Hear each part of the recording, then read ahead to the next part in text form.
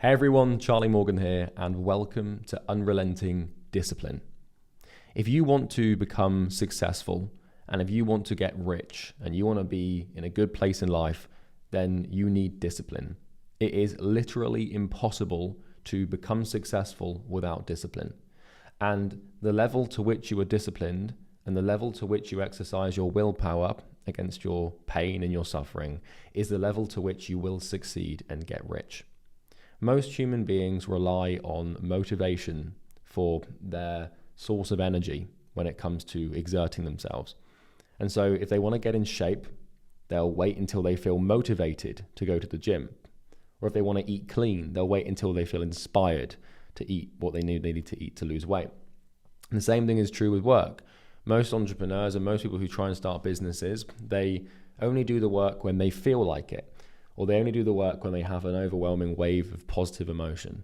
Well, what I can tell you is that on your journey towards success with this program and your business and your life, you're going to go through tough days, tough weeks, tough months, sometimes even tough years, or God forbid, tough decades.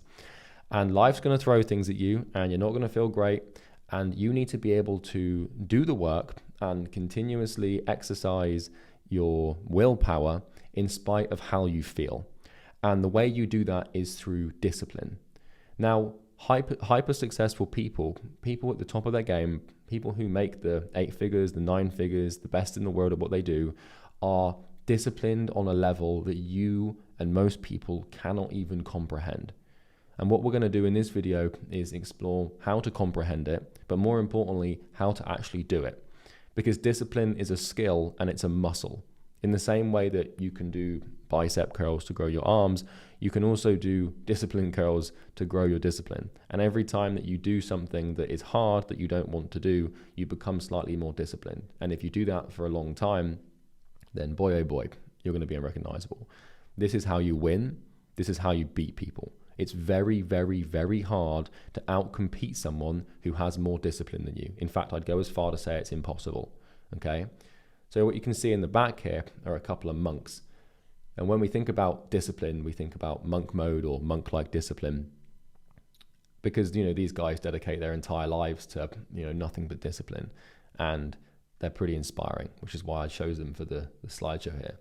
So as you can see, this is a very long video. This video is no small feat. We've got a 55-page Google Doc to go through on discipline and how it works. And this video has taken me about a month to complete, and an awful lot of discipline as well, ironically. So without further ado, here's what we're going to cover.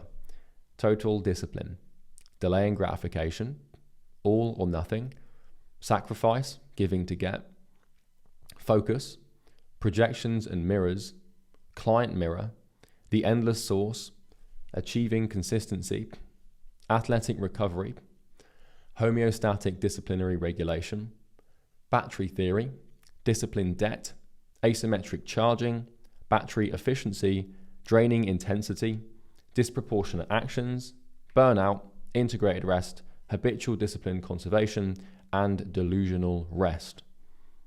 Discipline's quite a deep topic.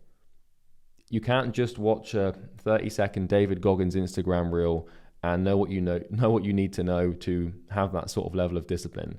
And so what I've decided to do here is basically compile 10 years of knowledge and experience with this topic and put it into this one video. And needless to say, that wasn't a very easy thing to do, but more importantly, I think this is probably going to be one of the most important videos that I've ever made, because if you get the discipline thing right, you can't be beaten. It's very hard to beat someone who's disciplined. So let's have a look. So as you can see, we've got the infamous 55-page Google Doc here, which will be available in the description, of course, of the video as per usual. So welcome to Unrelenting Discipline. Here we will explore how to become hyper-disciplined and how true masters of sport, business, and other realms of life get to the top. Discipline truly is the tool of the master and is the big secret behind the success of anyone who has won. So when we think about a tool is something that you use to become successful. And, at least in the context of success. And discipline really is something you use. It's like you've got imagine in life you've got like a mental tool belt of different things. So you've got the tool of your intelligence, you've got the tool of all sorts of different things, but you've got the tool of discipline. And sometimes in life you're going to have to be able to pull that thing out and use it. Hyper successful people are disciplined on a level that you cannot fathom. But after this video, not only will you be able to fathom it, but you'll be able to do it as well. Now, there's 3 very important definitions that you need to understand to get the most out of this video. So, what actually is discipline and how do we define it? Because you might think you know what it is, but it's nice to have some common ground of understanding to get to grips with this before we pull it apart for a few hours. So, discipline is doing the work, okay? And really it exists in 2 forms. So, it's mental and physical exertion. And what exertion basically means is using your energy to do things, right? And using your energy to do things you usually don't want to do. But the other side of discipline is resisting impulse. So when we talk about doing the work, it's talking about exerting yourself. So for example, I'm recording this program video right now for you, and I am mentally exerting myself in the process. And so I'm exercising discipline as we speak. And also, you also have to resist impulses. So, as you're exerting yourself or as you're working, you might have impulses to check your phone, or you might have, you might be out shopping and have an impulse to buy something you don't need, or you might have the impulse to play a video game, or, open up Instagram reels or something, right? These are impulses, little, pockets of emotion that encourage our body to move towards an action that satiates that emotion and gratifies it. And we don't want to do that. When we talk about work, well, we talked about this in Trial by Fire, and we can define work as meeting resistance with effort. So we know from Trial by Fire days that resistance basically manifests when we try and do something because of our current sense of self. It comes in all sorts of different forms, and the way that we combat that is with effort. And when resistance meets effort, we get pain, which is basically just work. And then we also need to understand the term rest. This is ceasing to work, so mental or physical inactivity. So discipline has an opposite, and the opposite of discipline is rest. And this is when you're not working and you're relaxing and chilling out and not exerting yourself. And rest is extremely important, because we're going to talk about how to become really disciplined and how to get really good at the skill of discipline. But what we need to learn to do is we also need to learn to rest, and we need to learn how to recover, because discipline takes a pretty remarkable toll on our psychology and physiology and our body and our biology. It's tough to keep this going. And so if you want to learn how to be disciplined, then you also need to learn how to rest as well. And this is a really interesting topic of discussion that no one in this space talks about.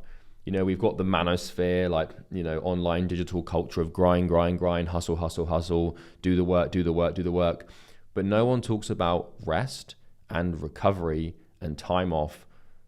And it's stupid that they don't. And we're going to talk a lot about that in the second half of the video. And it's just as important to know how to rest as it is to know how to discipline yourself, okay? So total discipline. At this point in the training, you have a clear vision of who you need to become.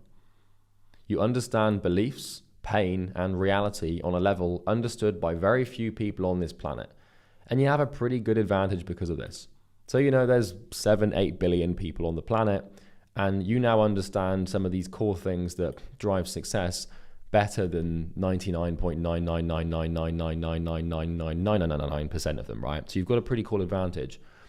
But it's all now down to daily execution and staying on the rails, because you can understand all of this stuff, this mindset stuff, the business abstractions and the theory, but really, once you understand it, you've got to execute. It's having the discipline to get up and do it every day. Success is ultimately the sum of your willpower, which is the ability to control yourself, your impulses, and your actions. Willpower allows you to do something difficult without giving up or getting distracted, and it's basically just discipline. So willpower, discipline, same thing. Most people rely on motivation to get things done, but the issue is that motivation is fickle and fleeting, and motivation is like a warm bath. You can sit in it and it feels great for a while, but it gets cold pretty damn quick and it goes away.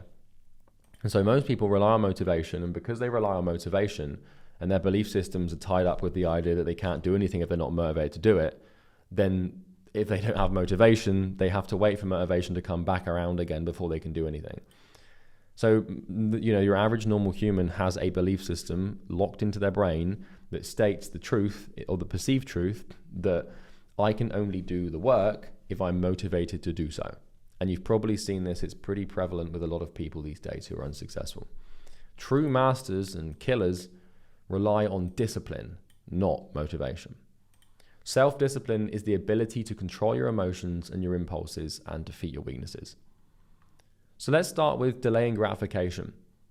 Because ultimately, when we exercise discipline, the thing that we are trying to do when we exercise discipline is to delay gratification.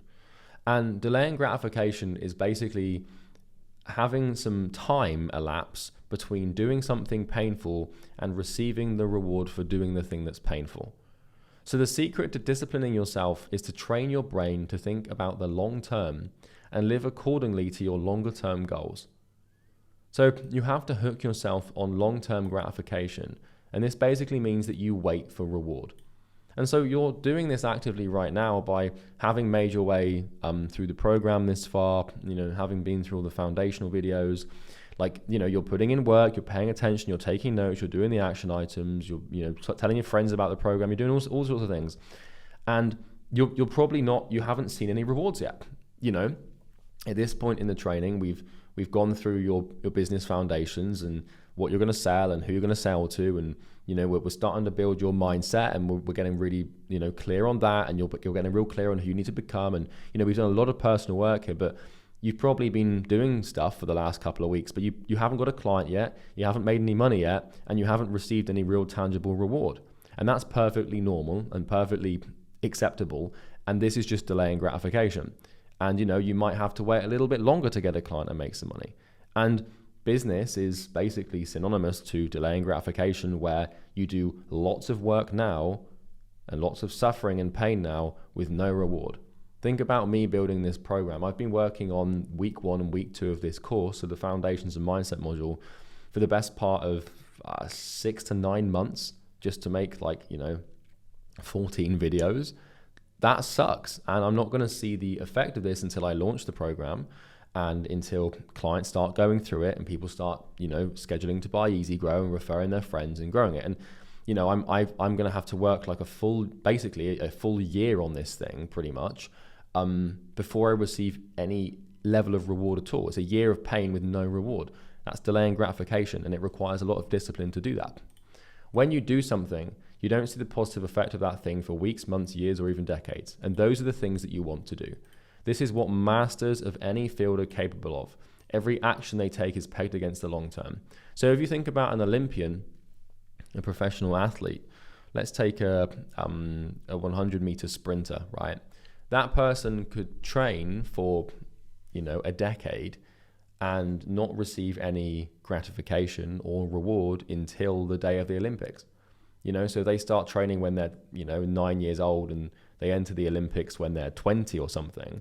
That's like 11 years of pain just for one moment of gratification. And that's what the masters are good at. The alternative to delayed gratification is instant gratification, which is probably what you're quite familiar with.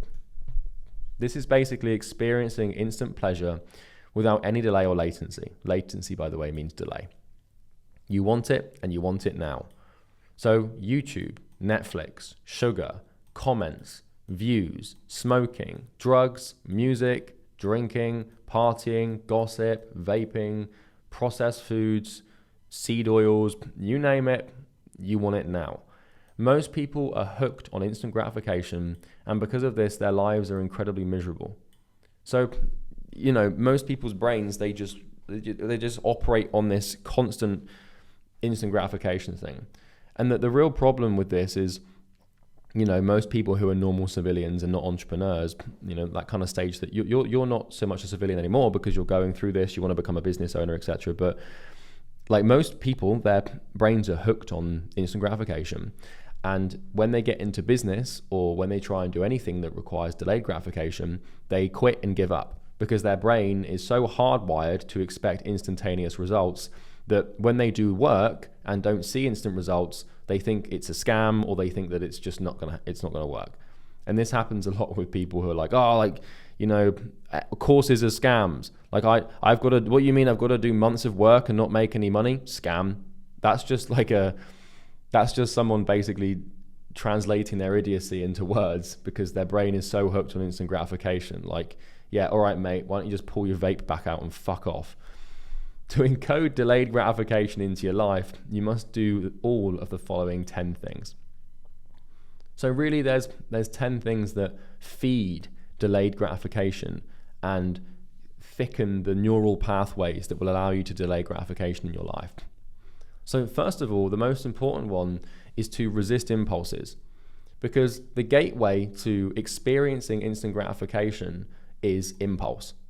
And an impulse is basically an emotional, a temporary fleeting emotional uprising in your brain that makes you feel like you should do something to receive an instantaneous reward. So, you know, when you're scrolling through, I don't know, Instagram reels at 1 a.m. and, you know, you see a really attractive woman and, you know, there's a link in the bio, and you're like, oh, maybe I should go and like go to some dirty website and masturbate. That's an impulse, right?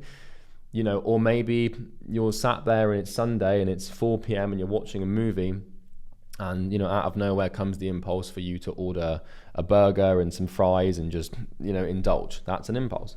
Or, you know, maybe you're addicted to vaping or smoking, and you know you're sat there and then you're like, oh, where's my vape? And then you just like you go and start looking for it, and then you start panicking because you can't find it. These are impulses, okay? So you need to resist them, and you need to get good at resisting them. Or sleep. Go to bed and wake up at the same time every day without wavering. So sleep is a really good form of self-discipline, and if you can nail your sleep and you can delay that gratification to just go to bed at the right time, wake up at the right time, that will compound over time. Gratitude. So give thanks for what you have every day and recognize your blessings. Because what we need to learn to do is understand that anything that's good in your life that you have right now, you need to associate that with having delayed the gratification to get it. So there might be something you've got going for you, you know, something that you've done for a while that is paying off, and maybe you're in decent shape, or, you know, maybe you've got something going for you. Maybe you've got a good relationship or something. Be grateful for those things and exercise gratitude to, you know, encourage future delayed gratification behaviors. Goals. Always keep your eye on the prize and never forget your goal. Look at it daily. If you remember why you're delaying gratification and doing what you're doing and putting yourself through the pain to receive the reward, then you'll keep doing it. As soon as you forget what the reward is, you stop caring about it and your behavior will wane and you'll start being an idiot. Organization. Keep your email, phone, desktop, house, office, bedroom, everything clean. So you want to keep everything in your life neat, tidy, and organized. Because if you do this, then it's way easier for you to be disciplined. So, like, you know, for example, if we have a look at my my laptop background here, what you can see is pretty much nothing. So I'm not existing in this like chaotic state where I've got 100 different folders and everything. You know, I've got a VSL that I'm working on here. I've got the slides for this video, some graphics for this VSL, and then just a workout split that I'm going to add to my phone. Then I've got the Academy, what I'm working on, and then some other stuff in here. And this level of organization is true for my phone. I don't have any apps on my phone. I don't have any notifications on. My office is neat and tidy. My house and bedroom are clean. Everything's organized, clean, and neat and tidy and put away. Because when your environments, both digitally and physically, are optimized in this way, it's incredibly easy to do the right thing and behave properly. And time management. So plan your time meticulously and always have a prioritized list on lock. So you should always know what you need to do, and you should always have a to-do list in place to make sure that you're doing the right things, and that's how you're going to keep yourself accountable to the right behavior.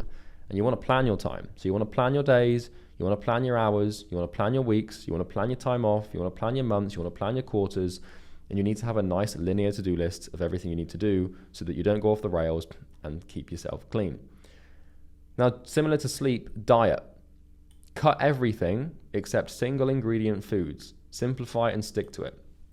You know, it sounds weird to have dietary advice in a business training video, but I cannot tell you, if you cut out all foods except single ingredient foods, like raw single ingredient foods, I cannot tell you how much more money you're going to make.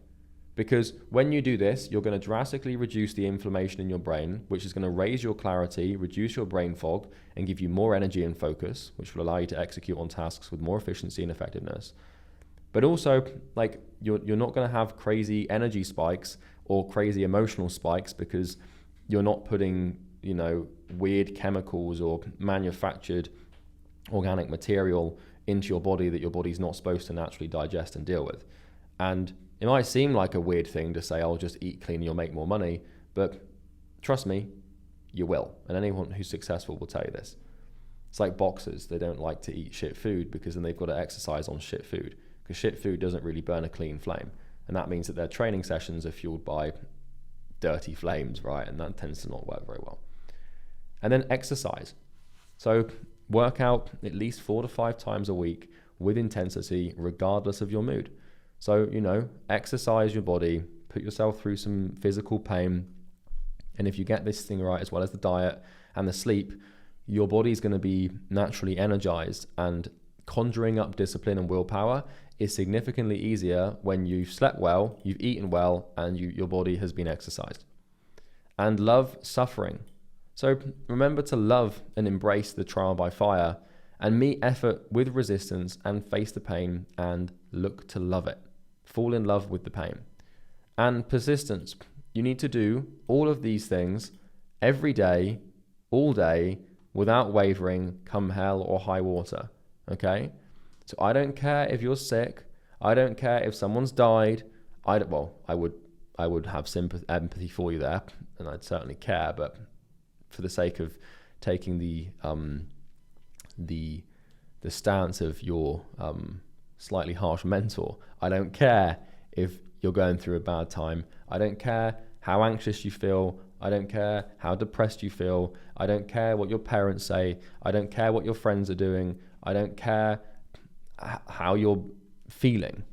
You have to do these things all day, every day, because any excuse you find to slip on one of these things is an excuse you find to slip on your goals and slip on your life, and basically end up at 85, 90 years old on your deathbed, miserable and unhappy because you didn't listen to some random dude on the internet. Okay? So do them, come hell or high water. And discipline is an all or nothing affair. So if you want results, and if you want this mindset thing to really, truly work, then you have to be all in. So you can't just think, oh, I'm just going to work really hard on my business. Because remember, we don't have business problems, we have personal problems that reflect in our business. And so, you know, if you're trying really hard in business and you're working really hard, but you're eating like shit, you're not exercising, you're sleeping like rubbish, you're not grateful for anything, you forget your goals, you're messy and not organized, then yeah, you might become a little bit successful, but significantly less than otherwise. This success thing is an all or nothing affair.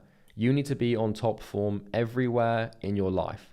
There is no room in any component of your life for you to slack off and basically seek instant gratification, because that's what slacking off is. And so these are the main components of your life that you need to be disciplined in. First of all, business. You need to be pushing the business forward constantly as hard as you can.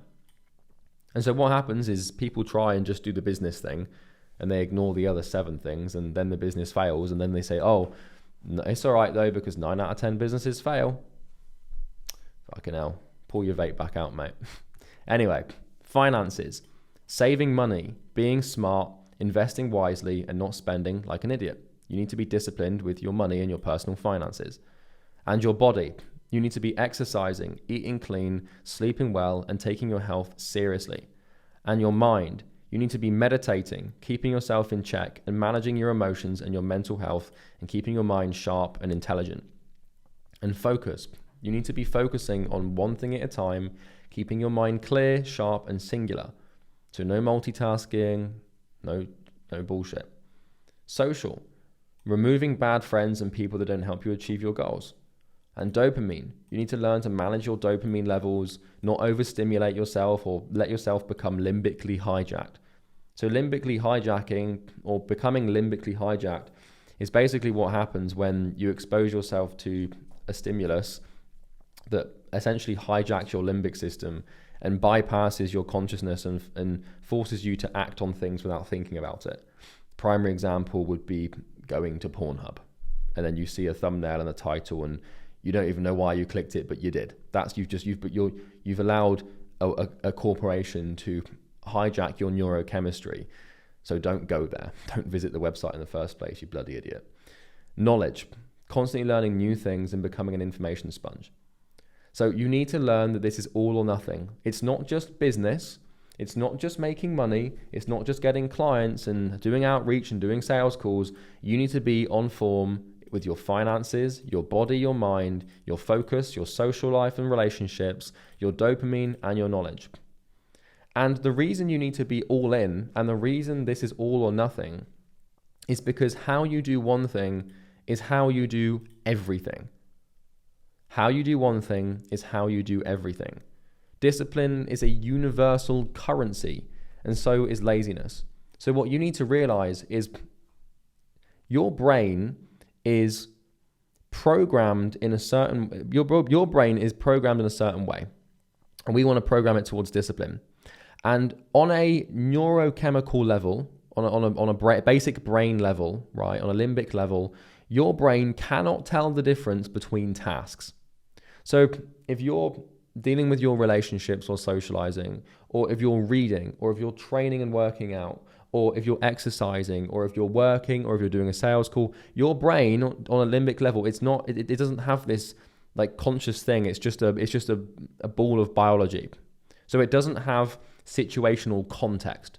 It's binary. It's ones and zeros. And what that means is that your brain does everything the same way because it doesn't have context. So it's not gonna chemically prioritize business over exercise. It's just gonna use the same behavioral mechanism to act on both things.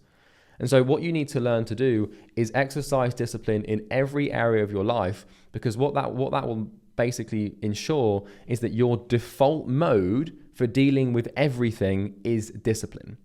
So lazy people struggle with business and doing work because their default mode, their default brain operating system is laziness. So in the same way that if I've got a MacBook right now that I'm recording this video on, if I open up Google Maps, then the MacBook doesn't know that I've opened up Google Maps. It's not conscious, right? But what the MacBook does is it uses its Mac OS operating software to run Google Maps. And it will use the same operating software to run Microsoft Word. And it will use the same operating software to run Google Chrome. So think about different components in your life as like programs or apps for a computer. And your brain has an operating software, and it will use that operating software to run every single program in your life, whether that's your mind, your body, your focus, your social life, your dopamine, your knowledge, your business, your finances. It deals with everything in the same way. And so what you need to learn to do is discipline yourself in every component of your life so that your natural default mode for operation, your default operating system for every program you run in your life or every app you run in your mind is discipline. Because if you're seeking instant gratification in one area of your life, then this will seep into every other area of your life and destroy your chances of being successful. So this is why, for example, if I'm eating food for lunch, I will avoid watching YouTube or scrolling through short form content or watching a movie. Because what that means is I'm training my brain to do that in other areas of my life. So it means when I sit down to work, my brain's default mode is slightly biased towards, wanting to watch some videos or listen to a podcast whilst I work. Like if you multitask in different areas of your life, then you will bring that into work. And you cannot get away with anything. Any mode of behavior that you facilitate outside of business and work will seep into your work. So it's crucial that you're airtight everywhere. And how someone works out is how they will work.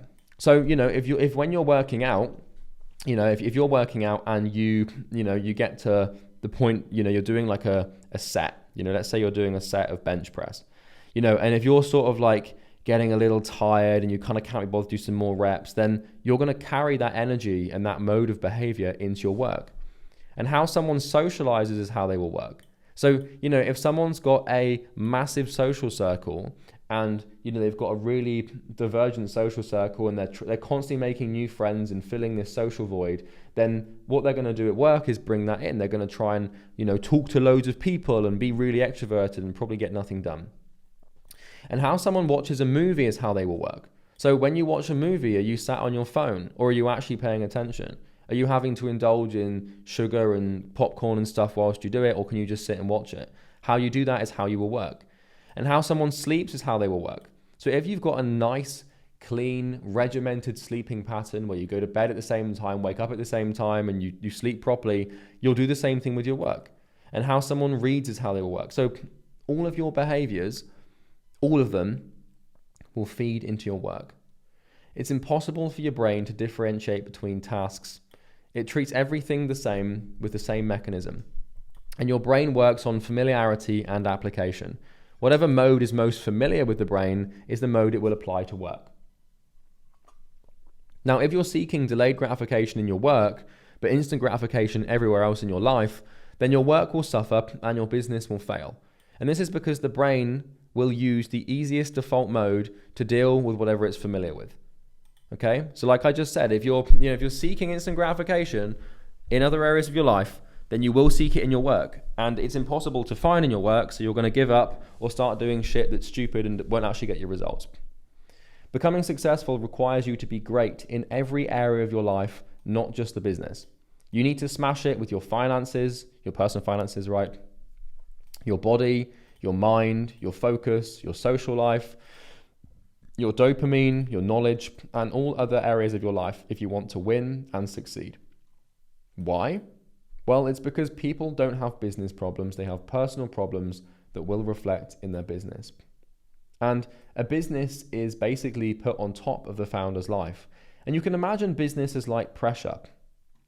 So, when you're just existing, when you're just living as a normal civilian, you can get away with this shit. If you just got a 9 to 5, you're just working in a restaurant or something, or you're just chilling, like you can get away with being a little hungover at work, or eating loads of shit food and being really tired in the afternoon, or having a chaotic social life, or having a toxic relationship. Like these things, like if you bring them into work, it doesn't really matter because you have no ambition or desire to rapidly grow your career. But the second that you assume the responsibility of a business and you have this entity and employees, and suddenly it's like, you've got this becoming self that you've got to become, you start to become responsible, and this is pressure. So you can imagine that like a person with a shitty life, it's like having cracks in their life. And if you're a submarine and you have a crack in your hull, so if there's a crack in the submarine, then that might not be a problem at the surface of the ocean. But the second the submarine submerges down deep into the water pressure increases, and any little crack is vastly expanded and will explode. And so this is my point, is the size of the bigger your business gets, the more pressure that's put on you. And if there's cracks in your life, or there's issues in your life, then the pressure will expose those cracks and your business will fall apart because of them. There's no room to have cracks. Okay? You truly cannot get away with anything.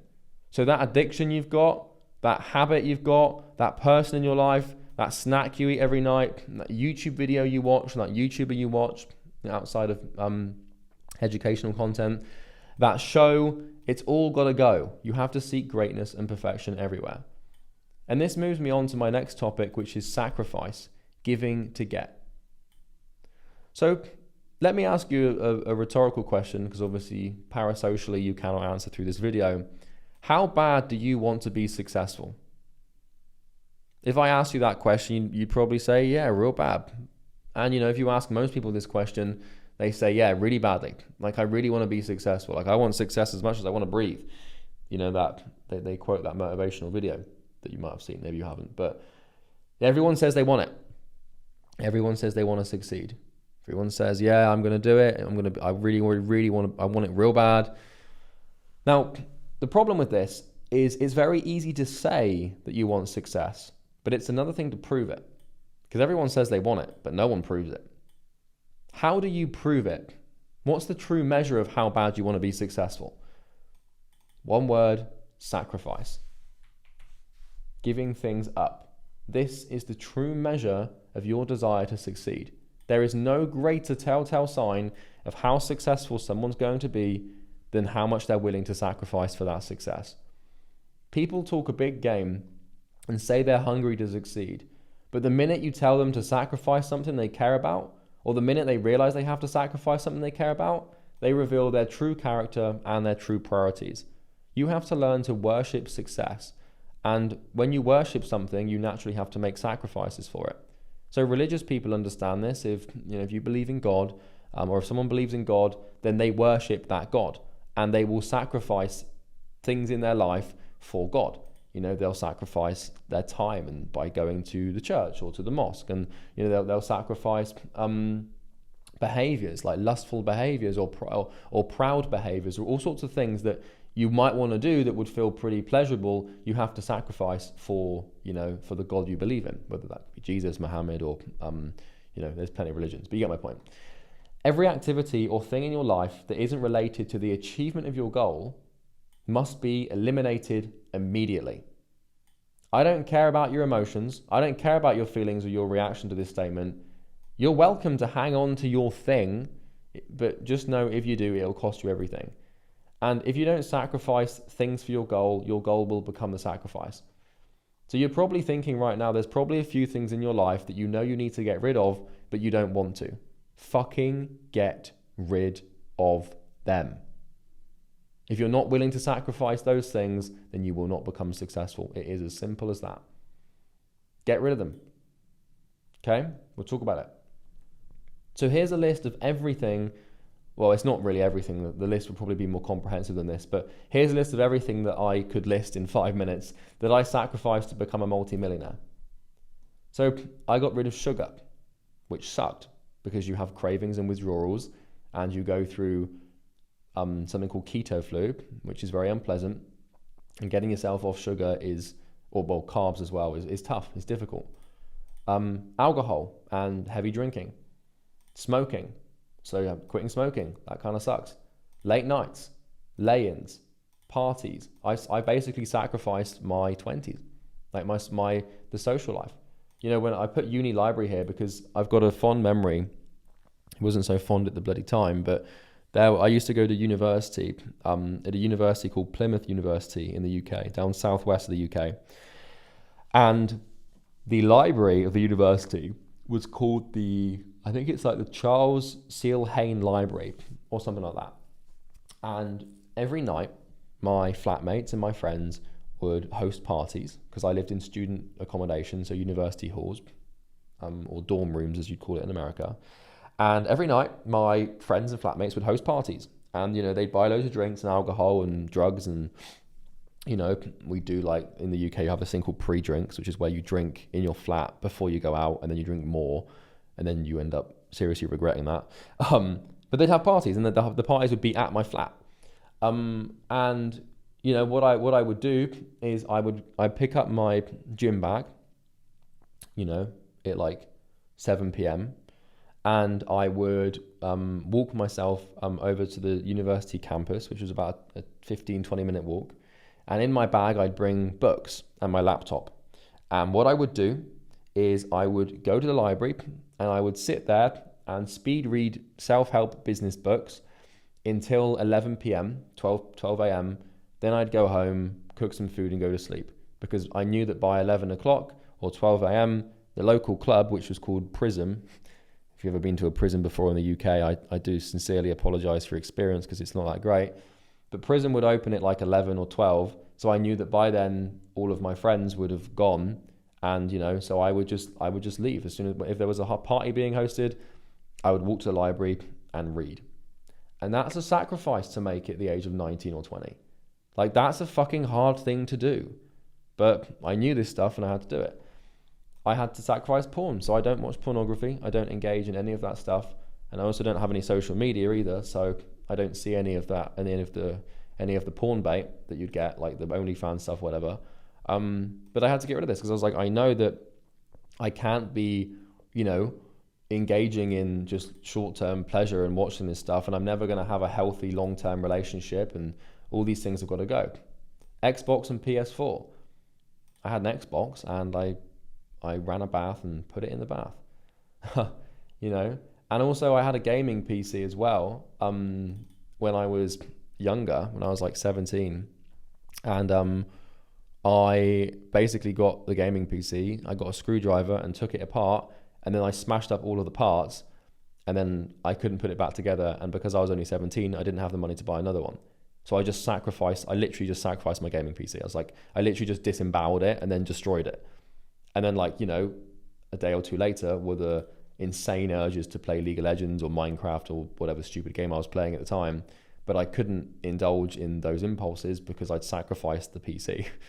I've done some extreme shit to become successful. Like, people look at me on YouTube and stuff, and I get comments, and I get comments on videos, and I get people in like real life, like friends and stuff, being like how did you do this? Like, why is it that you got to the multi-eight figure mark and everyone else who started around your time just gave up or struggled or is still just making like no money? It's because of this. It's because of the shit like smashing up the gaming PC or going to the library or all this stuff. And my friends, I turned my back on everyone I knew for a year and a half to become successful, and I lost a lot of friends. And Netflix and YouTube and short form content and all social media. So I used to have Facebook, Twitter, Instagram, Snapchat. I've never had TikTok actually, because it's only been released in the last like 5 years, and I had it on lock by then. But I used to have all of this, you name it, I had it, social media. And I had to delete it. I got rid of it, and it sucked and it was horrible, but now I don't use it. And junk food. So, I had to sacrifice like junk food and all this crap. And also my entire wardrobe. So what I did, and this is, you don't have to necessarily do this, but what I did is I got rid of all of my clothes, and I bought a bunch of black t-shirts, a bunch of black trousers, and a bunch of black shorts. And then I just I basically worn the same thing every day for like 8 years. And the reason I did that is to reduce my decision fatigue. And decision fatigue is the more decisions you make throughout the day, the worse your decisions get throughout the day. And by wearing the same thing every day, it's one less decision I have to make, which means that when I make business decisions, I'm slightly sharper and I don't have to think about this. And also I don't get weird impulses to buy random clothes. And dating apps, like I got rid of I just didn't date. I basically didn't date for like 2 years. Like I didn't like watch porn or have sex or do any casual sex or anything like that for a very, very, very long time. I was just dialed in. It's a sacrifice. Who the hell wants to give these things up? These things feel great. Like in the moment, like these things, they're fucking awesome. Like you loving it. But I knew that I couldn't. And, here's a list of things that I currently sacrifice to get to the next level. So, I'm at the point where I'm at that 8-figure level on the way to multi-8 figures. And I've got no doubt in the near future on the horizon will be 9 figures, multi-9 figures. Like I'm going to be a billionaire. There's no two ways about that. As long as God or the universe, or whatever you believe in, graces me with enough time, I'll get there. And there's not a doubt in my mind. But, I'm not going to get there whilst clinging on to lots of shit. So here's some things that I currently sacrifice that I could have, that I don't, to get to the next level. So supercars. So, if I wanted to, I could go down to, Mayfair in London, where I am right now, and I could go to the Lamborghini dealership or the Bugatti dealership or the Ferrari dealership, and I could go and spend like $1 million or $2 million or $3 million on supercars and, find a garage and just put them in there and drive them around and have civilians rotate their neck muscles to pay attention to me and all of my clout. I could go and do that, but yeah, sure, that might feel good. Like maybe sometimes I'm like, oh yeah, I wish I had like a Lambo so everyone knew who I was. Then I'm like, what the fuck are you talking about? That'd be stupid. So these things might feel great, but you know, fuck it. Fame and influence. So, you know, I've got the know-how and the money and the competence from a content perspective to make viral content and become famous. I know the playbook. I know exactly how to do it. And if I wanted the massive audience with, you know, consumers, I could do that. But my videos are more business focused and focused on, you know, my mission and my vision, which is helping people start businesses and become successful. And, you know, I don't want to just make, you know, trite, shallow lifestyle vlogs that don't really add any value and just capture the attention of random people that have no interest in actually doing anything. They're just dreamers, right? And boats and jets. So, you know, I don't want to switch. Don't know why my language has just switched to Arabic. Sorry about that. Anyway, boats and jets. So, you know, I could go and buy like a Sunseeker yacht, and I can probably charter like a private jet to go to Vegas and gamble. But, you know, I'm sacrificing these things. Famous friends. So, you know, when you become dutiful, you can get into some pretty exclusive clubs. You know, I know lots of people who know lots of people in Dubai, in London, etc., who are quite famous. You know, and I know where these people hang out. I know what clubs they go to. I've played sports with some of them, and like I've met some of them and stuff. And like, you know, if I wanted to, I could become this like socialite person that is friends with all of these big YouTubers or, you know, rappers or whatever the hell. Not like A-list celebrities, right? I'm not talking like Kanye. I don't think he'd be that interested in being friends with me. Then again, I might not be interested in being friends with him, but that's a story for another day. I'm sure he's probably an all right guy. Anyway, he's a bit controversial, so we'll leave it at that. But you know what I mean? I'm not going to be like banging on Harry Styles' door like, all right, babe, do you want to go out for a drink? But my point is that, you know, I could have this wild, Great Gatsby social circle, but I would rather just have the boys that I'm friends with, right? Luxury brands. So I could go and buy all the luxury brands, or watches. Like I could have a, you know, multi-$6 or $1 million watch collection, or a mansion. Like, you know, I had the mansion in Dubai. I lived on the Palm. I had like the most exclusive address on the planet with a house that cost like $10 million, and I had it. And you know, when you have a mansion, like everything, I had it. It was great, but I realized I had to sacrifice it. I moved back to London, right?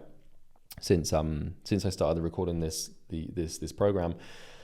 And I moved to London, and I live in a nice apartment in London, and it's in a posh part, expensive part of London, and you know, stuff like that. But I'm not living in like a 8-bedroom fucking giga mansion that, you know, you bring a girl home to that and she's just like, marry me. That's pretty much what happens, by the way. Story for another day. But anyway, parties. So same thing. You get invited to lots of parties. When you're successful, you can go to these clubs and you can buy tables for 10 grand and all these dinners and stuff, galas, blah, blah, blah. Travel. So I could literally go wherever I want, whenever I want, with whoever I want, at pretty much a moment's notice, anytime, anywhere, wherever. If I decided tomorrow that I wanted to go to the Maldives, and then the next day I wanted to be in LA, and the day after that I wanted to go to the North Pole, I could fucking do it. Like once you have the money, you can go anywhere. And I want to get to the next level and become a billionaire. And I'm not going to do that by partying all the time and traveling all the time and spending time in stupid mansions or buying these silly things. And the same thing goes for freedom, right? And social life. So to be fair, I have a decent social life. I play some sports, I see some friends, but my social circle is quite tight-knit and small. And the last one is the woman thing. So what I can tell you, if you're a young guy watching this, maybe you aspire to this, but once you get to a certain level of financial abundance, you become very confident, and women, the whole dating thing gets quite easy. And you know, the really attractive, the 10-10 models, whatever you're looking into, whatever you want, they get, you know, they actually become attracted to you, because, you know, people tend to date at their level. And so if you've got a woman who's beautiful in her own right and she's like a runway model or something, those girls aren't dating guys that are just broken. Some of them might, I'm not saying they're gold diggers, and I'm not calling attractive women gold diggers at all. I'm just saying that if, as a woman, you're beautiful, you have more, let's say, social leverage to pick and choose who you want. And if I was a beautiful woman, I would probably pick and choose a man who was competent enough to take care of me financially. Why would you not? In the same way that lots of rich guys who are very successful and have high status and high value want a beautiful woman. And so, if I wanted to, I could hop on Raya, which is the dating app for the rich and famous. I'm not on it, but I could. I know people that are on it, so you just get referred. And then, I could do that. And then what I could do is I could start posting on Instagram, like all of my fancy shit, and then start the DM game where I'm sliding into the DMs of Instagram models, and they would reply because they can see all of this stuff. And then I could start sleeping with these people. Like, I'm telling you, once you have money, all of this stuff is possible and easy. Like, the world just opens up to you. But that's a big problem, because if you want to get to the millionaire, multimillionaire point, and then enjoy the fruits of your labor by having all these things, then you can absolutely do that. And I'm not advocating for sacrifice of these things if you want them. What I'm saying is I want to be a billionaire and build a massive, impactful company more than I want the instant pleasure and status associated with the following things that I've just highlighted. And so what you have to do in life is you have to pick what you want, because if you want to build something massive, you can try to keep these things in your life if you want to, and you can probably still build a big successful company with a few of these things in your life, but it's going to be significantly harder, it's going to happen 10 times slower, and it's far less likely to happen. Okay? Like, yeah, you might find that, but what about this guy that's got these cars and is more successful than you? Or what about this guy that dates all these women and is a billionaire? Like, yeah, I'm not saying this is like a bulletproof thing. My point is that when you sacrifice these things, they drastically increase your chances of becoming successful, and they make it more of a sure thing. Now, the only things that I haven't sacrificed in my life towards my goals are my very close friendships. So, my best mates, my relationship. So I'm not one to talk about my personal relationship with whoever I'm with, because it's not really anybody's business, and I like to keep my very, very personal relationships private and personal, as I'm sure you would if you had an audience as well. And my family. So I'd never sacrifice my relationship with my family, but also my health. So the only things that I don't sacrifice are my close relationships with people that I love, or my health. So my best friends, my girlfriend or my wife, whatever, my mother, my father, my grandmother, my sister, my brother, my uncles, my aunties, my family, all of those people, I'm never sacrificing. I would rather be unsuccessful than lose people that I love, right? Because there's nothing more important than that to me, at least. Well, that's a very sweeping statement, and I don't know if I've thought that through entirely, but you get my point, right? And also health. So something that I would never sacrifice is my health. Now, I have in the past sacrificed my health, and as I'm going to tell you a story later on in this video where I did kind of let my health slip for my business and my success. And sometimes you have to do that. Sometimes you have to take short-term health hits to get your business off the ground, but for the long term, it's not advisable. You still need close relationships. You still need love. You still need a loving relationship. You still need to sleep properly, eat properly, and exercise. Without these things, your limbic system will wreak havoc on you and mess your focus up. So, if you don't have any friends, or if you don't have any love in your life, then your brain won't let you work, because you're just going to constantly seek it. Now, that's not to say that you can't go a year or two without those things like I did. So when I got rid of all of my friends, and I didn't have a girlfriend or anything like that for like nearly 2 years, and I didn't really eat or sleep properly whilst I was building my business for the first 2 years, and I came out just fine. But for the long term, if you want to do this for anything longer than a couple of years, then you need to kind of have these things on lock, which requires discipline and obviously delayed gratification. So what you want to do is you want to think of it like this as a visual. Everyone in life has a flame, and this flame represents your energy, your focus, and your personal, mental, or time capacity for success. So when you're thinking about becoming successful, there's this flame that burns inside of you. And the bigger the flame, the more energy, the more focus, the more time you have. And right now, you spend a lot of your energy. So this flame is burning in all sorts of different directions right now. So all of your energy, focus, capacity, and time is spent on lots of bullshit that doesn't help you achieve your goal. So, your wardrobe and what you're wearing, or what you're eating, or your junk food, or your social media consumption, or your short form content addiction, or you're spending time on YouTube or watching your Netflix series. You're spending time with friends that aren't good for you, or playing video games, or on your Xbox. You're spending time watching porn and trying to find the perfect video to masturbate to, and spending hours doing that and thinking about that and being an idiot. You'll spend loads of time laying in bed and just being lazy, or having these late nights, or partying, or drinking, or smoking. Like, all of these things are behaviors that take energy from you, right? You only have so much flame, so much burn that you can give. And what you do is you throw it all on the fire. So metaphorically speaking, when you sacrifice something, what you do is you take all of the energy, focus, mental capacity, and time spent on it, and you burn it.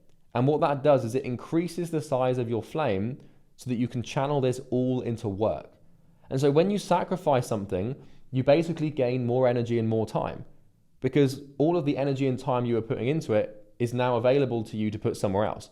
So let's say right now that you spend 3 hours a day playing Call of Duty.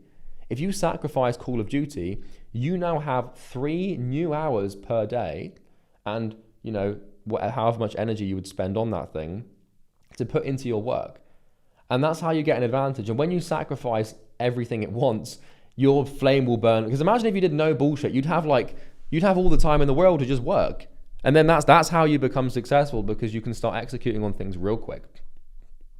So you want to sacrifice all of it. And I can hear what you're thinking and saying right now. But Charlie, I need it. I can't possibly get rid of X. X is denoted not as the social media platform, but the thing that you need to give up. Like, don't lie to me. Don't lie to yourself. There's something in your life right now, that big thing that you're thinking about right now as I'm talking about it, that you need to sacrifice and get rid of.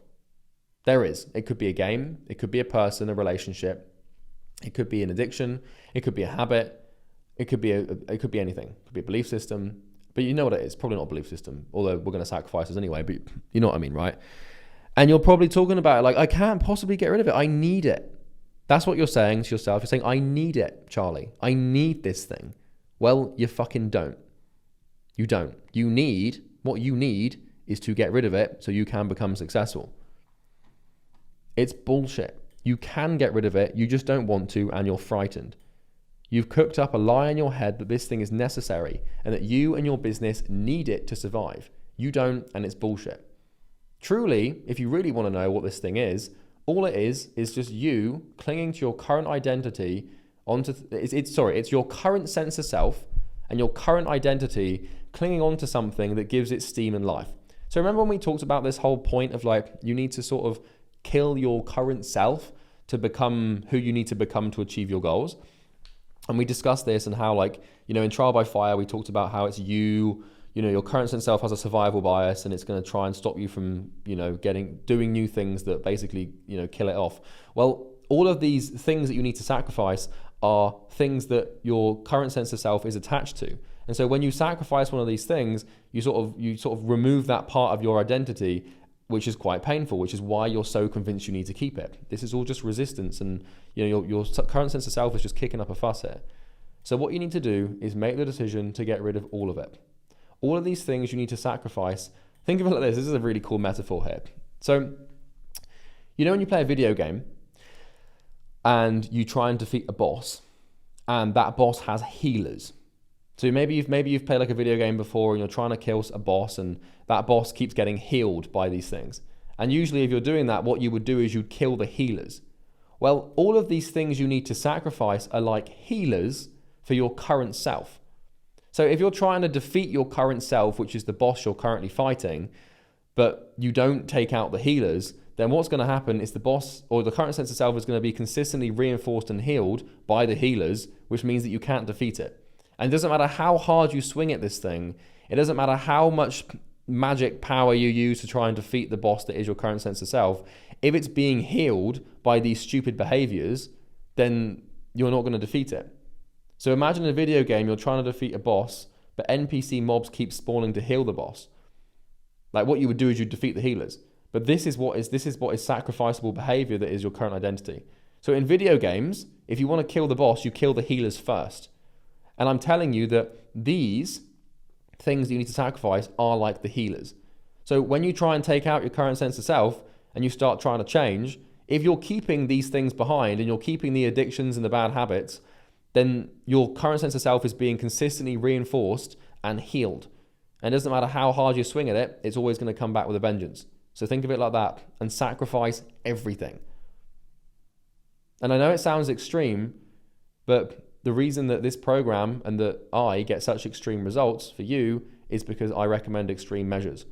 Get rid of everything. Do not get rid of your health, your family, your relationship, or your very close friendships. Anything else, because these are the things that you need, right?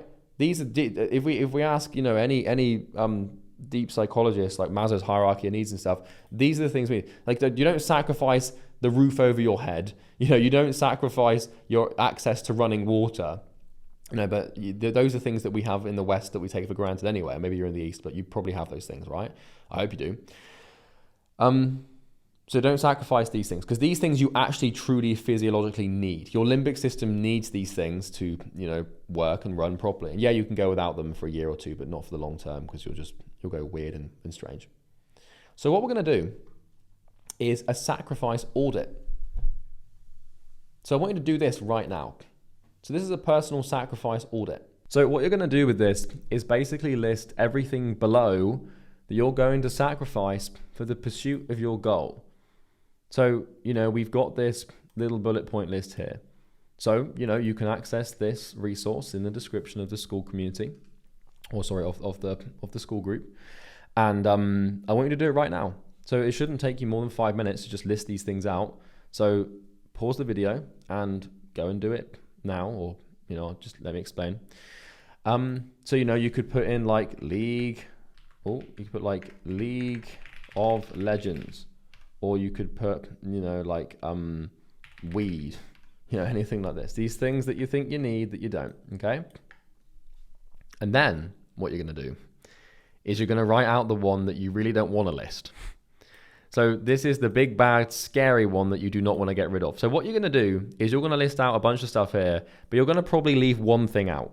You're going to leave out the thing that you really don't want to get rid of, and I want you to write it here, because we need to get rid of it. And by writing this out, and by sorry if you can hear my water bottle opening here. I'm just going to drink something real quick. These recordings can be pretty tiring on the mouth. Anyway, now write out the one thing you don't want to list. So get rid of the one thing, and then what I want you to do is write down what action items you're going to take today to start the sacrifices. And then you're going to write out what drastic action you're going to take right now to get rid of this final boss sacrifice as well. So basically, if you're scared or anxious, this is good. If you're in pain right now and you're feeling nervous about this and worried, that's good, because you're experiencing pain. Remember, pain is when resistance meets effort. So you're going to feel a lot of resistance to sacrifice these things, but if you put the effort in to sacrifice them, you're basically, remember what we talked about this with the bank of suffering, right? And building up this pain tolerance and stacking as much pain as we possibly can. This is the easiest way for you to earn lots and lots of pain points and to stack up that pain currency bank account. Because this is the most painful thing. If you can do this, if you can sacrifice all these things, I promise you that everything else gets easy and the world will truly open up to you, because this is the hardest thing to do. Doing the outreach, the sales calls, the client delivery, building the business, it's hard, it sucks. It's going to be lots of pain, rejection, fear, doubt, stress, tiredness, exhaustion. But the hardest thing to do is giving up the shit you don't want to give up. So if you can do this, then the rest of what you have to do will pale in comparison. And there's no better way for you to build up your pain points than this, I promise you. So for example, for me, the one thing that I didn't want to get rid of when I was 17, 18 or whatever, it wasn't 18, I was 16, 17, was video games. I really did not want to get rid of these things. I played my computer religiously. If I had a spare moment, I'd be on there playing League of Legends, I'd play Minecraft, all sorts of stuff. And it had to go. And I was like, I managed to get my diet in order. I managed to sleep well. I did everything right. But the one thing that I couldn't get rid of was the gaming thing. It was the one thing that was like the ultimate thing. So, what I did is the drastic action I took was to destroy, right? So what I did is like I told you, I disassembled my PC and I destroyed it. And then I ran a bath, and I kid you not, this is no word of a lie, I put my Xbox in the bath.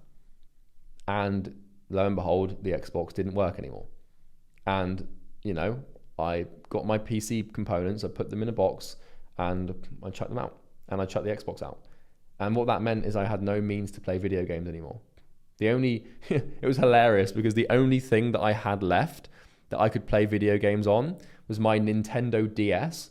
So most of you who are Gen Z, you won't know what a Nintendo DS is, but it's like a little flip up like gaming console. And the only game that I had that I could play was Pokemon Platinum or something. And it got to the point where I was trying to play Pokemon. I was that addicted to gaming that I was trying to just play Pokemon on this little Nintendo DS screen. Then I kind of realized I was like being an idiot, so I just put the DS away and just never looked back. But you need to just final boss sacrifice. There's got to be a drastic action you can take, and it's gonna feel fucking drastic. Like people are gonna think you're insane. Because this gaming PC I had was like it was like £2,000. My Xbox was like £300. Like these were Christmas presents, these were birthday presents. And people thought like my parents were like, what the fuck are you doing? My friends were like, what the hell are you doing? But I was like, the more drastic the action, the more of a statement it is. In the same way that when we're looking at what I'm sacrificing at the moment, all these things here, like I'm just trying to think of an example of like a drastic thing, but I've never really engaged in any of these things, to be honest. So yeah, no, we won't go down that path. But you get my point, right? So yeah, write down what you're going to get rid of, write down the big thing you need to get rid of, and then write down what you're going to do to get rid of these things. So if for example, you want to sacrifice junk food and sugar, then go into your cupboard at home right now and get rid of all of the junk food and sugar, and just, any energy drinks or Coca-Cola, just pour it down the drain, and any sugar or any shitty foods, just take it to a food bank or put it in the bin. If you're trying to get rid of porn, or you like a porn addiction or something, then go to your internet provider and tell them to disable it. Like tell them to disable adult content. And then that way, if you want to turn it back on, you've got to go and ask them, which is a little bit awkward. But actually that might not work, because I think internet providers you can turn it on and off like yourself. But some of these things you have to just power your way through, but we want to find actions where we can. Okay. So, here are some personal examples of drastic action I took to sacrifice the things that I needed to get rid of. So, we know about the gaming PC analogy and the running the Xbox bath thing. Now, this is another one. When I was 21, 22, at that point I was a millionaire, and I went on this sort of like dating rampage, because I was like, oh, I'm just gonna, now I'm a millionaire and I've got all this money and I can, and I can attract these girls. And I did. And at one point I was talking to, I think probably like 4 or 5 people at once, just like aimlessly texting them and like sleeping around as being an idiot, stupid. And I kind of realized, I was like, I have to sacrifice this casual dating thing. Like I've got to sacrifice these women, like not in an actual physical sacrificial way where I'm like slitting their throats and taking them up to a temple or something. What I meant is I texted all of the girls that I was seeing that I'm not interested and don't see a future with them. And this is a painful thing to do. I text everyone, all these girls that had potential that I was talking to, that I didn't have any long-term intentions with, I was just casually seeing. I just text them all. I was like, hey, I'm ready to focus on my business. I don't see this going anywhere. I want to be honest with you, so I wish you the best of luck. And I copy and pasted like this message to like 5 or 6 people. And you can only just imagine the responses, right? Understandably, it's my fault. But I did that, and that was pretty drastic, because I can tell you from experience that if you say that to someone and you cut that off, and a month later you change your mind and message them, they won't have any of it. All right. So drastic action. I moved to a city, so I moved down to Plymouth, when I'm brand new, knowing no one, which was a good sacrifice. I also sacrificed this was a big one. This was a massive one that massively helped me become successful. No one thinks about to do this, but this really helped. I sacrificed my financial comfort zone. So one thing that happens is a lot of people are very comfortable in life and they like their little comfort zone, specifically with their money and their finances. So what I did is I had this money that I had saved up, and it made me feel a little bit comfortable, a little bit secure, which is fine. But what I did is I bought a high ticket course for the business, right? So there was this course requiring me to put like 10 grand, 15 grand down or something, right? And that was kind of, I had a little bit of money, but a payment plan, it wasn't that much, right? And what I did is I bought this high ticket course from my mentor, which was absolutely fucking terrifying, because I was like, this is my like last bit of money, like I need it to work. But what this did is I sacrificed my comfort zone financially, and that it forced me to work. Like it pushed me to, I was like, I've got to replenish these cash reserves. So I kind of gave myself no choice. Like I burned the bridges, I burned the boat, so to speak. And it was very uncomfortable. It was very painful. But I'll tell you, in terms of deposits to the bank of suffering, that was a big one. That was a massive sacrifice. You can't afford to be risk averse here. Like if you want this business to work, sometimes you have to sacrifice money and short-term comfort. Like, you need to actively seek out a way to wisely invest what you have so that you can push yourself out of your comfort zone. And to me, the most logical thing was to buy a high ticket course from Sam, my mentor. And that was 7 years ago, I think. And that was a very worthwhile thing to do. But yeah, I also chucked out all my clothes, bought a new cheap, simple wardrobe. I used to spend like all my money on clothes. I'd buy like $2,000 sneakers, and I'd buy all these brands and like all this shit and these watches and stuff. And then I just chucked them all out and just bought black t-shirts. And I told everyone that I was going to stop. So this is a big thing you can do.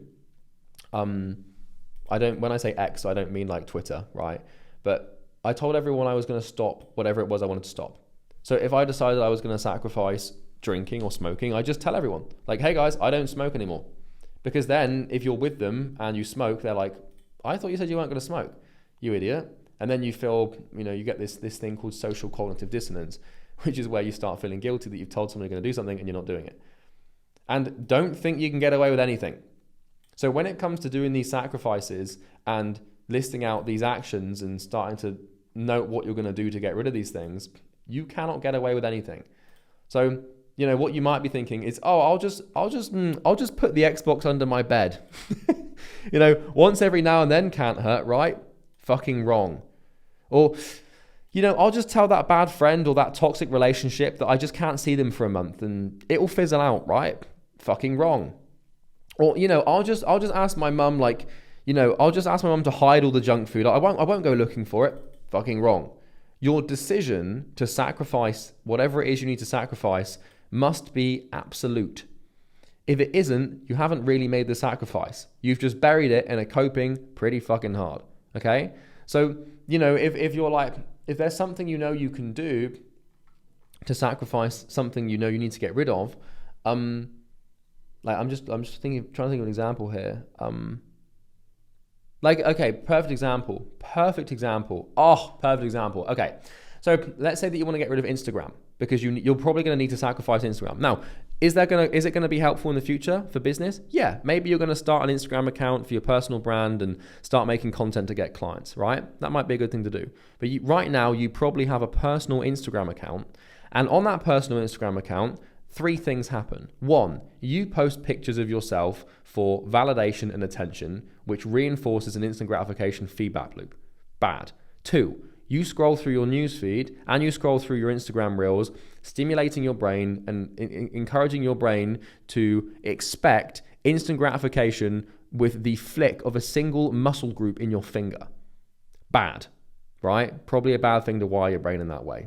It's like the least amount of effort possible for the most amount of reward is scrolling through short form content because it requires literally no calories burned in that finger scroll. 3, you spend your time looking at other people and being jealous and envious of them. So Instagram is not conducive to your goal. It's going to hold you back and it's going to wire your brain in the wrong way. It's going to keep this narcissistic craving attention loop open in your mind, and it's going to encourage you to look at what other people are doing and be an idiot. So you need to sacrifice it, and it needs to go. And what you're going to do is you're going to say, yeah, I'll just delete the app. And then it's gone. Delete the fucking account. That's right, the one that you've got your followers on, the one that you've got your friends on, the one that you've got your algorithms on that are perfectly engineered to deliver your brain exactly what it needs to keep your attention. Now that I've suggested that, you're a bit like, oh, I don't know if I can, I'll just delete the app. Well, you're a fucking idiot. Pull your vape out, mate, because you're coping. All right? You know, like I did this where like I was trying to sacrifice Instagram, and what I would do is I would delete the app, and then lo and behold, 2 months later, I'd re-download it. Because when you sacrifice something, it has to be total. It has to be completely absolute. Like if you delete your account for good, that tells your unconscious and yourself that you're serious about the sacrifice and there's no turning back or going back. But if you just delete the app but keep the account, then all you have to do to get that back is go on App Store, type in Instagram, and download it. There's no effort in that. The level to which you sacrifice something is denoted by how much effort you'd have to go to rebuild the thing to get the same level of gratification that you initially received from it when you had it before. So if you just delete the app, you can just type it in, download it, and then within 30 seconds, you're back on it. That's not a sacrifice. This is why I destroyed my gaming PC. This is why I put my Xbox in the bath. This is why I burnt all the bridges with my casual sex relationships that were just stupid and lustful and idiotic. Like, you have to just absolutely get rid of it. So delete your accounts, delete all your social media accounts. Block people. That's another thing. Like if you've got toxic people in your life that you want to get rid of, just fucking block them. Or just tell them that they're toxic. Just say, hey man, like I don't think that where I'm headed in the future is I don't think that, you know, that we're the best fit for each other in terms of being friends moving forward. You're going to piss them off. They're going to hate you. Good. There's no going back from that. Sacrifice. Absolutely. So now we'll talk about focus, because this is like a big heavy thing. And this is a big heavy video. Like we're not even 7 pages in yet, and I think we're like an hour and 20 minutes into the recording. So let's keep this moving. But do this personal sacrifice audit. Do it now. Don't put it off. Don't be an idiot. You know, maybe you're vaping. Why are you vaping? Oh yeah, I know that's a great idea, isn't it? Let's just put a what is a vape at first principle? It's a plastic device that allows you to initiate instantaneous pleasure at a moment's notice. Yeah, why don't we just keep that in our pocket? That'd be smart, wouldn't it? Yeah, that's a really good idea to, you know, hardwire our brain to, you know, with literally the lift of an elbow and the lift of a shoulder rotator cuff, receive instantaneous pleasure. That'd be a good idea, wouldn't it? Yeah, I don't see any second order consequences to that whatsoever in terms of our success or the way that our brain deals with work. No, not at all. So get rid of it. All of it. Hell, like go and buy some fireworks, attach your vape to a firework, and then shoot. I'm not saying you probably don't vape. If you vape, you're an idiot, right? But you know, the point in making it is that the bigger the spectacle, the bigger the action, the more drastic the action, the more likely you are to never return to it. If I had a vaping addiction, I would literally do that. I would go and buy fireworks. I'd attach a vape to the firework, and I would shoot that firework off into the sky and watch my vape explode 100 meters up. In fact, if any of you do vape and you want to sacrifice vaping, which you should, record it and put it in the community, because that would be absolutely hilarious. Anyway, focus. So another massive component in discipline, a massive component of discipline, as well as sacrifice and, you know, delayed gratification and all or nothing, another massive component is focus. Focus basically just means doing one thing. And you need to train your brain to do one thing at a time. So when we talk about focus, like there's lots of different levels we can discuss focus on, you know, in terms of like just having one goal or just having one relationship or whatever. But really, when it comes to work and what you're doing with your day, focus is discipline, because the opposite of focus is distraction. And so the ultimate discipline when it comes to working is not getting distracted, which means just focusing on one thing. For example, I've been recording this video now for an hour or an hour and a half or whatever it is now. And I've been fully focused that entire time. I haven't been I haven't been on my phone, like pulling my phone up. I haven't been on like social media or anything, or like going off to eat or anything. I'm just purely solely focused, and I've engineered my day to do this recording so nothing can get in the way. So you need to have singular focus always. Everything you do should be focused and with sole intent, because if you manage this everywhere in your life, it'll be easy at work. So the point here is, this is again an all or nothing affair. If you learn to focus in every other aspect of your life, then when it comes to work, it's going to be really, really easy. Because when you're eating, just eat. So if you're eating lunch or dinner, don't sit with your laptop in front of you, or don't sit on your phone or listening to a podcast. Just eat, because you're just doing one thing. If you're going to the bathroom, don't bring your phone with you. People do this. If you're watching a movie, don't hold a conversation or talk or have your phone near you. If you're in the gym, turn your notifications off or put your phone on airplane mode. If you're listening to a podcast, don't text or message people. When you're at work, only have windows or tabs open relevant to your project. If you're in a meeting, close everything. Like, you need to learn to just do one thing at a time. Because when you do one thing at a time, the 86 billion neurons in your brain can all latch onto the one task at hand. And that's how you make insanely good shit. If you watch these videos, and I'm hoping you're in awe as to like, when you watch these videos, you're like, fucking hell, these are good videos. Like, how the hell does someone make videos that good? I'm hoping that's how you feel. That's how I feel. I feel like they're pretty good. But anyway, maybe you don't. I hope you do. You made it this far, so you should. But when you look at these videos and you think, God damn, these videos are good, it's because I've focused. I've put every single ounce of neuro power that I've got into this Google Doc or into the Google Docs. So when I'm working on these things and I'm typing them and filling them out, I'm not like, doing stupid. I'm not like trying to watch a podcast at the same time or message people on Slack or email or, talk to my friends or anything. I'm just like locked in. And that's how you produce insanely good stuff. Whenever you watch like a great movie or read a great book or anything that's ever been good ever, if you see like an athlete performing at the highest level, all they're showing you is the result of their focus of just doing that one thing over and over again. And you're training your brain to use the mode of one thing at a time. So remember we talked about how your brain uses a universal comprehension mechanism like an operating software to run these different programs of life, whether that's your money or your finances or your wife or your husband or your kids or whatever. How you deal with one thing is how you deal with everything. And if you're focused in every area of your life, then you'll be focused at work. But if you're distracted in every area of life, then you'll be distracted at work. And this accelerates the speed at which you can get stuff done and increases your output quality tenfold, because focus is a force multiplier and it's an exponent, which basically means that it multiplies the efficiency and effectiveness of your workload. Okay. So when I was making this document, what I thought I would do is show you my screen. So, here was my screen from when I was making this document. You can see how long these documents take to make, by the way, because at this point I'm like nearly halfway through the document. It's the 28th of May and I'm now recording this on the 16th of June. But here's my screen right now.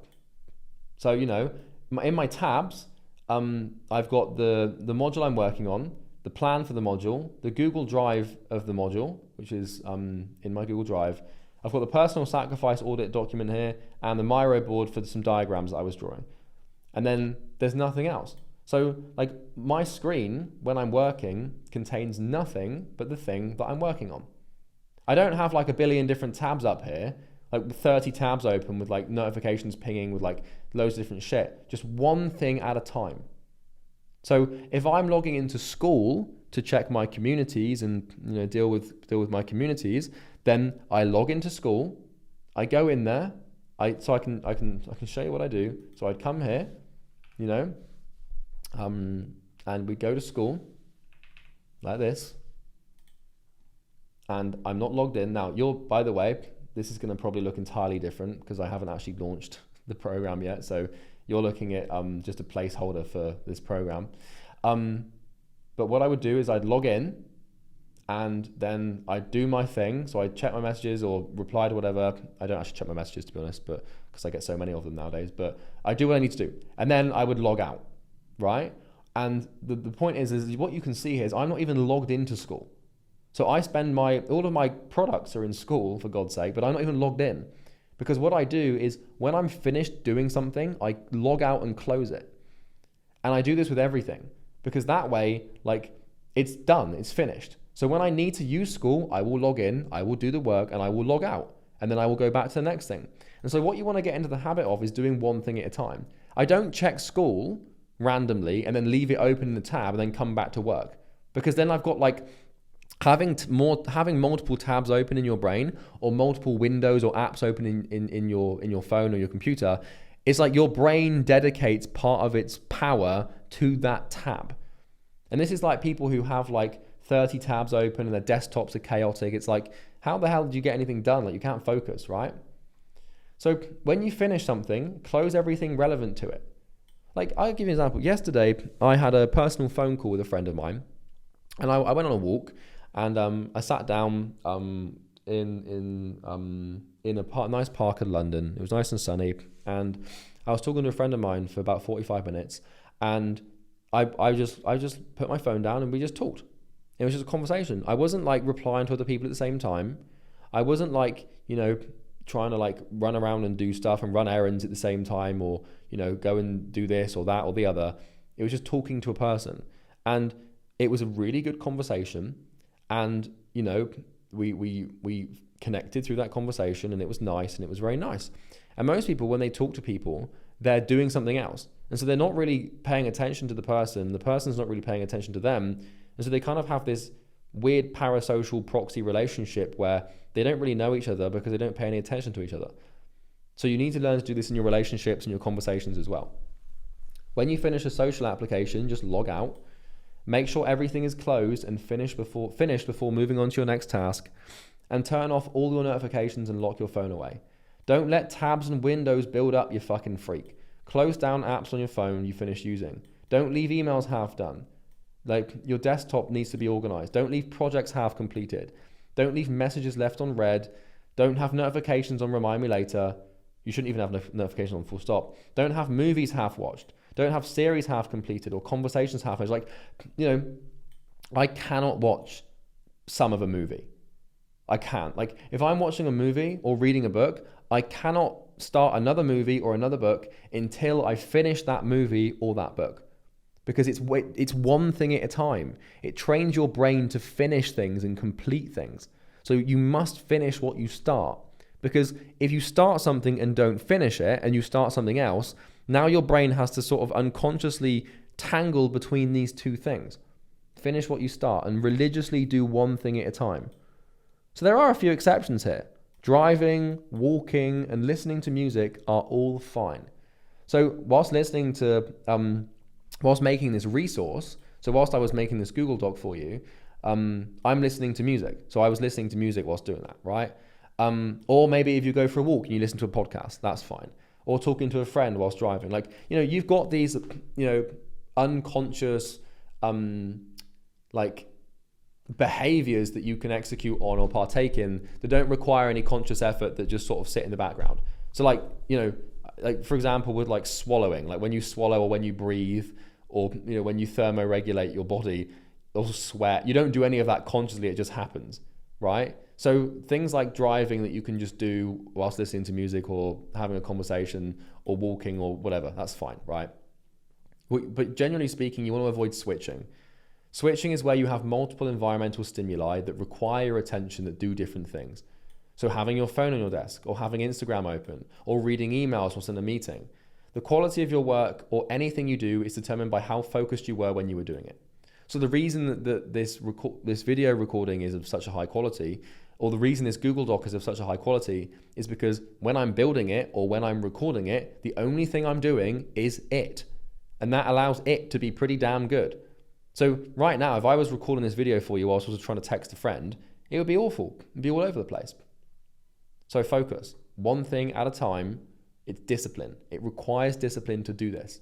You need to learn to do one thing at a time.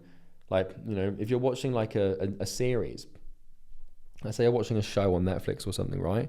Like, just watch one series at a time. Like finish the like I will not start another series until I finish the one that I'm watching right now. Like, and what I'll do is I'll give a new series one episode, and if like I don't watch series that often, to be fair, but if I ever do, I'll give it one episode. And if I like it after one episode, then I will commit to finishing the entire series, no matter what. But if I don't like it after one episode, then I will stop watching it. And it's almost like I never started it, if that makes sense. Same thing with movies. I'll watch the first 10 minutes. If I'm not into it, then I'll stop. Because there's no point in watching like a 3 hour movie that you're not interested in. But you should know after 10 minutes, right? So one thing at a time, simple. Whether that's eating, whether it's talking to a friend, whatever, one thing at a time. So another component of discipline is projection and mirrors. And this is really interesting because you need to have the discipline to recognize your projections. Now, a projection is a pretty interesting idea in psychology, which basically denotes that we use other people to project our own bullshit onto. And it's a hard thing to explain, so let me try my best. So you're going to have to deal with other people as you build this business. That's an inevitability. You're going to have clients. You're going to have prospects. You're going to have business partners or employees. You're going to have team members and contractors. You're going to have an audience maybe. You're going to have all sorts of stuff. And it's inevitable. But as you do, you're going to project all sorts of stuff onto these people and screw up your chances of being successful. So what is projection? Projection is where you unconsciously assume that everyone thinks, behaves, and perceives the world the same way you do. So if I said to you right now, well, actually, I'll give you some examples in a second. This is how you seriously snooker yourself in life and in business, because your capacity to deal with people, trust them, and persuade them is truly limited. So a lot of people love to project their shit onto other people. And so if you assume that someone thinks the way you do, or behaves the way you do, or perceives the world the way you do, then you're projecting your perception of reality onto them. So let me give you some examples. So let's say, for example, that you think that all people who sell courses are scammers. Well, the problem with this is you're never going to be able to sell a course. Why? Because if you think that everyone who sells a course is scamming, then you're going to think that everybody else thinks that whoever sells a course is going to be scamming, which means that if you sell a course, everyone's going to think you're a scammer. Do you see what I did there? Do you see how that works? It's a projection, it's a mirror, right? You have to recognize that, like, how people behave. How do I explain this? Because it's a bit tricky to explain. Like, well, let me give you these examples and then I'll try so I can give you some more ones. So let's say that you think that everyone who's muscular is on steroids with no exceptions. Well, you're never going to try to get muscular because it's impossible to do so without steroids. So if you just assume that, like, you know, everyone's on steroids who goes to the gym, then you're probably not going to bother going to the gym. Or let's say, this is a big one. Let's say you hate receiving cold calls. So let's say someone cold calls you and they try and sell you something and you judge them for it and you think that they're horrible for trying to sell you something. Well, you're naturally going to hate cold calling because every time you cold call someone, you think someone's going to hate you. So your expectation of the perception of other people depends and hinges entirely on your perception of other people. It's a projection, it's a mirror, okay? And the same thing is true in business. So if you take a long time to make decisions and you can't make decisions quickly, then if you try to convince someone on a sales call, for example, to make a quick decision, you simply can't. Because what you will do is you will project your decision-making pattern onto them. Because if someone says they want to think about it, then you'll assume that that's true and right and that you should give them the time because you would think about it. In the same way that if you, let me see if I can think of another example here. Let's say that, okay, this is a good one. Let's say that you cheated on a partner in your past life, in your past relationship. So let's say that you cheated. Now, hopefully you haven't done that because that's not a very nice thing to do. But let's say that you did cheat. You are going to live in constant fear of being cheated on. Why? Because your expectation of other people's behavior depends on your own. So if you've cheated on people before, then part of you is going to worry about being cheated on because you've seen that happen yourself. You've done it yourself, so you expect other people to do it to you. And so this is why some relationships go really south and really toxic, because if someone's constantly terrified of being cheated on, it might be because they've cheated before. Because how can you be afraid of being cheated on if you haven't experienced it doing it yourself? It could be because they've been cheated on by their previous partner, right? That's entirely likely. But my point is these projections are everywhere. And that's the example I gave here. Now, the big bad wolf to watch out for here is judgment. So the thing that you need to discipline yourself out of is judgment. You cannot judge people. You cannot afford to judge people unless they vape. I'm just joking. There's an underlying funny theme of this video. When you judge someone, you hold up a mirror to yourself and you create a fear of being judged for that very thing. This is crucial. Every time you judge someone for behaving in a certain way, you effectively lock out that behavior and you will not be able to do it for fear of being judged. So you need to try your best as you can, to not judge people for anything. It doesn't matter how crazy you think their political ideologies are. It doesn't matter what they do, what behaviors are taken, how insane things seem, how much you hate them. Do not judge anyone for anything. It's a really hard thing to do, and I've been working on this for 10 years and I'm still not perfect with it. Trust me, I'm far from it. But you need to stop judging people, because when you do, you basically lock behavior behind bars. So say that say that you get like really drunk and you get really rowdy in a pub and I judge you for that. Well, now, if there's ever a time that I've got to be loud and rowdy for my business and my commercial success, let's say I'm trying to record an ad where I'm pretending to be drunk and I'm a prospect or something, I won't be able to do that behavior because I'll be afraid of being judged because I judged you for it. So what you judge people for is what you will fear being judged for. Okay? There's no way around this. So if you judge a salesperson for being salesy and think they're slimy, then you'll never be able to use proper sales techniques for fear of being judged as slimy. And if you judge people for what they wear, then you will fear the judgment of others for what you're wearing. And if you judge people's Instagram and social media posts, you'll be terrified of your own. So I know people that want to start personal brands and YouTube videos and content, and they're like, oh, I can't start my YouTube content journey. And I'm like, why not? They're like, oh, because people are going to judge me. I'm like, well, the only possible psychological way for someone to fear judgment is if they've been judging other people for that thing. And so I say this to people: if you're afraid to make YouTube videos or you're afraid to post on social media because of people judging you, it's because you've been judging other people for doing that. There is no other possible way for you to fear judgment. That is it. So let's say, for example, let's take the approaching women thing. So, if you're out and about and you see a beautiful woman and, you want to go up and ask for her phone number, right? And you don't do it because you're afraid of being rejected and judged for being rejected. Well, the only way that you can fear the judgment of rejection is if you judge people that you reject, or if you judge people for being rejected. So let's say that you watch a YouTube video online and there's a guy and he goes up to a girl, and let's say he's really bad with girls and he makes an absolute idiot of himself and looks like a fool and really fucks it up and just fumbles the bag. If you laugh at him and you judge him and say, God, what an idiot, he's got no riz, I'm glad I'm not him, then you're never going to be able to approach a girl in your life, because you're afraid that if you fuck it up, that you're going to be judged in that way. So you need to learn to stop judging people as much as you can, especially with money and finances.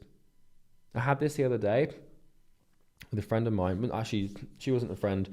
I was out in a bar. I was out with it was a friend's birthday party, and we went for a drink or two at this bar, which is a rare occasion for me. But we went out, and we were having this conversation, and someone overheard us talking about money.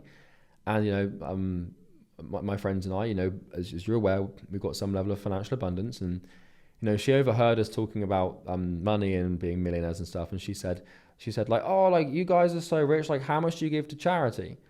And we kind of explained to her like, oh, well, we don't take much out of the company. We keep it in the company so that we can grow the business, and we feel like we're doing good work in the world through our business.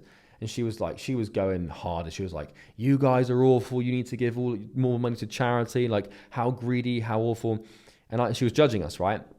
And I thought to myself, well, there's a woman who's never going to make money and become financially successful because she's afraid that if she does, she'll be judged for the way that she manages it.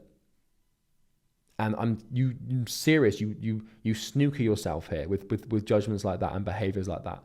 If let's say that like, you get people who judge like politicians. Let's say the Donald Trump thing. Let's say Donald Trump is ruthless in a business dealing, and there's a recording of him being ruthless with another world leader. If you judge Donald Trump for doing that, then you're not going to be able to be ruthless in your business dealings. Why? Because you're going to fear judgment of it. You cannot afford to judge people. It's tempting and it's intensely pleasurable in the moment, but you have to try your best to not do it. Because if you do, then, you're gonna snooker yourself. The only way the brain knows to register the fear of judgment is by first creating it externally itself and projecting it onto another human. This is an inescapable truth. If someone is afraid of being judged for something, I immediately know that they have been silently judging others for that very thing. This is why negative comments online don't bother me at all, because all these people are doing is projecting their bullshit onto me, and in the process locking away behaviors that will be conducive to them achieving success. So I kind of get this little pleasure from this, because I know that there's people in my market who want to compete with us, right? Smaller people who make less money. When I say smaller people, I mean like smaller audiences, like trying to compete, right? And I know that a lot of them judge my content, and a lot of them, like they judge me and they judge the business. And I kind of like that, because when someone judges me, they lock behavior away that they might need to do to become successful. So, an example I can give you is one of my YouTube videos. The title of it, I copied pretty closely from a competitor because he had a good video and it went really viral. And I thought, oh, I want a piece of that. So I got the title and I copied it. And as you can imagine, he wasn't very happy about that. And he was judging me for it. And I know he was, because he was like posting about like this indirect, like this guy copied my title and stuff. And like, he can't be original. So I was being judged. And I thought to myself, I was like, that's good, because that means that this guy, my competitor, isn't going to have the courage to copy what works from other people, because he's afraid that if he does, he'll be judged for it. So it's a little advantage, these things add up. Another example. For example, I recently made a social media post saying I've been silent online recently.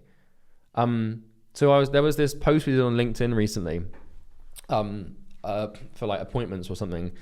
I didn't even write it, but one of my team members wrote it. And this guy, it was like about me being silent on social media and how like I've been working behind the scenes and stuff on this program. And some dude, I didn't know who he was until this. It was funny. My head of appointments sent this to me. It's quite funny. Some dude commented on this LinkedIn post, calling me some massive liar. I can't remember his name. And like, he was like, "You're a liar. Like, you've been on social media, like on YouTube." And it was like a hard judgmental comment, like this guy big time. And I shrugged it off. I was like, right, okay, well, this guy's being a bit of a silly man, because, he won't be able to post on social media without first triple checking he's not contradicting himself in any way, shape or form. So he's snookered himself. He's not going to be able to slightly contradict himself, or like he's going to be more afraid to post on social media because of fear of being judged or called out for behavior, right? So when you judge someone for a behavior or something, you lock that behavior or that thing away, and you'll be unable to execute on it for fear of being judged by others for it. In essence, when you judge someone, you snooker yourself. And your silent judgments are still judgments. So just because you don't say or articulate your judgments doesn't mean you're not judging them. So you need to be aware of this in your brain. Like if you judge someone silently, you're still judging them. So commit to becoming non-judgmental in your thoughts. It's tough, but very important. Anytime you catch yourself judging someone, you need to become aware of it, then revoke it and say, I don't care. So even if you don't say it, even if you just think it, You're still judging them. And it's still harmful, and it's still doing you way more bad than good. People think when they judge people, they get this like little weird egotistical one-up on them. It's like a little status play, like, oh, he's wrong, and I'm right, and I'm judging him for this. Like it's very much an ego status thing, right? But you have to stop doing it. And this is why most people are afraid to try and succeed or start a business, because they've spent their lives quietly judging other people who have failed or tried, and they're projecting this onto everyone else. It's not real. It's a figment of your imagination and your own consciousness. People are going to judge you regardless, so you might as well try. When you take this perspective on judgment, it loses all its power. It's nothing. So what if people judge you? What are they going to do about it? Nothing. So don't judge people. It's a mirror. Now, talking of the mirror, I want to walk you through something incredibly powerful. Like this thing here, when you get this, like that little clicky moment, this one is aha moments. Another big projection and mirror is in the clients you attract. So when it comes to exercising discipline, we need to be disciplined with delaying gratification. We need to be disciplined with sacrifice, focus, judgment. We don't want to do those things. We need to do those things and not judge people, right? But also another thing that you want to learn to do and discipline yourself towards doing is the client mirror. This is huge. When I figured this thing out, it was amazing. So spawn in, pay attention, listen to this thing. It's massive. You must become the client you want to attract. This is what my mentor Sam told me. He's now a billionaire, by the way. So in case you're wondering if that knowledge has any efficacy, there you go. As Newton said, for every action, there's an opposite equal reaction. So the world works on a mirror. If you become the client you want to attract, then you will attract those clients. And this is because people are attracted to people similar in them in life. It's almost like a law of physics. Like you've got this thing in quantum physics called quantum entanglement. We won't get into it too much, but this mirror thing, this opposite equal reaction thing exists on a quantum level, and it exists on a social level and a conscious level. It's insane. So you must become the client you want to attract. Sounds a bit woo-woo, but let me explain. Now, when I started my first business and started going through my first course and mentorship, I was not a good client for anyone. So I would have, if anyone tried to sign me as a client, I would have been a bad client. I took ages to make buying decisions, never left reviews, didn't do the work, didn't refer business to my vendors, etc. I was just a bad client, right? A nightmare client. Once I recognized I wouldn't pay on time, like I failed on payments, I'd like trigger refunds. I was a bad client at the beginning. Once I recognized that I was a bad client and started changing my behavior to be everyone's dream clients, I started getting insane business results. So something that I did in my life is I focused on trying to become the dream client for everyone. So anytime I had a vendor, if I bought a course from someone, when I had my accountant, if I worked with a lawyer, if I worked with anyone, a personal trainer, if I went to a gym, if I went to a dentist, anytime I went anywhere, I focused on being the best possible customer for that business. Okay? And when you do that, when you focus on becoming the client you want to attract, you're naturally going to start attracting them, because like attracts like. It's like a magnet. So some examples in my life. So like I started making buying decisions instantly. I would never give let me think about it objections. So if I'm on a sales call with someone, the answer is always yes or no. It's never maybe or let me think about it. It's either yes or no. I'm decisive. And I always actively look for ways to give my vendors referrals. So if I'm working with someone and they're delivering value to me, this could be in any professional context or personal context, I will actively try to find people to refer to them in my network. So for example, my accountant is great, and her name's Steph, and the company, I can do that, I can prove this, my point right now, I'm doing this right now. The company is called TaxGem, TaxGem Accountant, so TaxGem. And Steph Jemson is the lady who runs that accounting firm. And it's a UK-based accounting firm, and we've been working with them. And I think I've probably referred Steph 60 or 70 clients.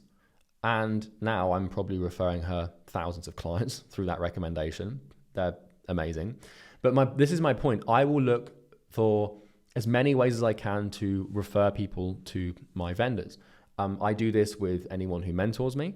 I do this with anyone who delivers good results, and I do it all the time. So you want to, in your life, when you're dealing with someone in a professional context that's delivering value to you, You want to find ways to bring them new customers. Why? Because what it means is when you go to look for referrals, you're going to have an abundance of them. Because if you actively give out referrals and you actively try and find people to refer to you, then you can naturally expect that from your clients, and your clients will refer people to you. It's weird. It sounds woo-woo, like it shouldn't work, but this shit works. It really does. And likewise, this is a big one. I'll always actively seek to give testimonials to products or companies that help. So, for example, I did some shadow work, some mindset training with someone, and we worked together for about, I still work with them now, but we worked together for like a year. And after a few sessions, I said, "You are amazing. You're brilliant at this. Attached to this email is a quick testimonial video about my experience with you." And I went to her Trustpilot and wrote a Trustpilot review for her as well.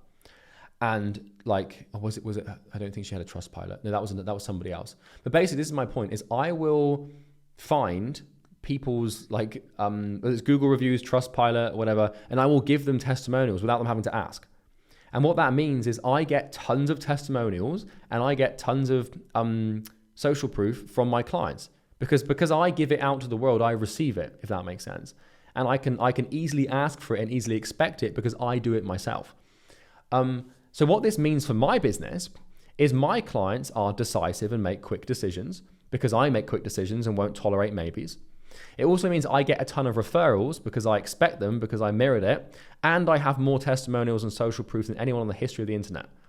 Like, I have more testimonials and social proof than anyone in the history of internet marketing.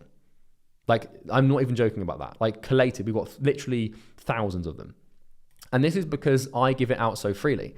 So not freely, like if someone doesn't deliver results for me, then I'm not doing this. But let me give you a wholesome example. Just an easy example, because this is ingrained into my life. It was my mother's birthday recently, and she came to visit me in London, and we went for a nice walk around central London in like Mayfair.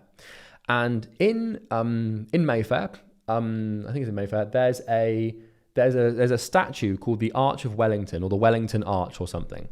And it's sort of it's in central London. And that building is operated by a company called, I think it's English Heritage or British Heritage or something, English Heritage. Anyway, all of that to say, I was looking at this massive archway with like this chariot and this angel and this beautiful bronze statue. It's massive. And I wanted to know when it was built. So I went over to the guy who was under the arch, who was working there. He had a nice red tie on. His name was Clive. And this was a week ago. His name was Clive. And I said, "Hey, man, I'm just wondering when do you work here? And if you are, do you know when this thing was built?" And Clive gave me the most comprehensive, intelligently articulated, enthusiastic answer that I have ever received when it comes to like historical knowledge. It was amazing. This guy, he lit up completely, and he told us all about it. He gave us all the details. He was knowledgeable. He was enthusiastic. He shook my hand. He shook my mother's hand. He was amazing. And then when we went to leave after he told us, he said, "1 second," and he brought out a little postcard of the arch and gave it to us and said, I give little postcards to people that ask questions because I love answering them." That's a dude that deserves a review. So what did I do? I go on Trustpilot. I find the English Heritage Trustpilot page, and I write a Trustpilot review for Clive. 5 stars. It's little shit like that that just makes your life in business so much easier, because you can expect that from the universe and from other people that you work with. So every opportunity you get, you want to try and write good, like leave like nice testimonials for people. You want to like seek to give them referrals where you can, because I've done this before as well. If I find a good restaurant, I'll recommend it to all of my friends. Like, it's just, you need to learn to project this stuff out into the world, because then you'll receive it in kind, okay? You don't have business problems, you have personal problems that affect your business. So any time that you hire someone or engage in a professional relationship with someone and they over-deliver, or they give you loads of value, or you find them to be really helpful, refer them as many people as you can. Like, go out of your way to be the best client possible, because you can expect that from other people, okay? And let me give you some other examples in my life. So the Clive example was a recent one. because I do this all the time, right? But I couldn't find a specific book from an author that I knew existed, right? So I was looking for a very specific niche knowledge book on subconscious psychology from not from Freud, from Carl Jung. And I couldn't find the book on Amazon, but what I did find is I found the book was a PDF, right? So I downloaded the PDF, I read the PDF, it was great. And then what I did is I went on Amazon and I bought another book from the same publisher or the same author so that the company who was selling the book got paid all the same. And I did that because I was like, I don't want my, moral balance sheet to be out of whack.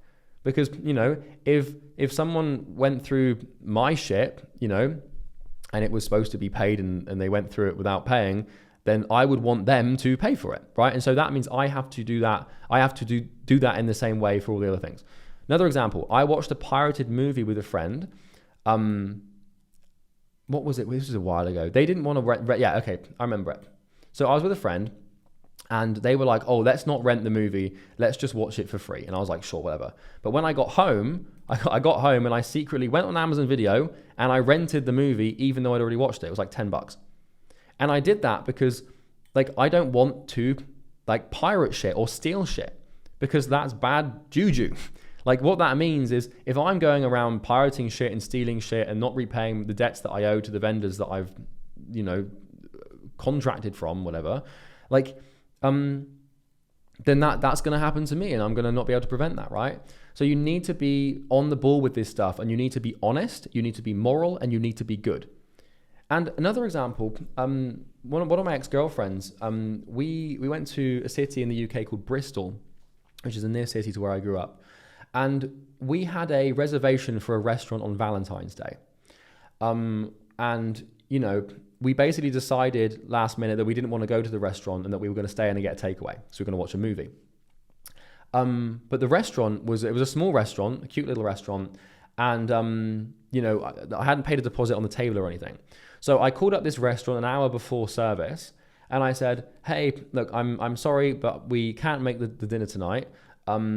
Please, can you email me your bank details so I can pay you the set menu amount that you would average for tonight? Because I understand that you're a small business. You're not going to be able to fill this table in the next hour because it's Valentine's Day and everyone's got plans. So please send me an invoice for how much I would have paid had we gone to the restaurant. And I remember the lady who ran that restaurant was called Babs. Her name was Babs G. That was the name on the bank account. And she was gobsmacked. She was like, I can't, no one's ever done that before. Can't believe that. Of course, and then she sent me the invoice and it was like £80 or £90 or something. It was like £50 a head or whatever. And I just sent the bank transfer. And at that time, I wasn't even making that much money. I was making like a couple of grand a month. But I knew that this shit mattered. And, it's all, and now that, if it just matters. It does matter because if you treat people how you'd want to be treated, then people will treat you like that. Another example. Once, my masseuse, so when I lived in Dubai, I had a wonderful, wonderful masseuse called Uni.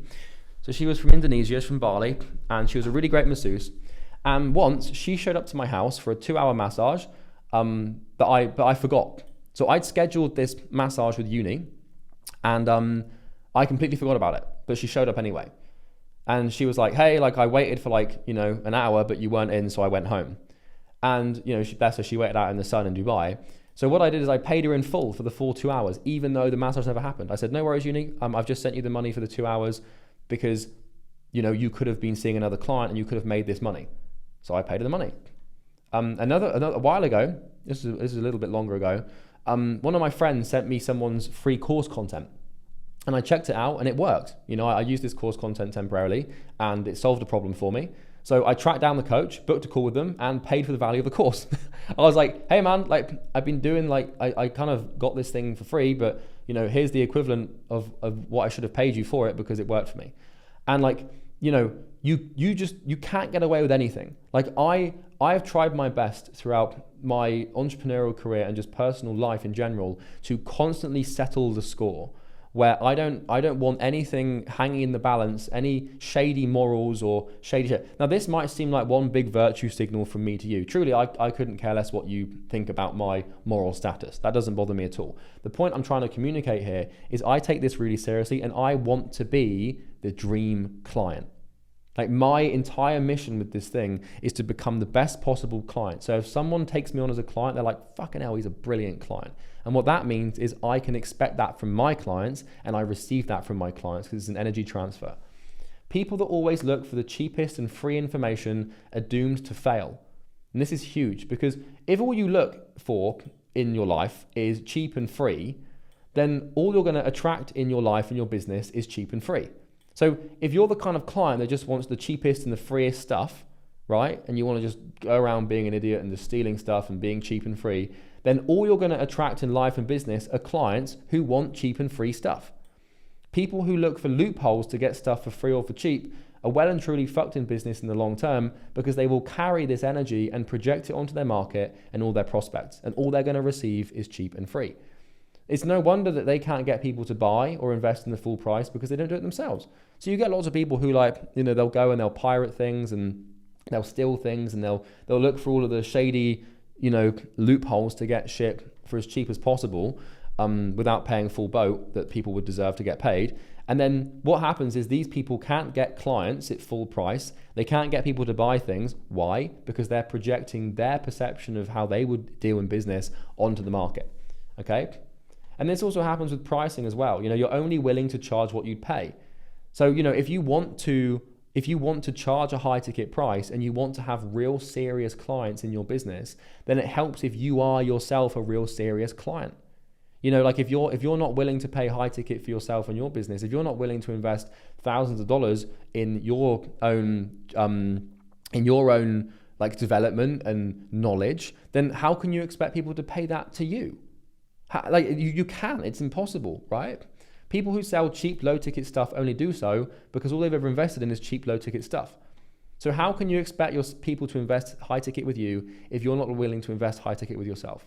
How can you expect people to make a fast decision to invest with you if you're not willing to make fast decisions to invest with yourself? And how can you expect to charge what you're worth and demand high prices if you're always feeding off the bottom from free content and cheap ripoffs? I constantly look for opportunities to be a good client.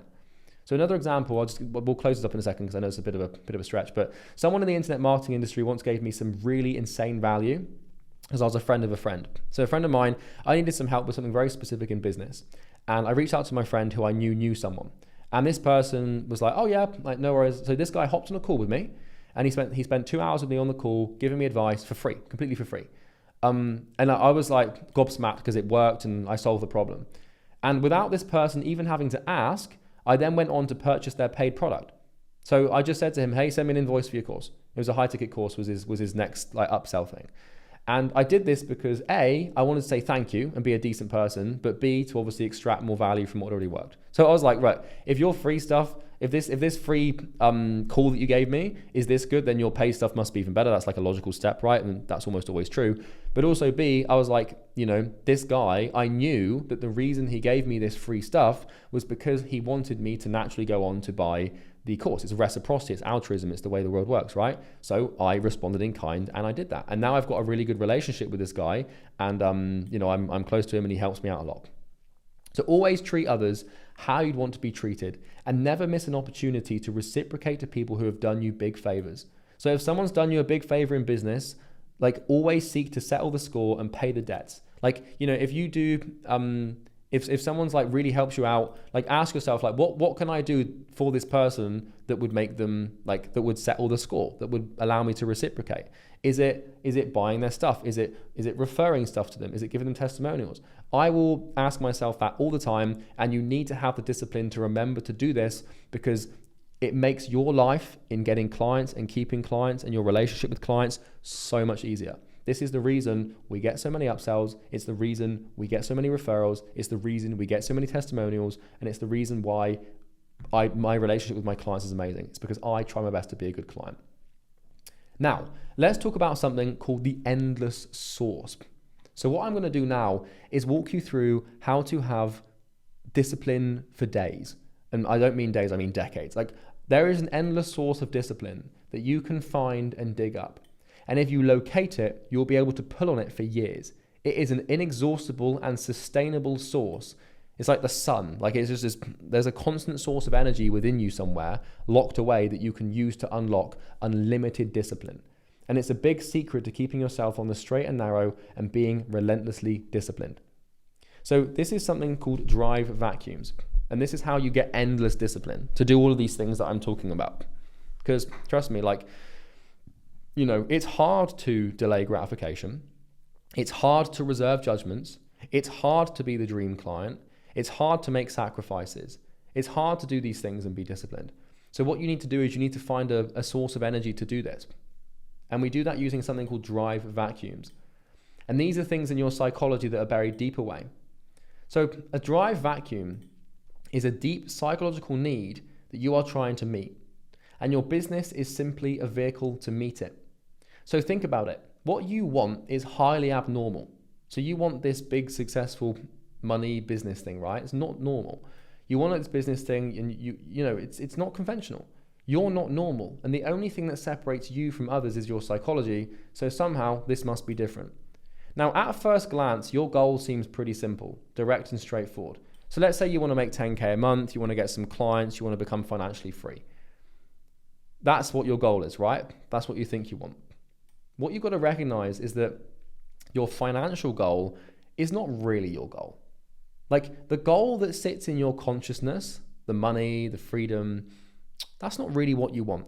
That's a vehicle for you to get something far deeper. It's not what you want. It's not the thing you're working for. So when it comes to your goal, you have what you need and you have what you want. What you want is the surface level conscious idea of the future that you want to achieve. So this could be becoming a millionaire, making six figures, etc., etc. But underneath what you want is what you need. And if you can unlock the need and make that conscious, you can give yourself infinite fuel for discipline. So goals reveal drives, and drives help us understand ourselves better. So a drive is like a deep base psychological need, like a need for love, or a need for affection, or a need for growth.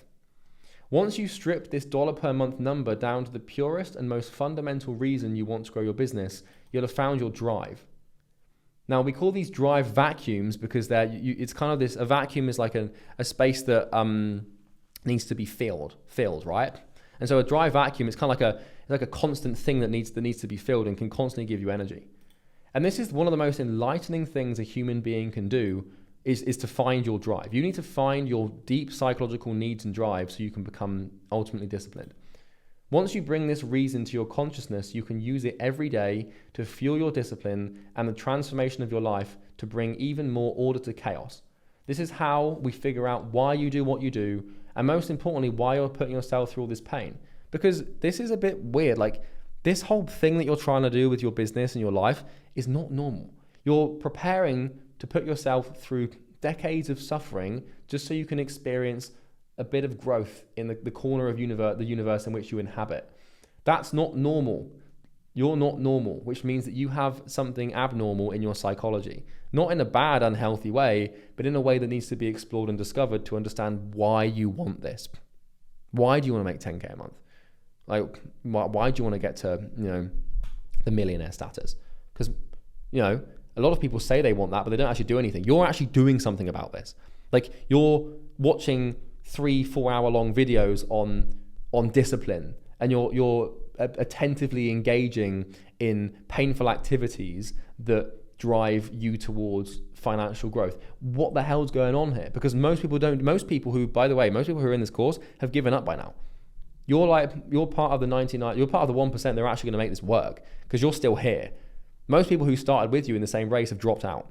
They're gone. They've got their vape out and they're on fucking Instagram reels looking at, I don't know, Joe Rogan memes or something. I don't know what's on Instagram these days, but you get my point, right? So you have to be honest with yourself here. Why do you want what you want? Well, the chances are your goal and what you want might reveal some pretty ugly motives, or maybe some healthy ones. Either way, we can understand these motives to realize why we feel compelled to chase our goal, and then the goal becomes the vehicle for satisfying the reason. So I'm going to give you some exercises here, and we're going to get to the bottom of why you want what you want. Because Nietzsche said, he who has a why can bear almost any how. And the how in question here is going through this course, it's doing the work, it's doing the sales calls, it's doing the outreach, it's doing the struggling, the success thing. It's going to suck. But he who has a why can bear almost any how. So any how means the work, but the why is the reason. Why are you doing this? It's kind of like when people, like when we think about Ukraine, when we think about all the men in Ukraine that went to war and sacrificed their lives. Well, that's a big ask. That's a big how. He who has a why can bear almost any how. For them, the why was to protect their land and their families. You know, it doesn't get much closer to home than that. Like when your why is to defend your country and your value system and your mother and your father and your family, like that's a pretty big why. So, you know, in proportion, the how is pretty big. If you're going to go to war and sacrifice your life, you're only going to do that if you've got a good enough reason to do that. And so we need to understand what your why is, because if you understand your why, then you can bear any how, and everything that you do will seem way easier because you know why you're doing it, if that makes sense. So things could get a bit ugly here. Just a little warning. So let's do some goal digging. So not gold digging, but goal digging. So let's say that you want to make 20K a month, and that's your goal. Well, why? Well, it's because I want more money. Well, why? Well, it's because I want to buy a Lamborghini. Well, why? Because you don't just want to buy a Lamborghini. A Lamborghini is a vehicle, literally is a vehicle, right? But a Lamborghini is a methodology by which you can get something you need. You just want a Lamborghini at first principle is just some colorful metal glass with a big fat engine in it. If I just put in front of you that, you'd be like, oh, I don't really care about that. So why do you want a Lamborghini? Well, you desperately crave attention. Well, why do you desperately crave attention? Because growing up, your parents didn't give you any attention. So the goal is to get to 20K a month. That's the surface level conscious goal. But the need is to satisfy an unconscious craving for attention and to fill a hole from your childhood. So and I'm not saying this is necessarily your thing, but this is common.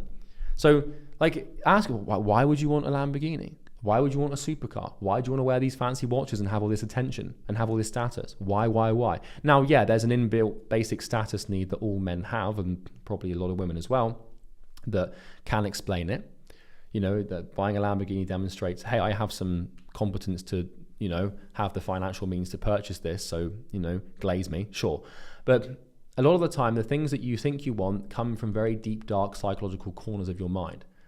So, you know, if you didn't get any attention when you were a kid, then buying a Lamborghini for you is a way for you to get attention from people, which kind of fills that hole. It's a you're filling the vacuum of attention. That's your drive. Your drive is to get attention.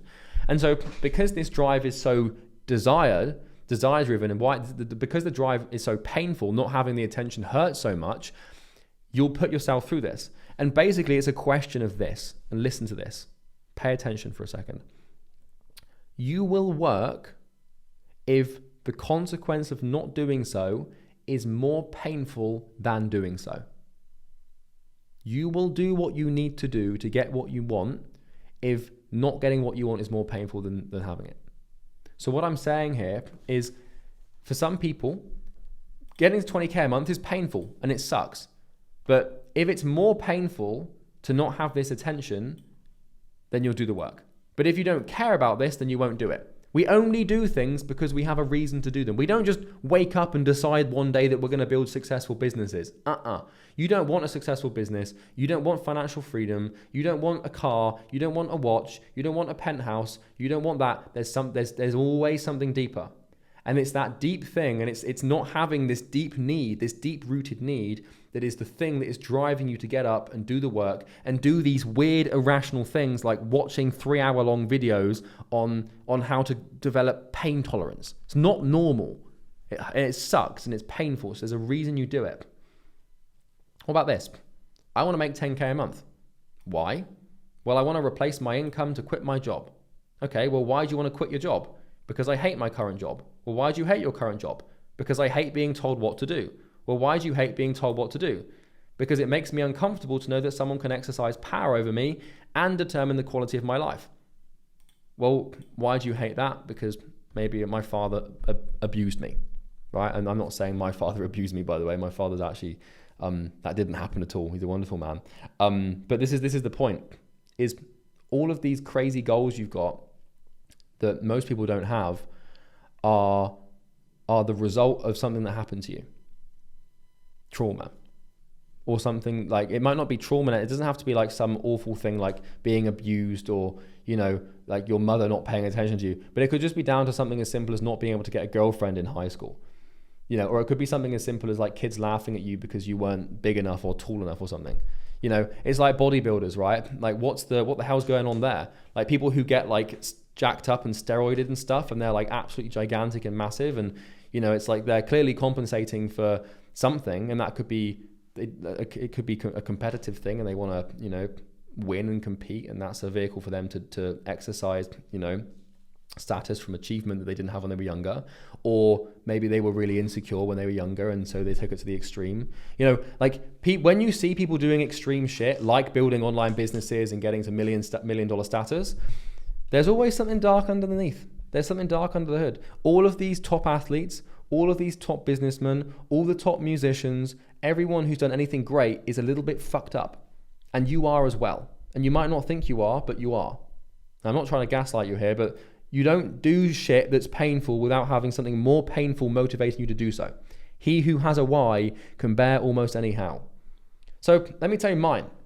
So my initial goal was to make £8,334 per month. Why? Because I wanted to make 6 figures a year. Why? Because I wanted to avoid getting a 9 to 5. Why? Because being average scared me. Why? Well, I'll be honest with you. I have a deep narcissism that would feel shame if I turned out to be normal or just like everyone else. I am terrified of mediocrity. That's the truth. And why? Because I'm narcissistic on some core level. I couldn't stand. I would rather, I don't know, I think I'd say die is a bit extreme, but I would, let's put it this way. I would rather put myself through a decade of intense, intentional, disgusting suffering through work, burnout, exhaustion, and fear than be normal. And that says something. I would rather put myself through the ringer and suffer immensely in the process for years and years on end with little to no break, sacrificing everything that means anything to me and that makes me feel good, just so that I don't have to be mediocre or normal. That's the truth. It's not about wanting to make this. This is the conscious communication. Like the unconscious communicates to you through your goal. So when you think you want something, or when you think you want a goal, yeah, you want that, but the reason you want that is because you need this. You need the thing that's in the unconscious. So my need is I need to be better than others. I need to perceive myself to be better than other people. And that's me leveling with you and being honest. Like I've got this, I wouldn't call it a flaw because it's just a part of me, right? I got a part of me in my psychology that cannot stand mediocrity. I have to experience growth and constant development in every area of my life, constantly, all the time, consistently. It's exhausting and it sucks sometimes. But that's why I get such insane results in business and in life, is because of this. So I'm grateful for it. The key here is this deep, dark reason you shouldn't hate. You shouldn't reject it. You shouldn't hide from it. It's your superpower. Think about any hero movie. Any hero movie you've ever seen.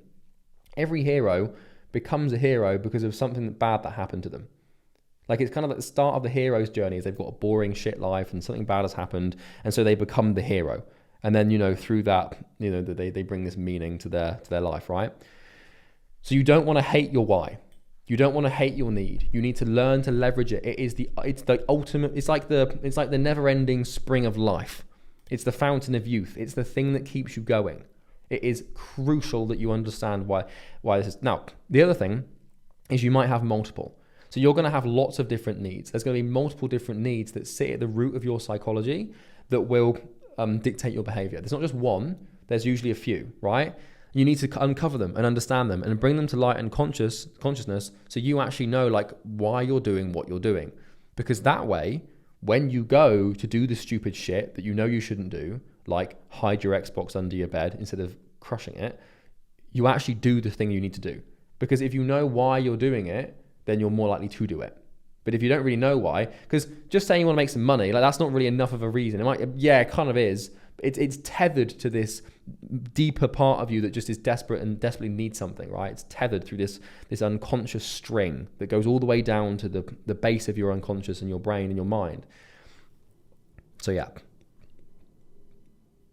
Understand, you don't set a goal to move towards a better future. You set it to move away from a painful past or present. You're not trying to move towards something, you're trying to move away from something. You must understand this. You might think that chasing your goal is noble, but really you're just a terrified little boy running away from something deep and scary. And that's okay. I'm not judging you for it, and you shouldn't judge yourself for it. That's the truth. Anyone who wants to do anything great has this. Goals manifest from the deepest, darkest corners of your unconscious and your psychology. Goals sit on needs, the deep psychological cravings that must be met for you to keep the anxiety, shame, and suffering at bay. Now, you might be thinking right now, hang on, Charlie, but I don't have any of these. You're wrong. You might be thinking, I don't have any trauma. I don't have anything bad that happened to me. The story that I like to use is I was bullied heavily when I was 11 or 12 years old. And because of that, one of my deep psychological needs was the need for control. And that manifested as me wanting to have a business because I could not even begin to tolerate the idea of having a boss. Because to me, a boss is someone who's in charge of me and is in control of my life and can exercise tyrannical control over me, i.e. that's bullying. So what I did in my late teenage and early 20 years is built the business so that I could ensure that I never gave anyone the opportunity to bully me again. And I figured that one out and I was like, fucking hell, that's pretty strong. When you figure it out, like you can't stop working. It's like when you actually figure this out and you find out why you're working so hard and why you want this, you'll never ever lose the discipline. Like it's just, you're always, yeah, you're going to have ups and downs for sure. And you're going to go through ruts and stuff, but generally speaking, you'll stay on track. Another one of mine was I didn't have a girlfriend. I couldn't get a girlfriend to save my life. When I was young, when I was in secondary school, like high school as you'd call it in America, I couldn't get a girlfriend. I was useless with women. I was one of those low status, skinny kids that was just like playing video games and useless with girls and unhealthy. And I couldn't talk to girls, didn't have any courage. And, so one of the reasons that I wanted to become successful, and one of the things that my psychology was predicated on for success was a lack of women and attention from girls. And so I saw, or my unconscious saw, a business as an opportunity to build my status, build my confidence, and build my resources so that I could attract whichever girl I wanted to. Now, I'm not saying that right now I could attract any girl I wanted to. I'm sure there's plenty of girls that wouldn't have any interest in me at all. But the point is that I no longer struggle with receiving that attention from women should I so choose to get it, if that makes sense. And that's how your brain works. There are things that you want, that you don't have, that you need, and your brain will use this idea of the business to develop it. You don't want to start a business. Get this through your head. You're not here because you want to start a business or because you want clients or because you want to be successful. You're here because you're running away from something deep and dark, and your unconscious sees the business as the vehicle for you to hop in to run away from this thing. And that's fine. And you should do it. And you shouldn't be afraid of it, and you shouldn't shy away from it, because there's nothing stronger than this. And even if you haven't been through any significant trauma, maybe you weren't bullied, maybe you got girls in school or something, there is a reason. Because everything happens for a reason. Everything's cause and effect. You think that you just want to be wildly successful and richer than 99% of people for no reason? You think that's just come out of nowhere? That you think you're just wired in that way, that you're genetically predisposed to want to succeed? No, it's psychological. It's a psychological thing. Okay? So what we're going to do is a little exercise to discover your drive vacuums. And this is well worth doing. So it's crucial to understand that your drive vacuums, they do come with a danger, which we'll explore in just a second here, but we need to discover them first. So here we have the resource of discovering your drive vacuums. And drive vacuum is your deep psychological needs that are basically all of your behavior is predicated on. Think about it. Why the hell do you want a business? It's part of the reason why I'm so consistent with YouTube. Like I'm a narcissist. Like part of me is narcissistic and part of me loves receiving attention. And like I thrive on this because I didn't get much when I was a kid, right? In school, I didn't have any friends. I was bullied. I didn't have a girlfriend, and I was very lonely. Sure, I had my mum and dad, but when you're a 12-year-old kid, you don't really care too much about that, right? So I didn't have any attention from friends or anything for a long time. And so it's no wonder that I'm able to keep my YouTube channel so ruthlessly consistent. Because what is YouTube? It's attention. I've always thought about this. Like the one thing that I've kept consistent no matter what is YouTube for the last 4 years. I've had ups and downs with everything except from that one thing. And I was like, why is that? Why am I so consistent with YouTube? That makes sense, because it's a way for me to garner attention from hundreds of thousands of people who say nice things about me. So anyway, that aside, let's have a look at this exercise. So this is basically discovering your dry vacuums, aka your endless source of discipline. So like I said, this can get a little bit ugly and you might not like what you find, but sadly we are motivated more by darkness than the light. So here's what you got to do. So first of all, number one, get yourself a blank sheet of paper. I'm just going to put this in the right font a second. Get yourself a blank sheet of paper and a pen and write down 5 bullet points labeled 1, 2, 3, 4, and 5. And what I want you to do is next to number 1, put down your desired monthly revenue for your business. So as we had over here, write down how much you want to make per month, okay? And put that next to number 1. Then what you want to do is, for step number 2, is ask yourself why you want this goal. So why do you want what you want in number 1? And then once you've done that, then you ask yourself, why do you want number 2? So, you're going to put down, I want to make 10K a month. And then you ask yourself, well, why do you want to make 10K a month? It's like, oh, because, I want to save 100K. And then it's like, why do you want to save 100K? Oh, because I want to buy a house. Oh, why do you want to buy a house? Oh, because, I've never had a home before because I was an orphan. These things, they reveal themselves pretty quick. So then ask yourself why you want the thing that is number 2. And then you basically repeat this. So then step number 4 is you ask yourself why you want the answer to number 3. And again, and again, and again. And basically what you do is you ask yourself why so many times until you get to the bottom of why you want to make this money. So you can get it done in 5 steps. Sometimes it might take 7 or 8, maybe 10. But you need to stop circling around the truth and find the thing. Now, I know I've already asked a lot of you by having you watched this video already and doing the action items and stuff, but I'm sure you're starting to realize by now that this stuff actually works and it's worth doing. It takes thought and it takes concentration, and it won't come naturally for you to begin with, because the truth that these deep psychological, there's a reason these things are unconscious, and that's because they're quite painful to come to terms with, because it brings up a lot of shit. But remember, we are just doing nothing but putting deposits into the bank of good old suffering. That's what we're doing here, right? So it's not going to come naturally. It's hard to do this. It's going to take you an hour or 2 to do it, but I promise it will be worth it. Think through it yourself. Think it through by yourself with no distractions until you're certain of the base drive. Now, there might be, like I said, multiple. So often, there might be multiple. So often there's 3, 4, 5 things maybe, 2 or 3 or 4 or 5 things that might be why you want to be successful and make this money. Take every single chain of questioning down to its core and find the bottom.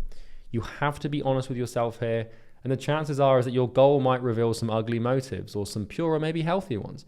Either way, we can understand these motives to realize why we feel compelled to chase our goal, and this will give us a huge advantage.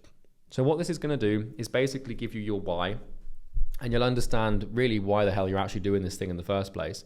And once you become aware and conscious of that, the likelihood of you maintaining your discipline is significantly increased.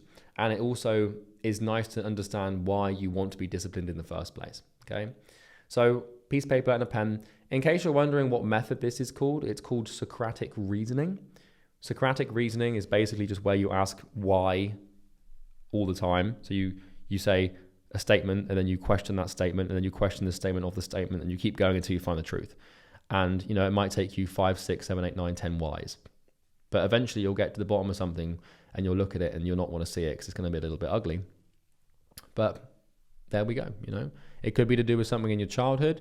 It could be to do with something you were deprived of. It could be to do with something you needed but didn't get. It could be to do with a shame or some guilt or an anger or anything, you know? It doesn't have to be about women or about, you know, love or relationships. It can be lots of different things. And you know this because your unconscious knows it. You just need to find the truth and get to the bottom of it, okay?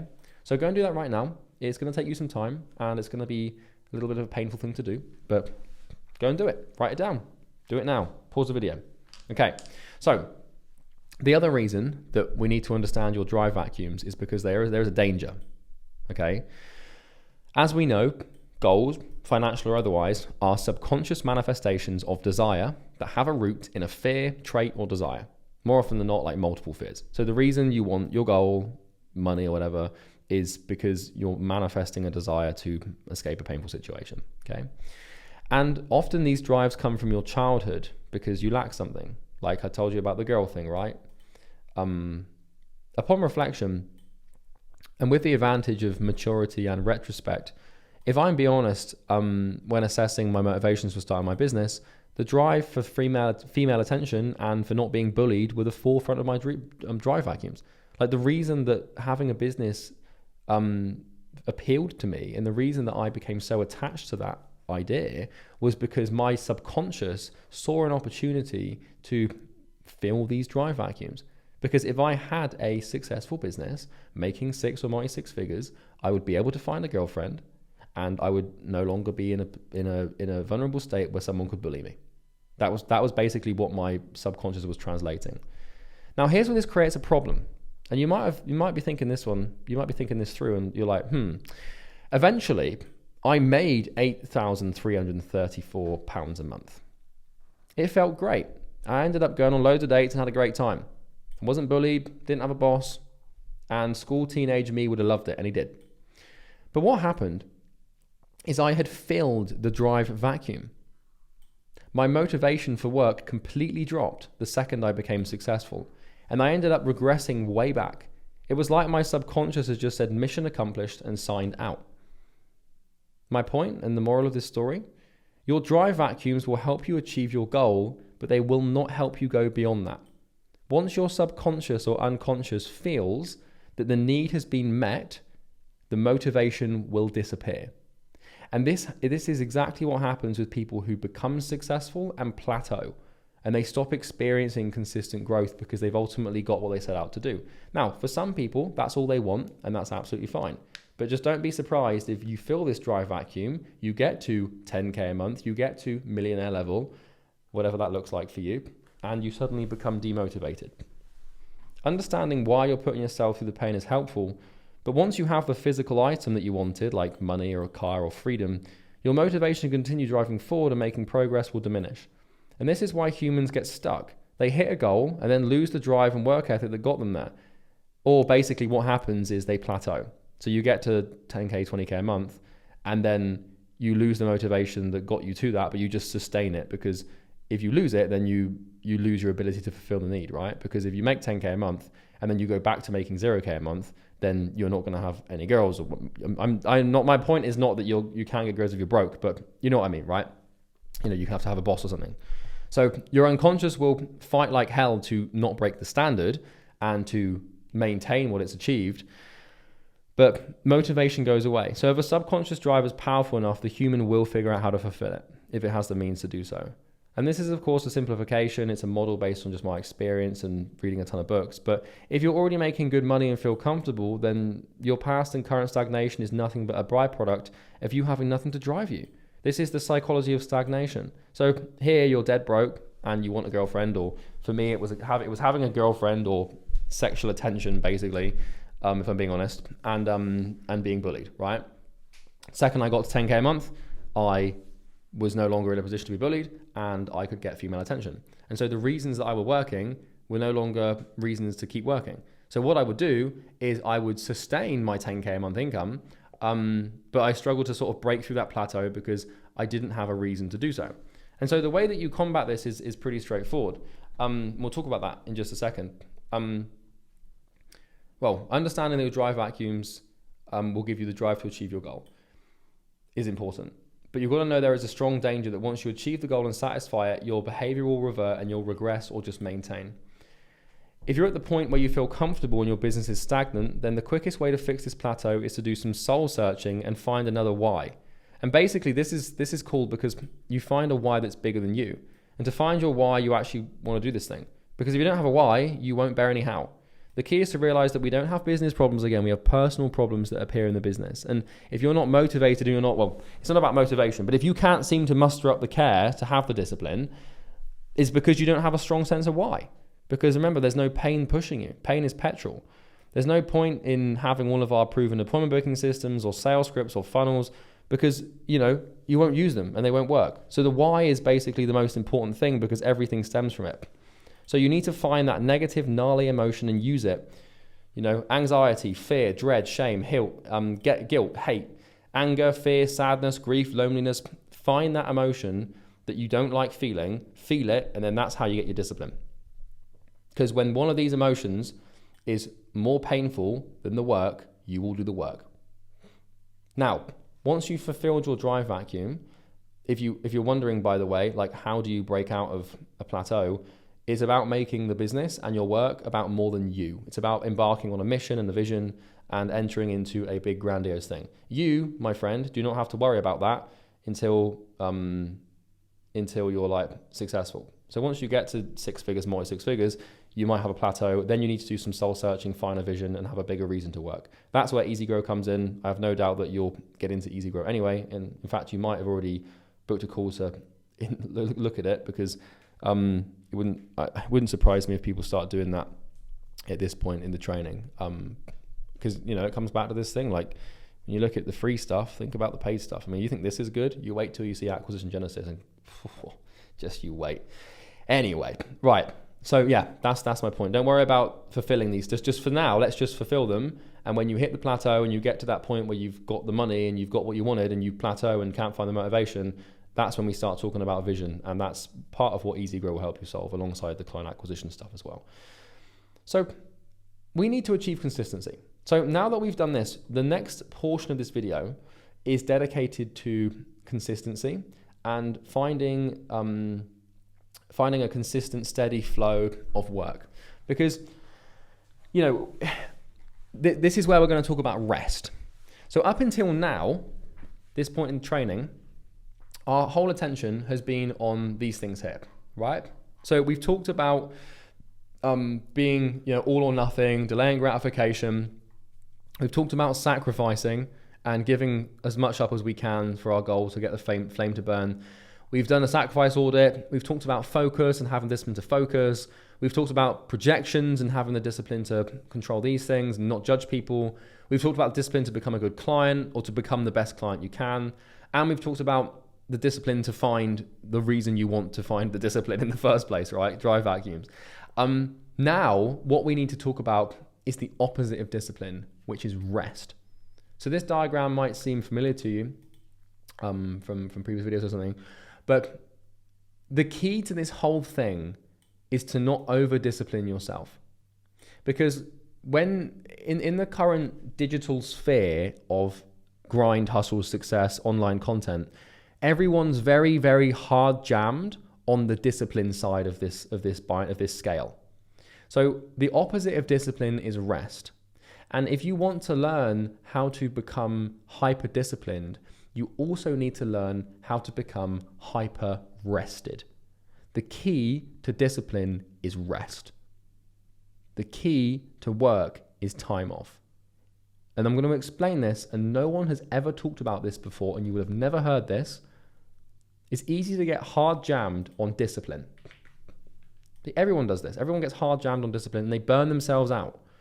When you burn yourself out, you're of no use to yourself, your business, or anyone.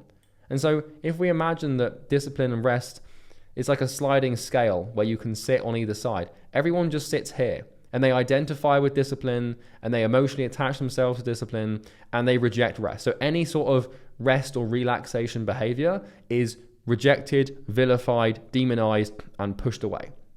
That's not good.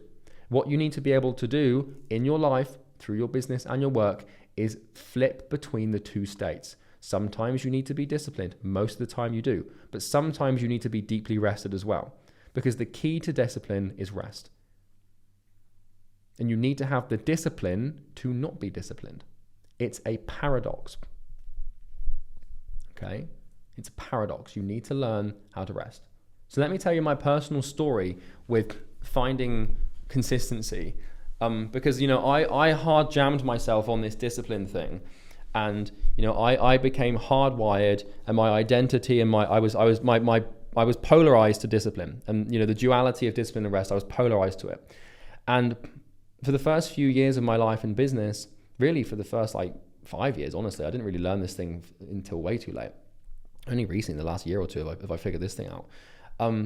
But when I was younger, I would burn out constantly. Once, at the start of my entrepreneurial journey, I worked so hard that I started developing serious mental and physical health issues. So when I was 18 or whatever it was, I was working 3 jobs, speed reading a book every few days, making cold calls with every making moment I had, starting my business, and I left no time for rest. I'm not exaggerating, every waking minute was spent watching educational videos in 2 times speed reading business books, working on one of my 3 semi-full-time jobs, and working on my business. I slept less to do more work, I ate fast food to save time to do more work, and I kept this pace up for about 9 months, in spite of every fiber of my body screaming at me to slow down and stop. No matter what, come hell or high water, I did the work. I'd get sick, I'd get exhausted, I'd get anxious, I'd get brain fog, I'd get night terrors, and the worst, I would disassociate from people and contract symptoms of mental dissociative disorders. I got fucking ill. For 9 months of my life, I became so polarized to discipline and so hard jammed on this end of the scale that I nearly killed myself. And I know that sounds like an exaggeration, and I know that sounds like some crazy thing to say, but I got to the point where for months I didn't think people were real. I was so burned out and so exhausted, but I carried on plugging away because I thought discipline was the key, which it kind of was, that if I was talking to someone, I would think that they weren't real. And I started to think that I was the only person on this planet that was real, and that all social interaction was fake, and the only thing that mattered was me, my business, and my discipline. And everything else was useless, and everybody else had nothing to do with it, and they were like NPCs, and I was all alone. That's called dissociation disorder. And I started to develop it because I worked so hard. And that's where you take yourself. And this was not a good thing. Now, that's great, right? Pushing beyond my limits. Fantastic. No, grind, hustle, work. Do it when you don't feel like it. Don't be a pussy. That all sounds amazing, yeah? Wrong. This was absolutely one of the stupidest things I've ever done in my entire life. And I wouldn't say I regret it. At the time, it was hell. So basically, after this insane 9-month stint of hyper discipline, where I basically was working, and I'm not even joking here, probably 100 hours a week. I don't think you guys understand. I slept for as little as I could. I ate as quickly as I could. And every waking moment of my day was spent doing something that I deemed disciplinary. Whether that was speed reading, listening to business videos in 2 times speed whilst I was driving to my jobs. There was not an hour for about 9 months that I took off. I was on Saturdays, Sundays, non-stop, no holidays, no nothing, no social, just no social life, no break, nothing. No video games, no nothing. It was hyper, as disciplined as you can possibly comprehend, times 5. I nearly hospitalized myself, and I got to a breaking point. And I'll tell you the story, and I get a bit emotional when I talk about this because it was a little bit traumatic. It got to a point where I didn't even know who I was or where I was anymore. I genuinely didn't even think that I had an identity. Everything happened on autopilot.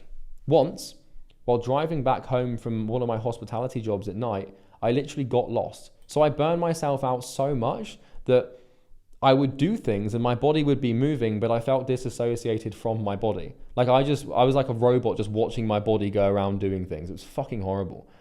I was driving around in the dark, totally disorientated and burned out. So I was coming back from one of my jobs. I used to work at a golf course in Somerset. It was a golf course in Somerset, which is in the southwest of the UK.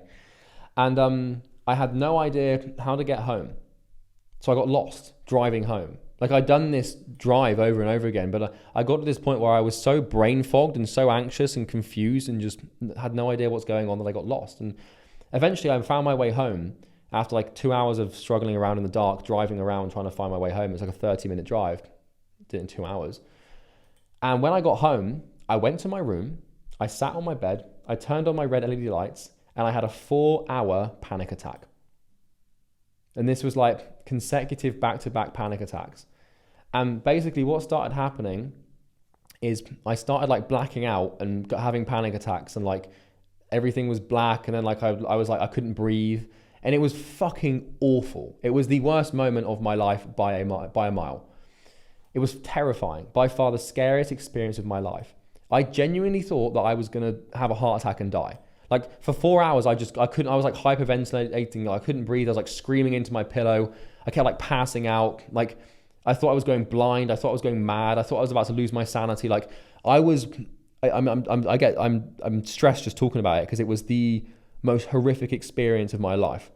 I quite literally had a work-induced manic episode. It was like literally like a temporary breakdown of all cognitive and physiological emotional function.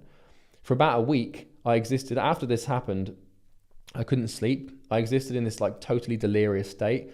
I couldn't speak. I didn't have any appetite. I couldn't eat. I would just lay in bed without any real concept of time or consciousness. It was fucking awful. Like I can't even begin to describe the state I was in. Like for like a week, I laid in bed in the dark and just stared at a wall. And I didn't know, I didn't have any concept of time. I could hardly like muster up any words to talk to my family. I didn't have any appetite, and I couldn't even like, I can't describe it. Total burnout. And I'd have constant night terrors. I didn't know when was night and when was day, because I sat inside like in the dark, and I kept getting paranoid that there was like someone like outside in the window like looking in. Like I went to a really, really dark, bad place. And so I had sleep paralysis for like a week, and my entire world was just covered in this thick layer of brain fog. I remember at one point I wanted to get out and go to the supermarket, so I got in my car and I went to drive, and it was almost like I was driving through mist. Like I had to stop driving because I was like so brain fogged. It was obscene. And at the time, I was terrified because I thought there was something deeply wrong with my brain or my chemistry. I was like, fuck, am I ill? Am I going to have to be checked into like a mental institution? And I was, I remember my mum was talking to me about it, and like she was saying, because I was in a bad way, I was like shaking in bed, like just not eating anything, like pale as hell, like saying that there's people outside trying to get in the window, and like only refusing to turn on any lights except for my red LED lights. I was just weird. I went weird for a week, and my mum thought like, she actually didn't communicate this to me, but I'm pretty sure, I think she told me this a while ago, that she was thinking I'd have to go to like hospital or something, and like, or some sort of mental thing. Like I really wasn't well. And in hindsight, I just burned myself out and was experiencing a massive, massive crash out. What I was basically suffering with was the consequences of 9 months of non-stop discipline. And like I said, this sounds extreme, this crash out. It sounds like I'm exaggerating and lying, which I promise you I'm not. But what I was suffering was the result of 9 months of every single waking moment of the day being in some way, shape or form applied to discipline. And the more extreme that is, the more extreme the crash out. This was not good. And what followed after this week, I had the 4-hour panic attack, where I was like going blind and shit, and like not being able to breathe and thinking I was dying. Then I had like the week of delirium and panic and paranoia and terror. And then what followed after that week was a massive physical and emotional fallout. So my body practically forced me to do nothing for 3 months. And it took me really like a good year to fully recover and be able to produce work again. It didn't take me a year to be able to work again, but it took me 3 months to be able to like socialize myself and be normal again. I couldn't read, I couldn't work, I couldn't exercise or do anything productive. Eventually I started a sales apprenticeship, and I went dark mode. I went like rest mode for like 3 months. Like I was like in a mental coma almost. And But then like I got a sales apprenticeship, I got back on the rails, I started my agency, and this was pre-first agency, right? But really it took me like a proper good year before I was in any state to like really like get back to work, you know? Like it took me a while. Anyway, I'm telling you this story because this is burnout. And this is what happens when, this is what would happen to you if I ended the video here. So as you'll notice, this video is already quite long, and you know, we're not even halfway through the doc yet. And that's because the key to discipline is rest. And I have learned this the fucking hard way. And not just the hard way, the really hard way. Like, you know, if there's anything that you pay attention to in this mindset training, this is huge because, yeah, this is like the big answer that I was missing in my life. Anyway, let's get into it. So, I had truly met burnout. And since then, I've come close to true burnout a couple times here and there, but nothing remotely close to this absolute crash out that I had when I was 17 or 18. So, you know, burnout is basically forced rest. It's when you've pushed your body and your mind so far that your body gives you no choice but to rest, right? And it's all good and well, you know, listening to the trial by fire training and the unrelenting discipline training here and saying, well, you know, it's my character and I'm going to force it and I'm the puppet master of my puppet and I'm going to force it to do the work. And if it pulls a knife, I'll pull a gun and all this stuff. But that works to a certain point. There comes a point when your body will just literally shut down and it will force you into like panic and delirium and pure terror. And then you'll just be paralyzed because it needs to recover, you know? So yeah, I've come close to burnout a few more times, but nothing close to this ever again. Like I will never go this far. Like never, ever, ever, ever. So let's talk about rest and recovery and how this all relates to burnout. So athletic recovery. In sports and with physical exercise, we naturally understand how this works. If an athlete trains too hard, they get injured. All great athletes prioritize recovery, which is the art of taking care of the body so it can adequately repair itself after intensive training. And your mind is no different. As an entrepreneur, you are what we would call a mental athlete. And this means that you put your mind and your body through intensive daily workouts, just like an athlete would put through their body. So for example, today, I'm spending today recording this video for, you know, hours on end. And that's like a workout for my brain and my mind. So I'm sat here at my desk, so I'm not physically exerting myself, but mental and physical exertion work with the same mechanism. So if I ran a marathon today for 4 hours, then I'd be pretty exhausted. In the same way that if I spend 4 hours recording program content, I'm going to be pretty exhausted and I'm going to need some time to recover after this, right? You've got to start looking at your brain and your mind the same way that you look at your body. Because we understand this, athletically speaking, that your body is a organic machine and it needs rest and it needs time off and it needs to recover. And you know, if you went to the gym 3 times a day and pushed yourself really far, within a week you'd be burned out and you'd have to take time off the gym. And the same thing is true with work and your mind. In the same way that an athlete will rest their body and partake in behaviors that boost recovery, like ice baths, lots of sleep, good diet, etc., you need to learn to do the same thing for your mind. So you need to learn to remove hyperstimulation when you're trying to rest. You might need to learn to meditate. You might need to learn to relax and sleep, etc. In most sports, athletes have an on and an off season. The on season is when they're competing at the highest level, pushing themselves as hard as they can. During off season, they'll still train, but with far less intensity, giving themselves and their body a well-earned and well-deserved rest and break. They're recovering. So the key here is understanding this word, which is recovery. Athletes massively prioritize and focus on recovery, which is allowing their body to repair the tissue that they've destroyed through their training. And if they don't recover, they don't win. You ask any athlete, any professional sports person, the key for them becoming successful is recovering from their training sessions. The same thing is true in the bodybuilding world. If a bodybuilder gets burned out, i.e. their central nervous system starts slowing down or starts going wrong, then they do something called a deload. So in bodybuilding, you have a deload, which is where you don't train for a certain period of time, like a week or two, allowing the body to recover from the intensive training. Another example, if you have an accident, so let's say you're in a car accident, which has seriously harmed your body, then what your body will do, or what your body can do, is induce a coma. The seriousness of the accident will determine the seriousness of the coma. So, if you're in a car accident and, you break parts of your skull and your body and your bones are destroyed, like what your body can do is put you into a coma, which is like the most extreme form of forced recovery. Your body will just completely shut down so that it can recover.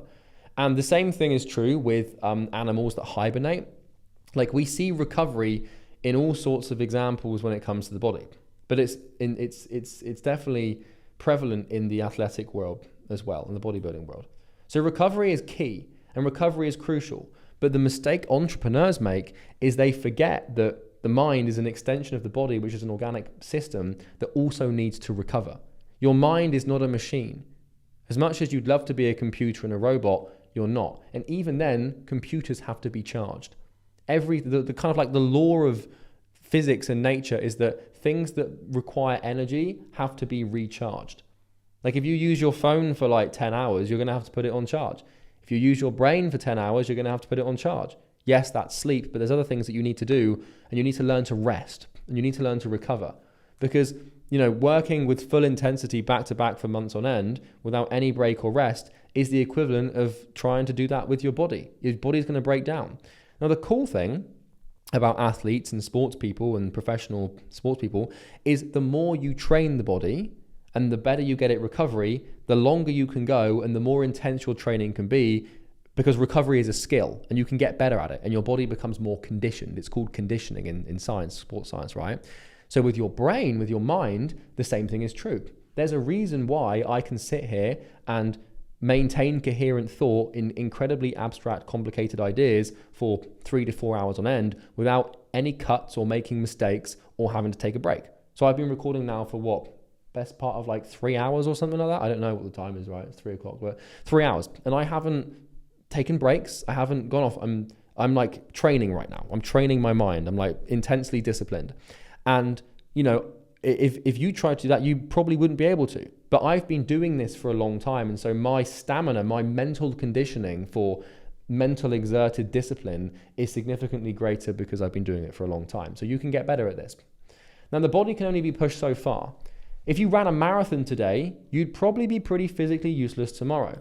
If you drank a ton of alcohol today, you'd probably get a hangover and be pretty useless tomorrow. And if you got knocked out today, you'd probably be pretty useless tomorrow. This is easily understood when it comes to the body.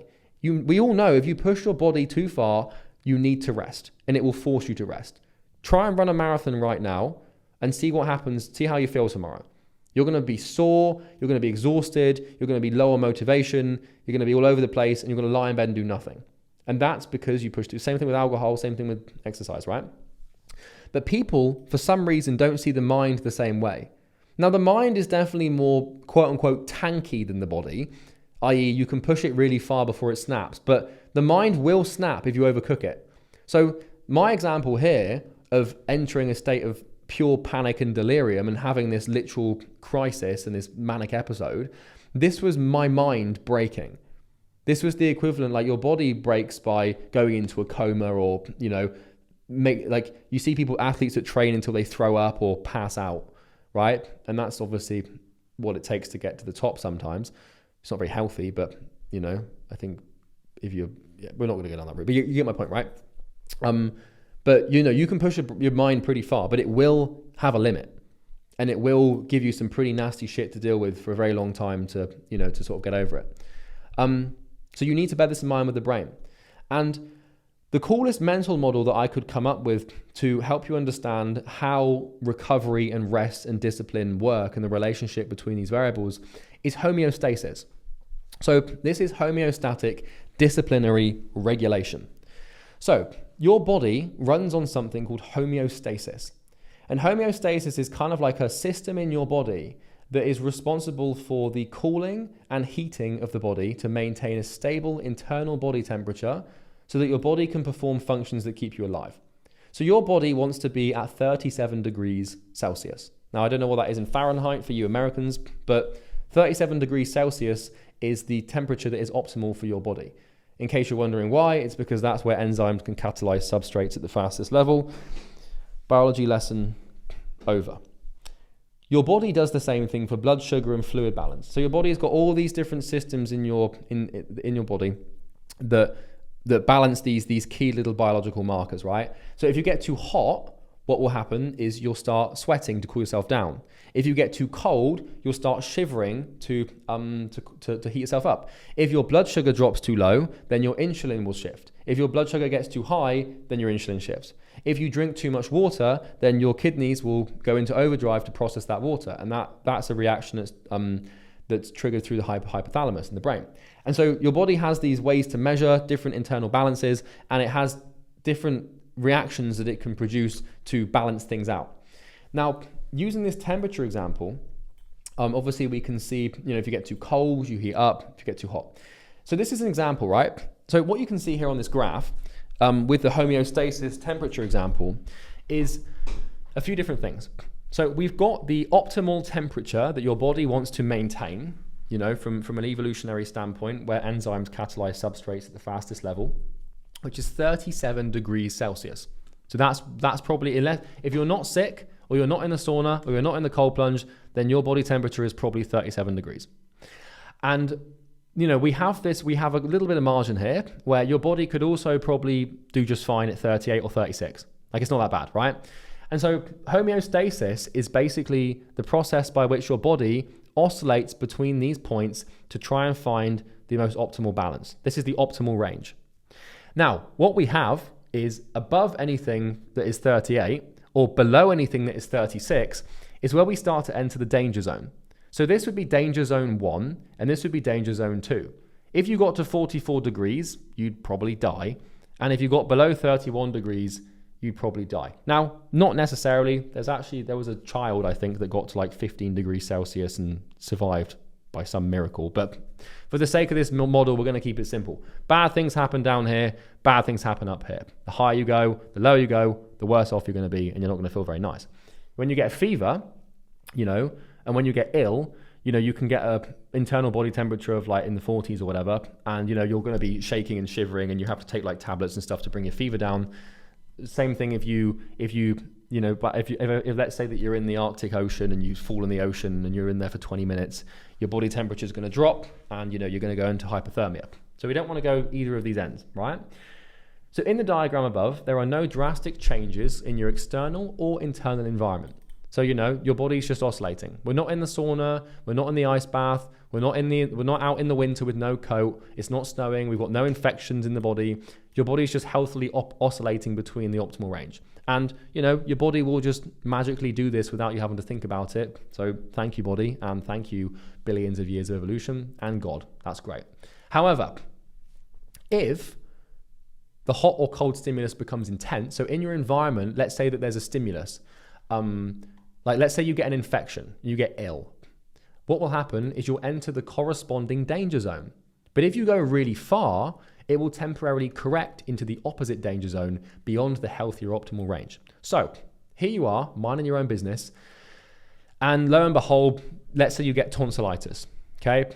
You kiss the wrong person, they give you tonsillitis, whatever, you get poorly.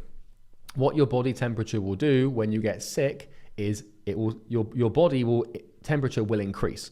And the reason your body temperature increases is to try to kill off the infection, the bacteria, right? Because bacteria doesn't like heat. At least that's my very limited knowledge of medicine, but you get my point. So let's say you get to 42.5 degrees.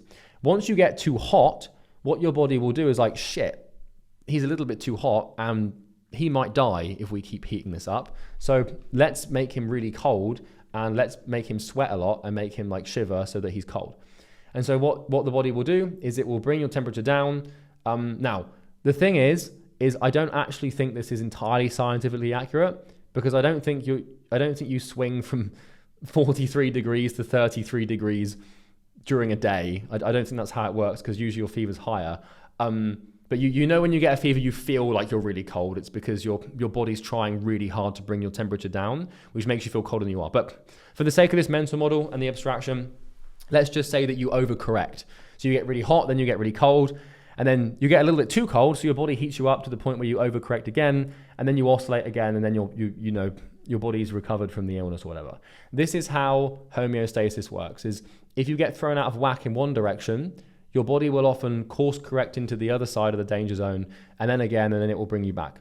And the extremity to which you go over one section will be the extremity to which you go under the other section. Corrections are very natural and happen everywhere in life. And the same thing is also true with your energy levels, discipline, and rest. So we can track the homeostasis of your internal temperature on a graph like this. And we can see how your temperature goes up and down depending on environmental stimuli, internal pathogens, etc., etc. We can understand if you get too hot or too cold, then your body's going to try and course correct, and in the process, it will slightly overshoot sometimes and bring you below or above the healthy range depending on the previous correction. But here's where this gets cool, and this, my friends, is one of the biggest mindset breakthroughs that I have ever had in my life. Period. I've been doing this for 10 years, and let me share something with you that is going to fucking blow your mind. The same thing is true with your energy levels, discipline, and rest and burnout. So what we can do here is we can, instead of having temperature on this graph, what we can do is we can have zones. So zone 1 and zone 2 is the equivalent to 37, 36, or 38 degrees. This is the healthy zone. This is where we're not exerting ourselves too much. We've got a perfect balance between discipline and rest. Zone 1, zone 2 is just where you feel good. You're not being too lazy. You're not being too disciplined. You're just living your life and just vibing, right? And then we've got zone 3, 4, 5, 6, and 7 in both directions. And we've got zone 3, 4, 5, 6, and 7 of discipline and the corresponding zones of rest. So in the same way that we'd have too hot or too cold, we've got too disciplined or too restful. And what we can do is track the intensity of these things. So understand that discipline and rest, they work on a scale. They're not binary states. So you can be disciplined a little bit, or you can be disciplined a lot. So for example, for the last 3 hours of me recording this video, I'm probably in discipline zone 6. Because it requires a lot of discipline, a lot of energy, and a lot of mental exertion to record videos like this because they're bloody exhausting to make. If I was working for the last 3 hours instead on, replying to some emails, doing the odd meeting here and there, then I'm still exercising discipline because I'm still mentally exerting myself, but maybe only in zone 3 or mid-zone 4. So depending on the activity you do, the intensity is different. If like right now, if you go outside and, run for 1 kilometer at a slow pace, then you might be in discipline zone 3. But if you go outside right now and run a kilometer as fast as you humanly can, then you're probably in discipline zone 6 or 7. And so the activity does not denote the level of discipline, the intensity does.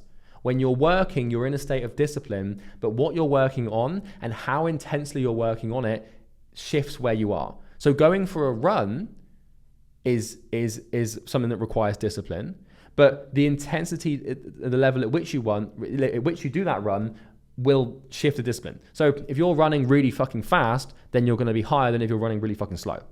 And by the same notion, if you do a 100-meter sprint, then you're going to be in a high zone, but for a short period of time. If that makes sense. Now, the same thing is true on the opposite side with rest. So when I was going through this delirium panic, my body was inducing me into probably zone 7 rest. So zone 7 rest is, probably zone 6, zone 7 rest is when you're totally exhausted and you start having like weird shit happen. Your body gives you no choice, your mind gives you no choice, and you're in this deep state of rest. And it might not seem restful to have these panic attacks and these deliriums and these disassociations, but the reason I was having these disassociations is so that I would avoid social contact because that was just even too exhausting for me. So someone explained that to me, but anyway. So like if you're having a day off, but you're still going to the gym, you're not working, you're still eating clean, you're still doing healthy behaviors, you're playing some sports, but watching a movie, then you might be in like rest zone 3 or 4. But if you're having a day off and you're binge watching, short form content, eating loads of burgers and doing stupid shit and drinking, then you might be in rest zone 6. So when I talk about discipline and rest, different activities with different levels of intensity determine where you are on the scale. And so what we can do with anyone's life or any entrepreneur's life specifically, or anyone really who's trying to do anything great, we can track their discipline on this graph. And we can see the intensity of their discipline, all their restful states, and we can see how they correct accordingly. And so instead of having temperature as a gauge, we can imagine that discipline and rest exist in 7 zones.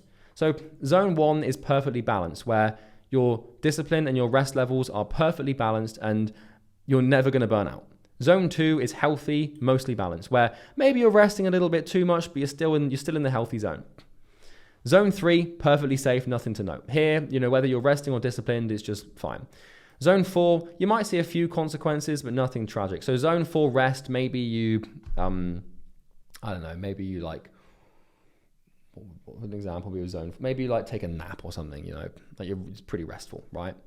But zone 4 discipline could be like, doing a workout and it's a little bit intense. Maybe you get a bit sore, you need to recover afterwards. Zone 5, flying a little bit close to the sun. Zone 6, you don't want to be here. Zone 7, very dangerous. You do not want to be in zone 7. So what most people think is that zone 7 and zone 6 is where they want to spend all their time. Now, let me explain something to you. I spend as much time as I can in high zone 5, mid zone 6. You are going to struggle with that because you haven't yet learned how to tolerate pressure from discipline, right? So when you look at me and my examples of discipline, like, recording 3-hour videos or working 12 hours a day, like you can learn how to do that and you will do that because it's necessary to become successful, but it's going to be a little bit harder for you than it is for you at the start. But generally speaking, you don't want to be in zone 7 discipline ever. Zone 7 discipline is unhealthy. This is discipline when you've jammed yourself way too far on the discipline scale. This is when you're behaving like I am here, for like 9 months on end. This is how you get the crash out, burnout, awful symptoms that you do not want, that you want to avoid, that massively hinder your ability to be successful.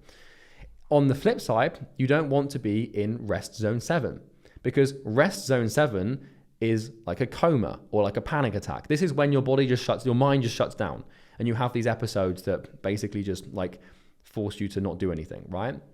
So you want to avoid the extremes of either side. Zone 6, you can flirt with every now and then, but generally speaking, you want to be in zone 4 and 5 on both flips of the scale. If you go too far on either side, you're going to course correct. It's going to be a nightmare. So some examples. So zone 1, zone 2. This is just a normal average person. So here's the thing. You might think that zone 1, zone 2 is where you want to be. It's not. This is where most people sit in life. This is how you stay normal. It's how you stay average and mediocre. Okay? Examples of zone 1 and zone 2 behavior. Slightly lazy 9 to 5, going on a daily walk for exercise, playing a sport regularly, doing a little fast on a weekend, writing in a journal, listening to self-help podcasts, drinking some water, eating the food pyramid, and reading a bit. These are just some basic habits that most normal people would probably engage in. And that's that. Now, a lot of people, they live in constant zone 3 or zone 4 rest, where they're like someone that's like fucking unemployed and just claiming benefits and ripping off the government and just getting drunk all the time and doing drugs and being an idiot and just basically being a waste of space and whatever. Like they're not even in zone 1 or 2. They're just below baseline here, right? But like if you're just a normal person doing a normal life with a couple of healthy habits and you're not exerting yourself, you never really get tired from work or working out, you're just genuinely like a little bit healthy, right? You're just in zone 1 or 2. Nothing notable. These are all things that require a little bit of discipline or rest, but they're never going to burn you out or force your body into a state of forced rest. Just normal person shit that doesn't push the body, your mind, or your limits. If you want to get rich, then you cannot stay here. So the point I'm making is it looks good to be in zone 1 and 2 because they're green, but you do not want to be in zone 1 and 2. You're going to spend very little time in 1 and 2. Okay? And this is the consequence of being an entrepreneur. Now, just because zone 1 and 2 are green or gray doesn't mean they're good or conducive to you getting results. You cannot build anything great in zone 1 or 2. It might be necessary sometimes to be in zone 1 or 2 for a couple of days, but this is when you're just like, this is like, you wake up at 8:30, you go to your 9 to 5, you kind of slack off towards the end of the afternoon, then you go to the pub and have a drink with your friends, then you go for a little run in the evening and watch some TV and go to bed and repeat that for 40 years. That's zone 1 behavior. It's not that. It doesn't require any fucking discipline at all. You're resting at the same time. It's easy. Then you have your holiday, you drink a lot, whatever. That's fine. You're not going to do anything in zone 1 or 2. Now, let me give you some examples of zone 7. So zone 7 is the polar opposite, which is way too extreme. So zone 7 discipline could be running an ultra marathon, right? In one day. Or doing, I did this once, I wouldn't recommend this. This was when I was in my deep stage. 68-hour long sales calls in 3 days. So I once did this thing where I was like, I'm going to challenge myself. I was booking a ton of calls and I wanted to see what I could do. I don't think I did 68 though. That seems ridiculous. I did like, it wasn't 68. No, it was, sorry, this was in way more days than this. But this is an example, right?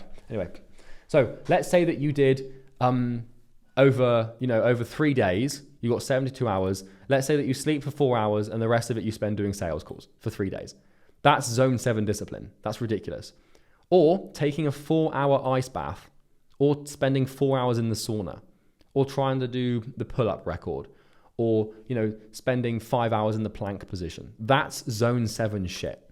Shit that is so hard and so exhausting that it seems ridiculous to do, right? The spectacle discipline, okay?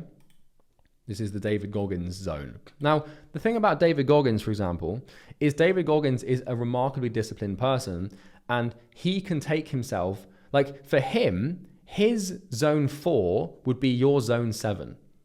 So for David Goggins, running a marathon for David Goggins or an ultra marathon runner could just be like a little zone 3 or zone 4 behavior.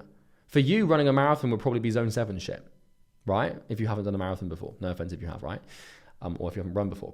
So what I'm saying is the activity is not the thing that determines, once again, it's not the thing that determines the zone you're at. It's how much practice you've had doing it, right? So, like for Wim Hof, Wim Hof's the ice bath guy, right? Maybe he could take a 4-hour ice bath. And maybe that would be like zone 5 or 6 for him, but maybe it'd be zone 7 for you, okay? So it differs depending on the person and how much discipline they have. Stupid, extreme shit that you're going to pay one hell of a price with forced rest. So I'm telling you right now, if you go and take a 4-hour ice bath, you're going to get hypothermia and probably die. In case you're wondering, death is the ultimate form of rest, right? But actually not, because that's game over. But if you took a 4-hour ice bath, first of all, I don't even know if that's possible. You'd get hypothermia. You'd get to this point where you'd be in hospital for like a month or two after that, right? Same thing if you spent 4 hours in the sauna. Bad times. Here's some examples of zone 7 rest. Coma. Having a fully fledged chronic mental breakdown like I did. Acute chronic withdrawal symptoms from heroin. So let's say that you've been a drug addict for 15 years and you suddenly quit. The withdrawal symptoms you get, you're going to zone 7. Zone 7 rest off the rip. It's not really rest per se because they're withdrawals, but you get my point. It's a biological reaction to an extreme circumstance.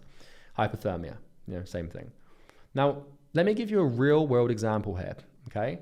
And what I'm going to do is quickly do this. And we're going to look at a video here. So this is a video from a guy called Ross. What is next for you? Why isn't it letting me? Right, I can't. Okay, I can't pause it for some reason, but why is it not letting me pause this? Hang on. Right, well, there we go. Okay. So this is an example. This is Ross Edgley. And he, 9 months ago, so this is of me recording this in June, but he broke the world record for the longest non-stop swim. This motherfucker, this hard bloke, he's a bit of a G, very charismatic, I like him a lot. He swam for 56 hours in a river, by the way, like the Yukon River. Like this is not just like swimming in a pool. This is a bloody river with currents and animals and all sorts of stuff. This is a hard thing. This is a bad thing to do, right? And basically, what happens throughout this video, it's a cool documentary, is he gets to this point where he's swimming, and I won't play it because I'm going to stop. I'm going to pause. He gets to this point where he basically ends up over here, and we can play this, and you can see he has to stop, and he's going, and he's going, and he's stumbling, and he's been swimming non-stop 56 hours. And look, and he gets out of the water, and he's like in this complete chaotic state. He's like, and he just collapses, right? And, this is kind of a pivotal point in the documentary. But basically what happens to Ross here is this is his body entering zone 7 rest. He just passes out. Like, he goes unconscious. He's got to have his body temperature's fucked. His heart rate's fucked. Everything's fucked. Look at his face. Look at how inflamed his facial structure is here. Look, you can see, like, this, look at that. Like, this is what he looks like normally, and then after 56 hours of swimming, like, he's in zone 7 rest at this point, right? And he gets up, and then they basically take him away. But at this point, he's just passing in and out of consciousness. Like, is this? Yeah. So here, they take him away. He's got to go to the hospital or whatever. And then he's just passed out. Like, his body's just gone, right? And this is an example of what happens when you enter zone 7 discipline. So what I've done here is I've drawn what Ross's discipline recovery graph would have looked like. And this would be over a 30-day time horizon, right? So let's say that this represents the swim, which is like, basically nearly just over 2 days of swimming, 56 hours of fucking swimming. God, I can't even manage like 10 minutes, God, right? So, basically what this looks like is, for the first couple of days, he's really high up, and then for like a couple of hours, he's in zone 7. So for like the last part of the swim, for this part, he's in zone 7 here, deep dark times. And what happens, as we just saw at the 56th hour, we see it in live action here, is he just passes out. And he's just shaking and he's in a bad way. And so what happens is he gets to this point where he can't push any further, breaks the world record, and he immediately exponentially spikes right down to zone 7 rest. So here, his body shuts down, he goes unconscious, he's got a hyper high resting heart rate, his heart rate variability is all over the place, his body temperature drops, and basically what's happened here is this is an overcorrection. So he's taken, in the same way that if your body temperature gets extremely high, your body will overcorrect into the other side. And so what Ross is experiencing here is restful overcorrection. So he's been in zone 7 for too long, and then bang, like shut down. His body just shuts down. And then over the course of the next 30 days, probably a little bit longer, he goes into this state of recovery. So, for the next couple of weeks after being here for not very long objectively in the month, he gets his way out of zone 7 after a couple of days. And then, at zone 6, maybe he's got extreme soreness. He's got chronic inflammation. He's got a fever. He's got diarrhea. He's still vomiting. He can't keep food down. Like, his body's still recovering. And then after a few weeks, maybe he's just got some soreness, some fatigue. He's irate. He's still tired. He can't sleep properly. And then, maybe after a few weeks, he does like a little run, so he enters zone 3 discipline. For Ross, a 10K run would be like the lowest zone 3 you can imagine. And then he recovers a little bit more. And then after a month, he's sort of back to normal and he can actually operate and function like a normal, healthy human again. This is how discipline and rest work. If you take yourself too far for too long, your body will force a correction and put you into a state of rest that is adequate to fully get back to zone 1 and 2 healthiness. All your body's trying to do is try and find the average healthy zone 1. In the same way that if you get really hot and your body makes you really cold, it's just trying to establish that 37 degrees Celsius level. The body is trying to do the same thing with your stress levels, your cortisol levels, and your energy, and just your bodily functions, basically. It's trying to find the optimal healthy range, the perfect balance. All this is balance, right? And so if you go up here for too long, you have to come down here for a while. And if you average out these 2 points, you find the balance in the same way that you would if you were between zone 1 and 2. And so, as you can see in the video, Ross's body literally shuts down and enters zone 7 of rest. We don't get to see the weeks that follow in terms of the recovery in the documentary, but they probably look something like the above. So this is obviously me imagining how he had to go through the recovery. But this is basically how it works. It's like deep recovery, maybe a little bit more discipline, then a little bit more recovery, and then bang, you're back to normal. And this is what happens with athletes and people that do great things. And so what we need to understand is something called battery theory, because the way that your body manages energy and the way that your body manages discipline and rest is almost akin to that of a lithium battery or any battery that you'd find in your laptop or your phone or your car or whatever. And we need to understand why this happens. So why do we go up and down and suffer the consequences of extreme discipline? Like, why can't we stay here forever? Like, especially with the mind, it's harder to gauge. We get it with the body, with the crazy swim, like passing out or running till you throw up, or training till you die, like whatever. Like we get it with the body, but why can't the mind sustain this high zone 7? Because if you could stay in zone 7 forever, you'd be a billionaire in probably about 3 years. It's like the success is the sum of your human will, and you need to stay there for as long as you can, but not zone 7. It's not healthy. But why do we go up and down? So what I want you to imagine for a second with me here is that each day you have a battery, okay? And this battery contains energy. So every single day when you wake up, you are given a battery that contains energy. It's kind of like a willpower thing. And you basically, throughout the day, you burn through this whenever you execute on tasks that require discipline. So you have a discipline battery. Anytime you do something during your day that requires any level of discipline, you burn energy from this battery. As you go through the day, i.e. exercising discipline, which is basically, remember, doing the work or controlling your impulses, the battery depletes and your energy goes down. Now, your energy, which is your body and mind's ability to exercise discipline, is tracked against 2 time frames, i.e. the short and the long term. So you have 2 batteries. You have the short-term battery, which is the battery you get in the day, and you have the long-term battery, which is the overall battery tracked over a longer period of time, which could be a couple of months, okay? And the long-term battery measures your energy, which is your ability to exercise discipline, in the macro, larger picture or perspective, okay?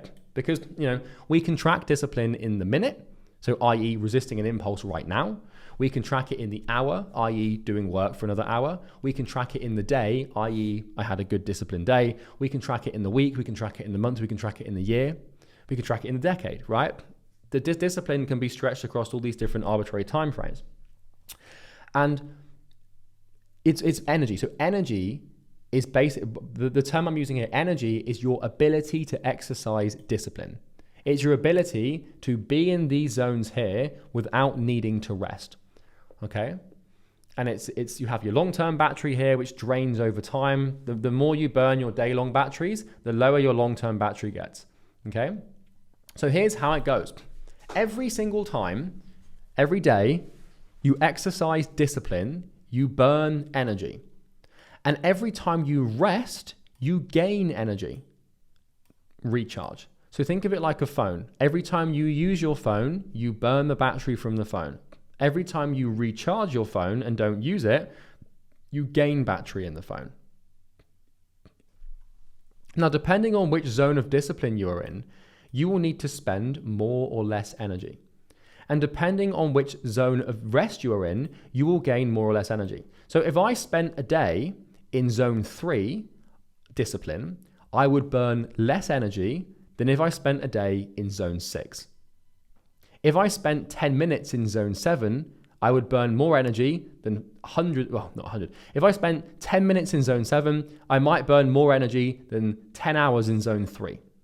So the higher we spike up here, the more energy we burn. And the lower we spike down here, the more energy we recharge. Okay? So the deeper you go in either spectrum determines the intensity, which determines how quickly you burn or recharge energy. Okay? This is why your phone would probably charge faster if you didn't use it or you turned it off, right? So, on days that you spend in discipline or rest zone 1 or 2, you're simply going to use your battery for the day. So when you're balancing between zones 1 and 2 and you're oscillating in the same way that your body would find homeostasis with body temperature, you're basically just burning your day-long battery. You're not overburning anything. You're not borrowing any more energy from tomorrow. You're not keeping too much of reserve. You're just burning the energy you get and you're just sort of oscillating in perfect balance, right? On days, however, that you spend in discipline zone 3, 4, 5, 6, or 7, you're going to have to borrow energy from the future. And the amount you borrow depends on the zone in which you sit in and how long for. And on days you spend in zone 3, 4, 5, 6, or 7 of rest, you will gain or recharge energy that you can deposit into the future to borrow. And the amount you gain depends on the zone in which you sit. So this all sounds very confusing and abstract. So let me give you a diagram. So this is what the average month of energy might look like for someone with a nice fresh month. So let's say that this is what your month looks like for the next 31 days. Let's say that you're perfectly rested, you've got loads of energy, you've just come off the back of a nice 2-week long holiday, and you're perfectly rested and ready to go. What your month would look like is like this. Let's say we've got 31 days in this month, and every single day you've got your battery, and you've got 100 units of energy for each day that you're about to spend. Your long-term battery is fully recharged, and everything's in good standing, okay?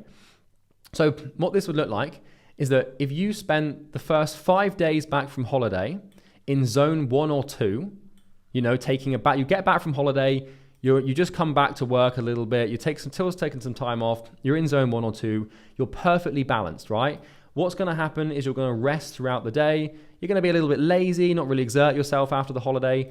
As you can observe, what happens if they do this is they drain day 1, 2, 3, 4, and 5 down to 0 and burn just a little bit of energy in their long-term battery. So, when you burn a day, you lose a little bit of long-term battery, which is why, 9 to 5ers or people that just live normal, boring lives have to take a holiday every few months. Because, after just even a normal, balanced little bit of discipline, you still reduce your energy level over the long term, right? Which means you need a holiday, you take some time off. So this is what it looks like. If you spend a day in zone 1 or 2, you're perfectly balanced, you're just burning your energy that you've got today. Now, let's say that this person gets to day 6. So they've just done 5 days of balanced discipline, and they go hard in zone 6 on day 6. And what they do on day 6 is they go to discipline zone 4 and 5. So they spend the day in zone 4 and 5 pushing really hard on sales calls, making lots of content, doing a ton of work, very little downtime, working late into the night. Let's say on day 6, they're like, fuck it, I'm back from holiday, I've done 5 days of balance, I'm going hard today. Well, what happens? Because they've got their day of energy here, but on day 6, they're significantly more disciplined than they were on the previous days. So how does this work? Because they've only got so much energy on day 6, right? Well, what happens is they burn all of their day 6 energy, but to sustain zone 4 and 5 behaviors, they have to borrow from their reserves from day 7. So by the end of day 6, they've used all of their day 6 energy, but also some of tomorrow's reserves. So when you push yourself beyond zone 2 discipline, you have to borrow energy from the next day because, you've only got so much energy in the day. And so, what happens here is because they only have so much energy, which is 100 units on day 6, they had to borrow some from tomorrow and tap into their future reserves. So they were in zone 5 for most of day 6, so that's quite exhausting. So they've had to basically do almost a day and a half of energy, a day and 3/4 of energy. And also, borrowing from future reserves is necessary to get stuff done, but also this does drain your long-term battery too, okay? So at this point, this person's fine. They've done day 6, they've done a hard day's work, they're not tired at all because they've got so much reserve here. They've got, for God's sake, they've still got like 20 days of reserve. Their energy level is still, 80% at capacity. Their long-term battery is full. They're fine. So what do? They go into day 7 with the same attitude. And this time they're in zone 5 discipline. Okay, so they're up here, in zone 5, working real hard, getting stuff done again, working like a beast, right? And, that happens again. But the thing is about this is they didn't have that much energy on day 7. So by the time day 7 rolls around, they've already used 75% of their energy on day 6. So they come into day 7 with 25% of the energy they would have had. So what they have to do, because they're staying in zone 5 all day, is they have to borrow energy from day 8 and day 9 because they didn't have much on day 7 to start with. And so, something happens. Because they start with day 7 with so little, they have to borrow from 8 and 9. So they burn all of day 8. So they burn the rest of day 7, that we can see they had a little bit left here. Then they burn day 8 and they burn half of day 9 because they have to borrow from future reserves because you can't sustain zone 5 with 25 units in one day. It's not possible. And so, this also depletes their energy level a little bit as well. And, that starts to happen. And so, if we keep moving here, on day 8, they do the same thing. So day 8 rolls around, they're on a roll. They're like, fuck it, I'm not taking time off. I'm in the zone, I feel good, But the problem is they've been borrowing from the future a little bit too much without making any effort to recharge. So what happens on day 8 is they want to maintain their zone 5 discipline. And so on day 8, they start with no energy. Like, they've got nothing here. So what they do is they look to the next days. So they borrow the rest of day 9, then they borrow day 10 and half of day 11. And at this point now, this person's 3-4 consecutive days in a row where they've had to be in like high zone 5. They're borrowing a lot of energy here. So now their long-term battery is going down. Now, admittedly, the long-term battery probably wouldn't go down by this much already. It takes quite a while for your battery to go down, so just ignore that slight mistake on my end. But now we're having to borrow like 3 days out. And then what happens on day 9 is they're tired because they're so far into their reserves, but they decide to push through. And this time they push through into zone 6. And what they have to do on day 9, they started with no energy on day 9, but the problem is on day 9 is they've already used all of day 10 and half day 11. So now they have to borrow from 11, 12, 13, 14, and part of 15 just to get the energy to push through. And they're in zone 6 for the whole of day 9. And because they're already quite tired, it's exponentially worse. They have to borrow more energy, if that makes sense. So they start feeling tired, but their body's like communicating them, but they watch the David Goggins video and push through to zone 6. And the consequence of pushing through to zone 6 is having to borrow a little bit further out. And now their energy is really going down. So now they're only 9 days into the month, but because they haven't taken any adequate rest, it's almost like they've done a week and nearly a week and a half of work, but they've only done a week of work. On day 10, they're exhausted and tired. So what they do is they take a day of rest. They're like, it's day 10, I'll rest.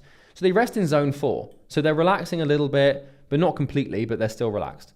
So they swing themselves down to, zone 4 here just for a day, just so they can get some time off and sort of chill out, right?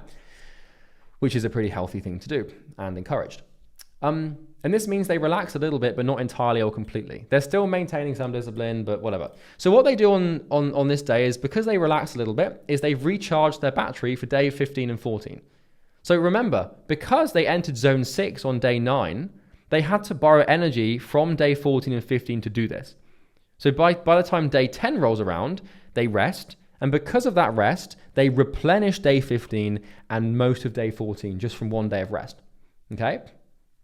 And then what happens on day 11 is they feel rested. They've had a day off, so they feel that they're recharged, but it's only temporary. They go hard again. They enter zone 5 discipline. And because of this, they have to once again burn day 14, 15, 16, and 17. And this depletes their long-term battery. So just because they have one day of rest doesn't mean that they're out of the woods. So they do the zone 5 thing again and have to borrow more.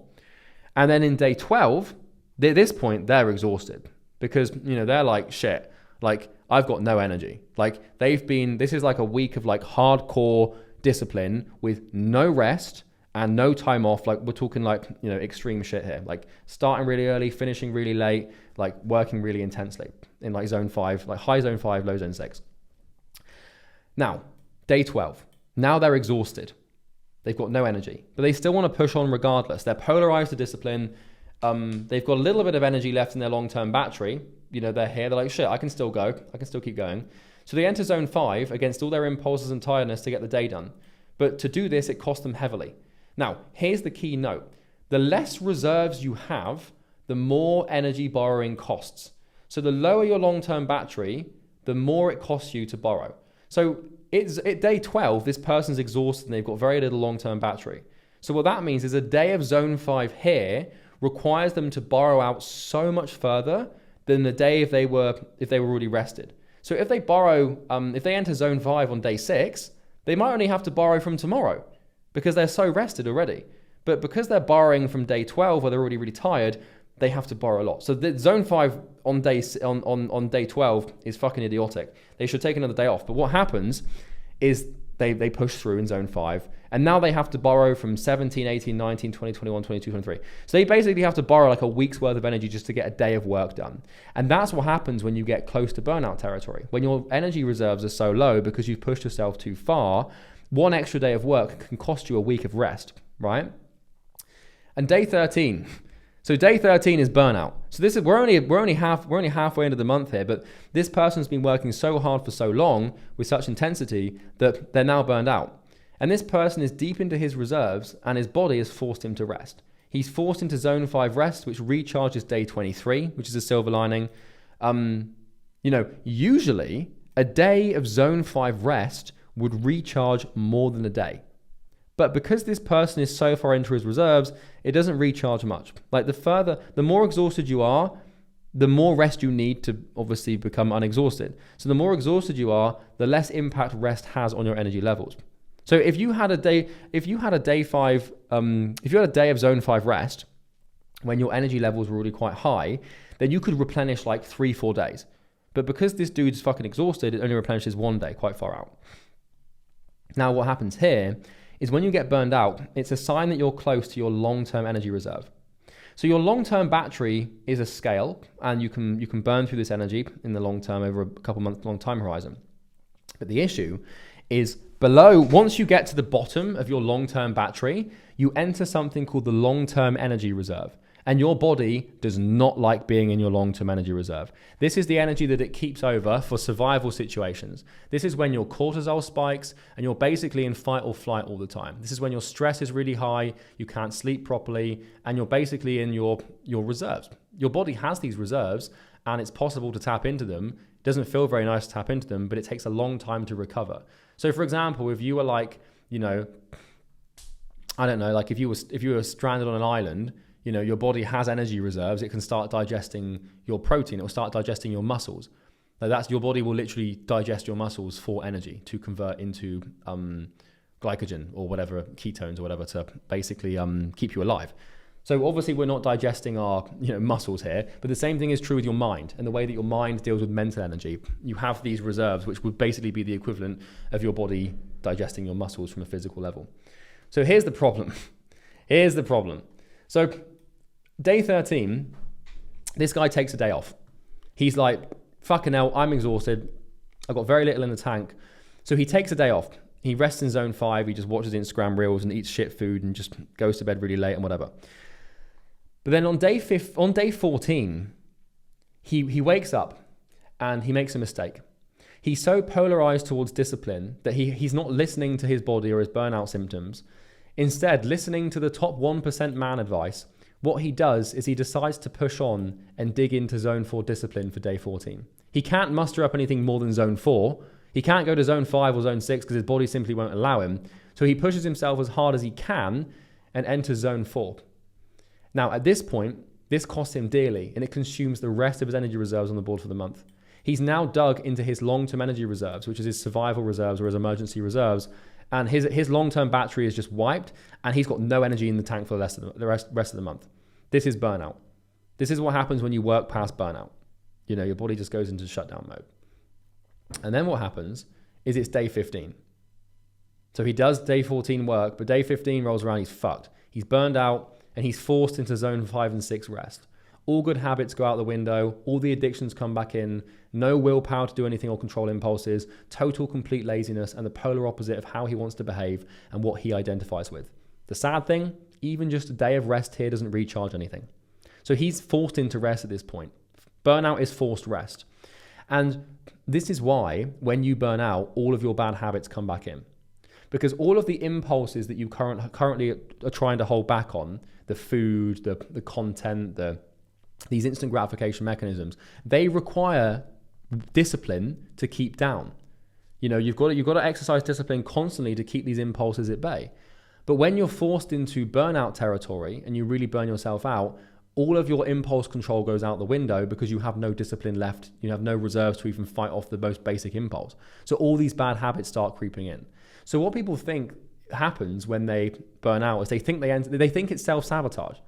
They think that they mistake burnout, which is truly just your body like communicating exhaustion and your energy levels being so low that you haven't even got the willpower to muster up energy or discipline. They think that that's them self-sabotaging. And they think that what it is it's them like intentionally destroying their thing. Now, there is a psychological argument for that, and we've talked about the self, and we've talked about the trial by fire stuff, and we've talked about how the the self has a survival bias, and you are going to self-sabotage, and we need to keep that thing at bay. But once you start your becoming self, the danger is burnout. The real danger is depleting your energy reserves to the point where the current sense of self can just come back in and there's no discipline, because discipline is how you destroy the current self. It's work, right? So when you can't work, the current self rears its ugly head again. You then mistake the burnout for the current self being the reason, but all it is you've just basically given the current self an open door to walk through. And that's a silly thing. So he's burned out. He's into his long-term energy reserve now, and his body will not tolerate this. And so what happens for basically a week is he's spent in total slob mode, lazy mode, bad habit mode. Everything goes out of the window. He's in zone 5, zone 6 rest. It's forced. He doesn't want to be there. He's angry. He's shameful. He's pissed off. He's sleeping late. He's masturbating, watching porn. He's eating junk food. He's being an idiot. He's smoking. He's drinking. He's taking drugs. He's gaming again. Everything comes out, everything. He's hanging out with the wrong people. He's not working. He's just exhausted. His body is digging its way out of long-term survival emergency reserves. So all that burnout is, and all that's happening here, is it's not like he's got some evil, malevolent self-sabotage mechanism, although that might be somewhat true. It's more just the fact that he hasn't got anything in the tank. Like it's like this, like trying to work during a burnout stage is like trying to force a car to accelerate when it's got no gas in it. A car with no gas in the tank, no matter how hard you push the accelerator and are good of a driver, it will not move. Your body and your mind are the same thing. It's like trying to turn your phone on when it's got no battery. It just won't turn on. You can't just miraculously pull discipline and willpower out of your ass when you're burned out. You can't. Because it's literally like trying to drive a car with no gas in it. You've got nothing left. So your responsibility as an entrepreneur is to make sure that you do not get to this point. Because it's better to make progress slowly and consistently through, healthy discipline and rest balance than going to extremes. And this is why people struggle in business. And this is why you have the oscillatory life cycles. And this is why people struggle, is because their discipline levels and their rest levels go up and down and up and down and up and down. And anything taken to its extreme will become its opposite. And so extreme discipline becomes forced rest. There's no other way around it. You need to learn how to be patient and slow yourself down and balance out your discipline and make progress slower than you'd like, but for a sure thing, okay? So on day 21, he's just about over the burnout stage, but he's still exhausted. So he takes off a few more days. And as he does this, he starts to recharge a little bit. So after like a week or two of basically just lying around doing nothing, he finally starts to recharge his energy reserves, right? That we can see here. And he's out of the long-term energy reserve, so he's feeling a bit better.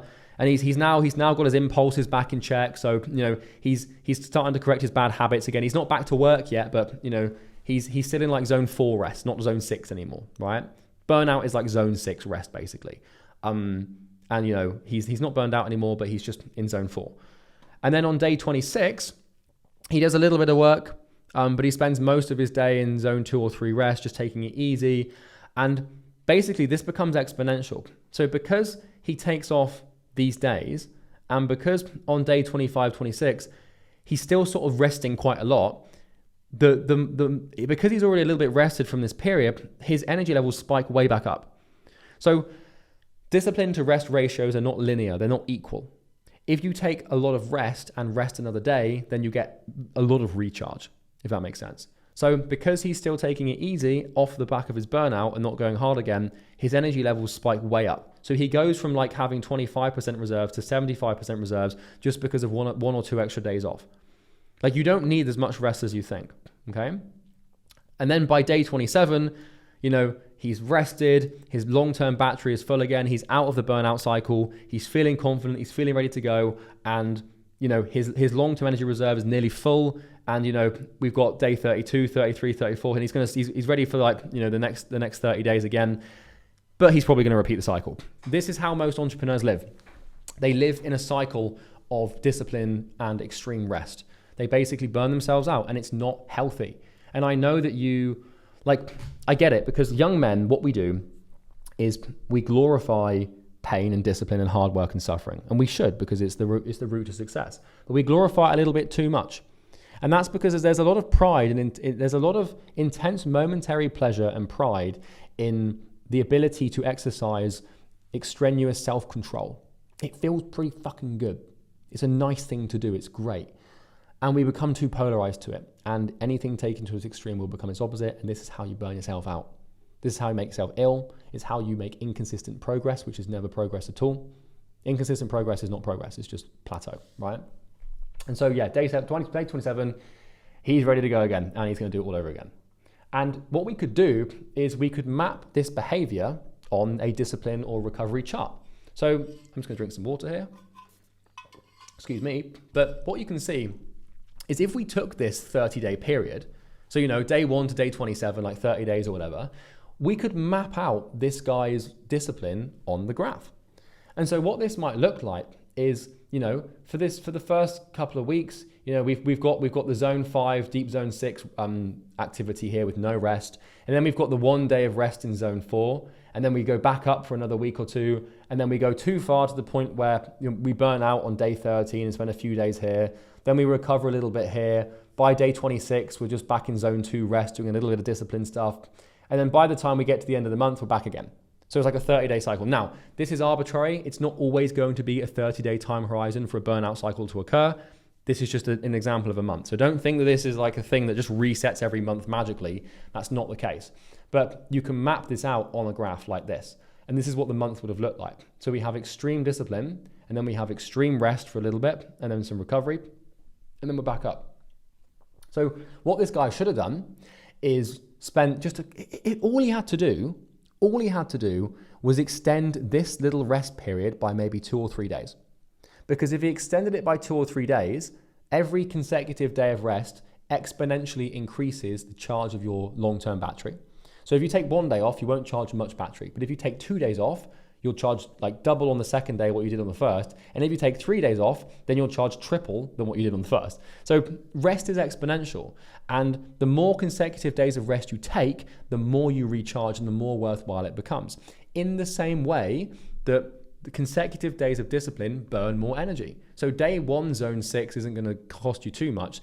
Day 2, zone 6 might cost you a little bit more than the first day. Day 3, day 4, day 5. By the time you get to day 7 of zone 6, it's costing you 10 times more than day 1 did. It's exponential. And the more consecutive time you spend in either of these camps, whether it's discipline or rest, the more of an effect it has as time passes with intensity. Okay. So for example, I can tell you this, I've been recording this for 4 hours non-stop with no breaks. And I might have started this recording in like zone 5. I'm now in zone 6. And this next hour of recording for me is going to be more exhausting than the previous 4 hours combined, because I'm in my day reserves, right? I'm way over my 100 units of energy for today. I'm probably borrowing, 2-3 days out from now, right? And this next hour of work that I do is probably going to require me to burn an entire day of energy in the future.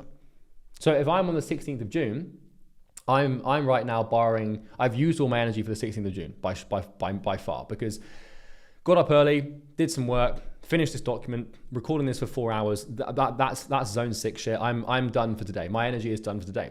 So what I'm doing now is I'm borrowing from the 17th of June, but this last hour of recording is about to be very intense because I'm quite exhausted from this recording and it's getting intense. So 1 hour of zone 6 for me at the moment might require me to take all of my energy from like the 19th of June. And that's how it works. The more intense something is going to require more energy. And the longer you spend in a zone, the more intense the thing becomes. So here's the discipline or recovery chart from when I was 18.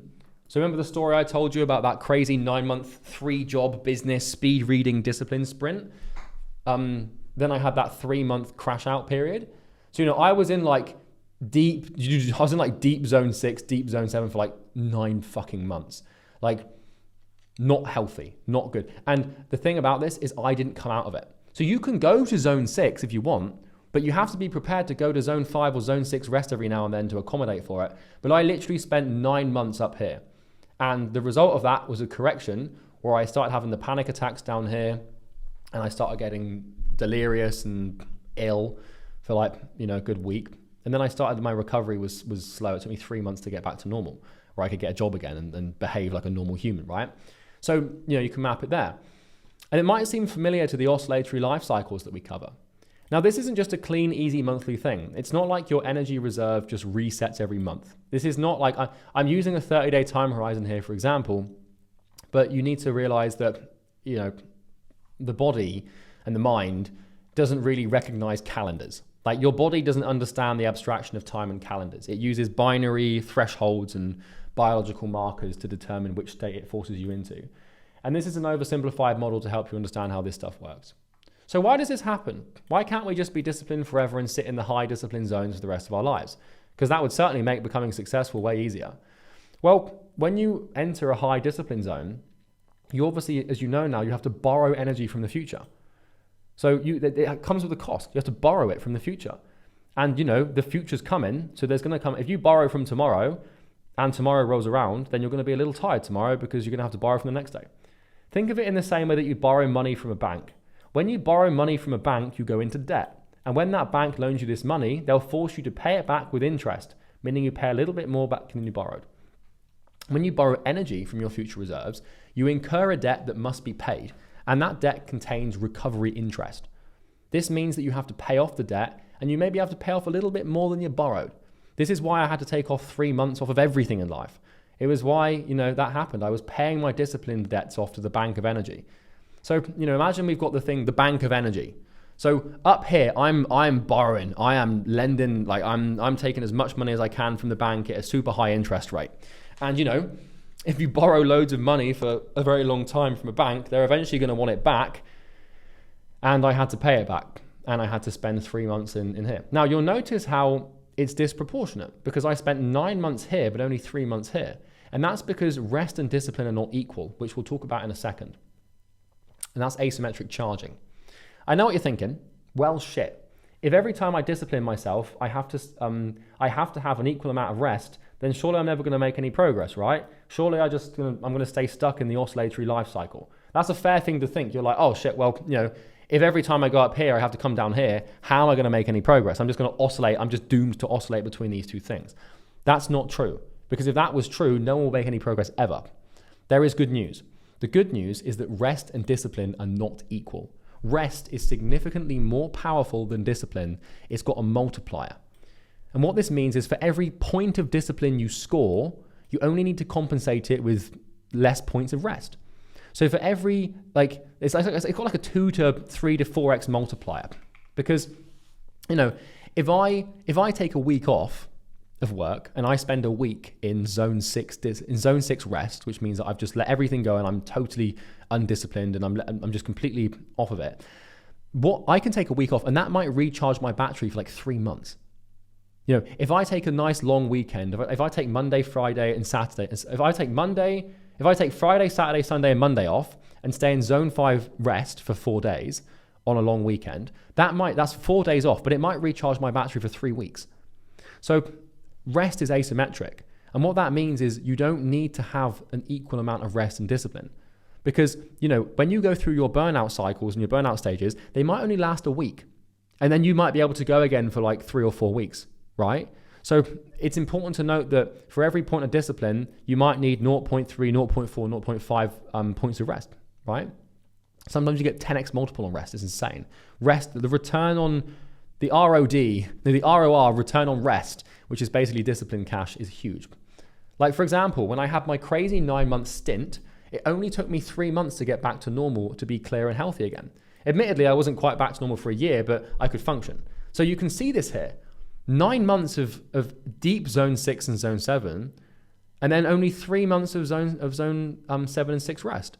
So I spent 75% of the year in deep zone 6 and 7, but only 3 months in deep zone 7 and 6.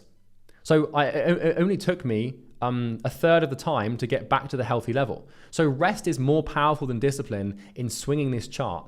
And you don't need to spend as much time in rest as you do in discipline. It doesn't have to be perfectly equal, okay? Because your body is built to rest. Your body is built to recover. You've got a recovery mechanism inside of you that is incredibly efficient. And you can imagine your body and your mind to be like an iPhone. So let's say that you charge your phone for 10 hours straight and it runs out of battery. You put it on charge and 1 hour later it's fully charged, ready to go again. So you didn't need to charge your phone for the duration you wanted to use it for. So if you put your phone on charge for an hour, that might give you 10 hours of usage. So it's a 1 to 10 ratio. In the same way that if you give your body, a week of rest, you might get 3 months of discipline from that, right? It's like when you have any battery, if you charge the battery it won't take long to charge it, and you'll be able to use the battery for longer than you charged it for. So if I've got my MacBook and I charge my MacBook to 100%, it might take my MacBook 2 hours to get to 100%, but I might be able to use my MacBook for 20 hours, which means that there's a 10x multiple on the recovery of the MacBook's battery, if that makes sense. Same thing's true for your body. It's charge to burn ratio. The battery is very efficient in these devices. So if you spent 3 months working in zone 5 or 6 discipline, maybe you'd have to spend a month in zone 5 or 6. Now, know that this only applies to work. Like, if you ran a marathon with no training and spent 5 hours in zone 6, your body might physically need 4 to 5 days of rest before it's fully recovered. So when it comes to your physiology, like your body's recovery, it can take a lot longer to recover, but your mind recovers real fucking quick. Like, if you think about this, if you've never run a marathon before and tomorrow you run a marathon with no training, it might take, let's say you run that for 5 hours. So you're in zone 6 discipline for 5 hours running, and it's fucking horrible. It might take you 5 days to recover from that. So it was only 5 hours of discipline, but it took you 5 days to recover. So the body takes a lot longer to recover, but the mind, the thing that you use to work, is an incredibly efficient battery. It's like an iPhone battery where you can charge it for a short period of time and then use the phone for a long time. On the flip side, the higher the zone, the more time you'll have to spend in the other zone, obviously. So if you spend a day or two in zone 7, you might need a month in zone 6 or 5. So I'd advise never go to zone 7 unless it's absolutely crucial for you, your family, or your company's survival. So I've had to go to zone 7 a few times before with work where I might have to spend like an entire 2 days with no sleep, trying to solve a problem in business. And if we're going through a crucial stage of the company, there's times before where I've been in zone 7 for a while, and I've always had to pay a serious price for that in terms of rest levels and stuff like that. So with time and practice, you can increase the efficiency of your personal battery. The more you do this, the more time you will spend, the more you do this, i.e. the more time you spend in high discipline zones, the better you get at recovering and taking intentional rest, the more efficient you become. So, when it comes to burnout, you have a burnout threshold, which is how much discipline you have to enact with as little rest as possible before you burn out. And you can increase that threshold. And your battery becomes more efficient with time. So the more you do this, the longer you spend in high discipline zones, the better you get at resting and recovery, the more efficient your battery becomes. So for example, I've got a decade of practice burning myself out and taking myself to my limits. And I have an extremely high tolerance for burnout. Like someone like Elon Musk, for example, that dude could probably spend 6 months in zone 7 and then basically only have to spend a week in zone 6 to get out of it.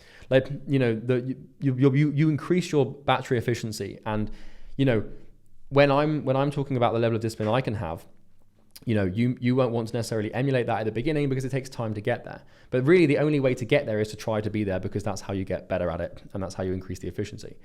That's why I can make videos like these consistently, and most people can't even make a YouTube video. I've been making these deep abstract mindset videos, these big boys for 6 to 9 months now, whatever it's been, and it's been a little bit maybe longer than that, but I've been doing it consistently, every week, and most people can't even make a YouTube video. So it's there's levels to it. It's kind of like having battery efficiency is like having a credit score.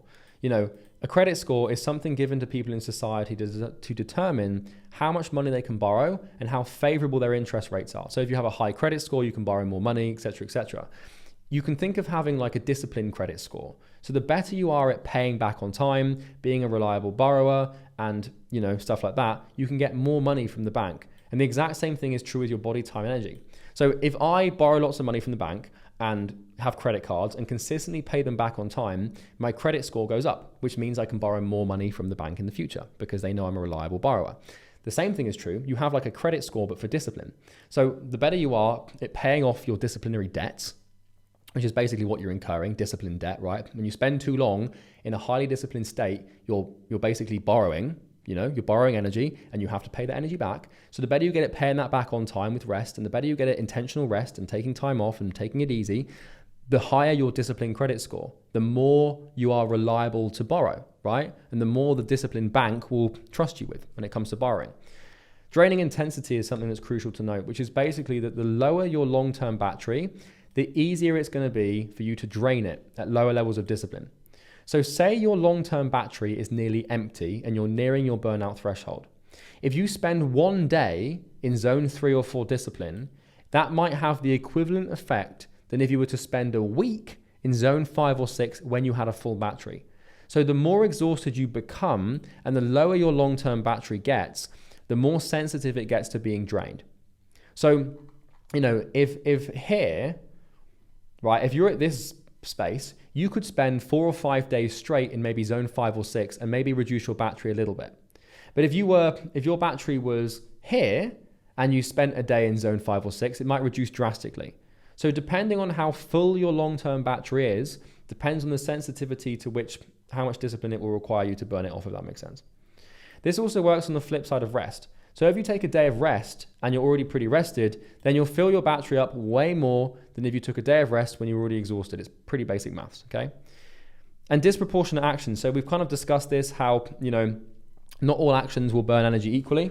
Some actions in your business and in your work are going to be more taxing than others. It's not about how much time you spend in a disciplined state. It's about how intense the action is. And you don't want to fool yourself into thinking you're a high disciplined person just because you work a lot. If you work on easy shit, like if you're building a website or replying to emails or watching content, then you're in like zone 3 or 4. But if you're making like YouTube videos and deep content and doing sales calls all the time and working on your product and hiring people, that's like zone 6.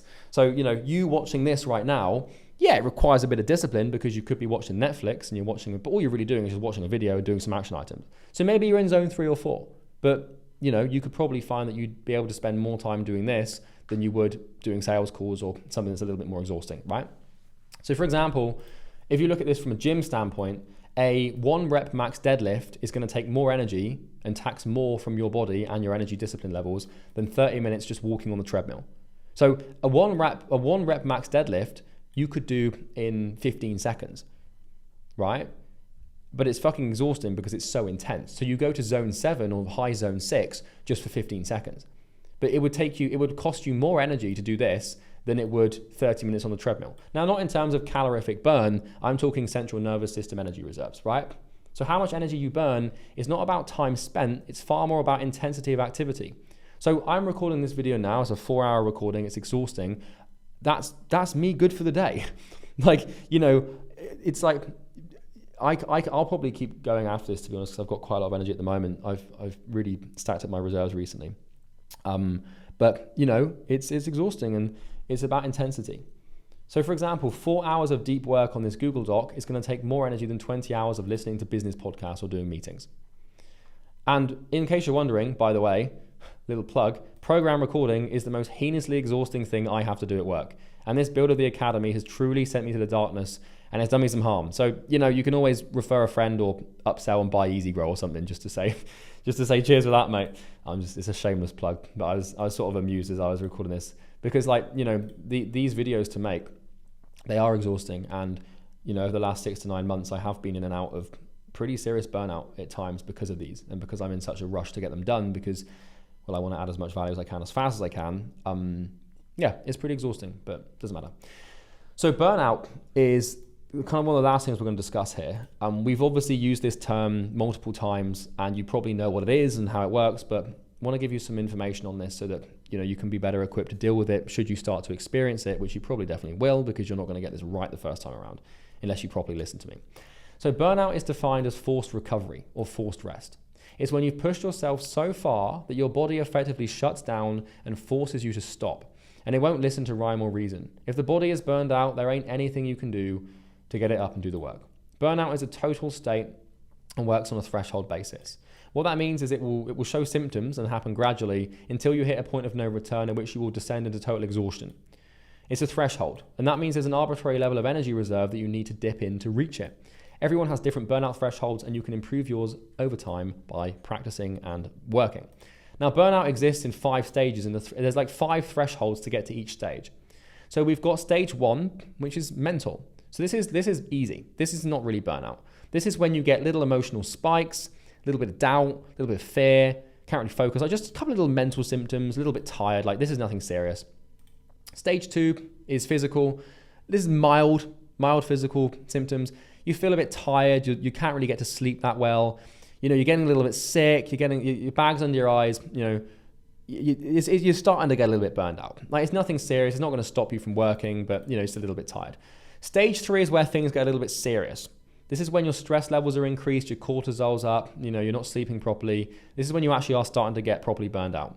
You get nausea sometimes, you get anxiety, you can get like a fever, you get properly sick. You can't really exercise anymore because you're so stressed. You lose your appetite. This is bad. Cortisol's up, right? But you can push through this. You can keep going if you want to. Stage 4 is Armageddon. This is what I got to. And this happens real fucking quick. So you hit this threshold, and if you go into stage 4, it happens pretty quick. So this is where you get panic attacks, chronic brain fog, disassociation, immune problems, weight gain, weight loss, depression, night terrors. Stage 4, you don't want to go there. Stage 3, you can tolerate that for a little bit, but you genuinely want to take some time off once you start getting stage 3.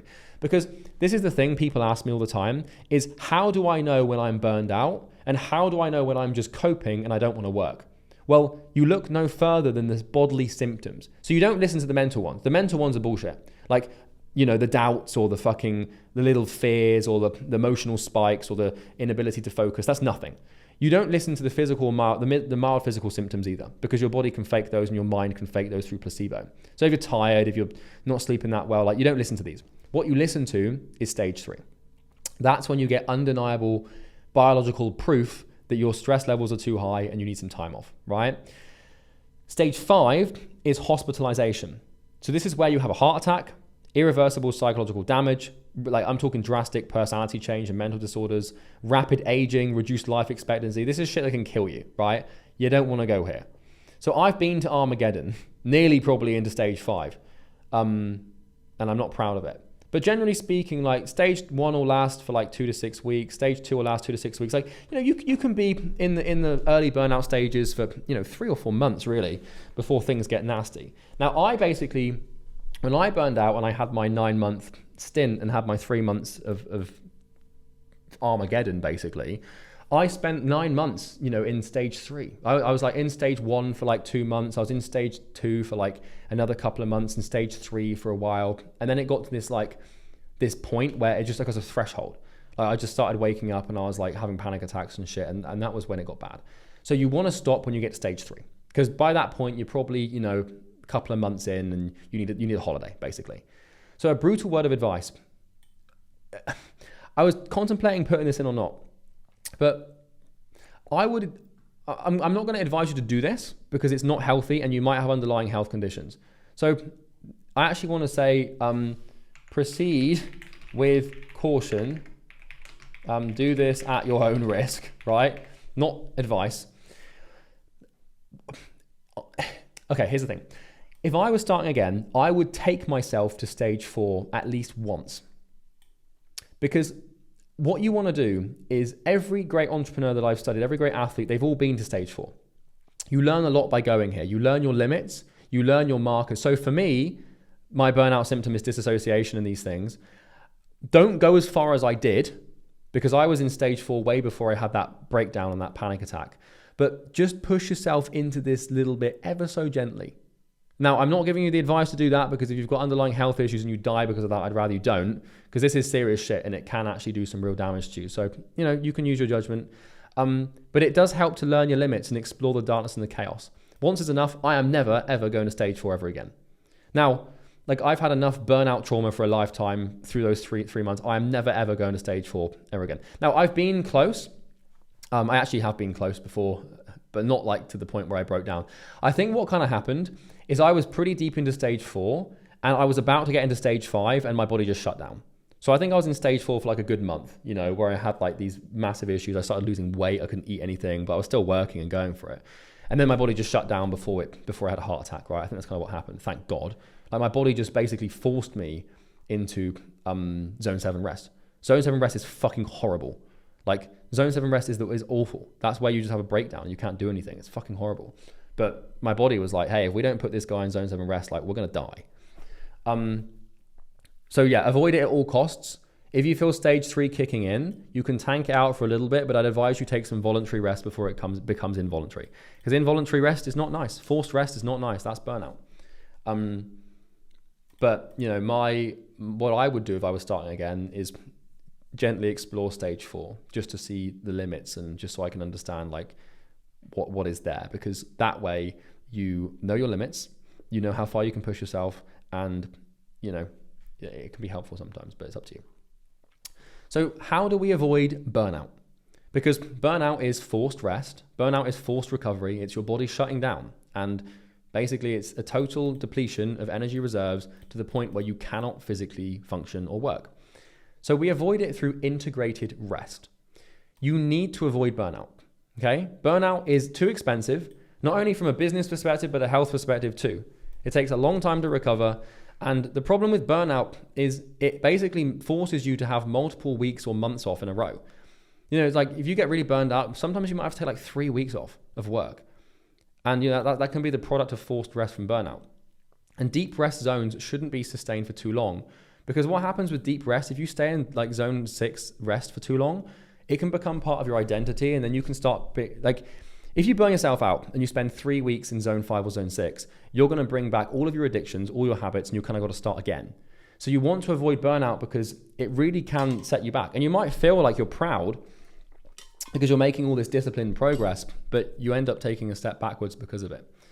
So you'll get inconsistent results and outputs with your business and your health and everything if you have inconsistent inputs, i.e. you keep burning out. So taking multiple weeks or months off of client delivery or sales or outreach is not good. You need to learn to integrate your rest into your working days. So the question becomes, well, how do we do this? The key here is integration. We need to learn to integrate rest into our life. What we don't want to do is have a day of discipline and a day of rest, right? What you want to do is you integrate rest into your day. You don't just wake up and just stay in zone 6 all day. You dip in between zones of rest and discipline throughout the day. And this is what I've got really fucking good at. And this is how I'm able to stay so consistent with my workflow. What I used to do is I used to polarize myself to discipline, stay in zone 5 or 6 for weeks on end, burn out, and then stay in like zone 5 or 6 for a week, and then come back and then go again. That's not good, it's not healthy, and it doesn't lead to long-term business success. What you do instead every day is you find little pockets of time throughout the day to enter zones of rest, so you can pay off your discipline debt and integrate that payment in little short bursts throughout your day. What that does, instead of having to take a week off or 2 weeks off, you still have the time off and the rest, but you have the rest integrated into your days instead of having it in one massive block.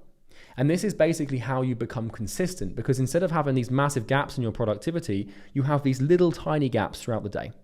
And that way, you're integrated, it's healthier, your health stays consistent, your biology stays consistent, your hormones stay consistent, your relationships stay consistent, your workflow stays consistent, your client results stay consistent, your revenue stays consistent, your profit stays consistent, and your sanity stays consistent.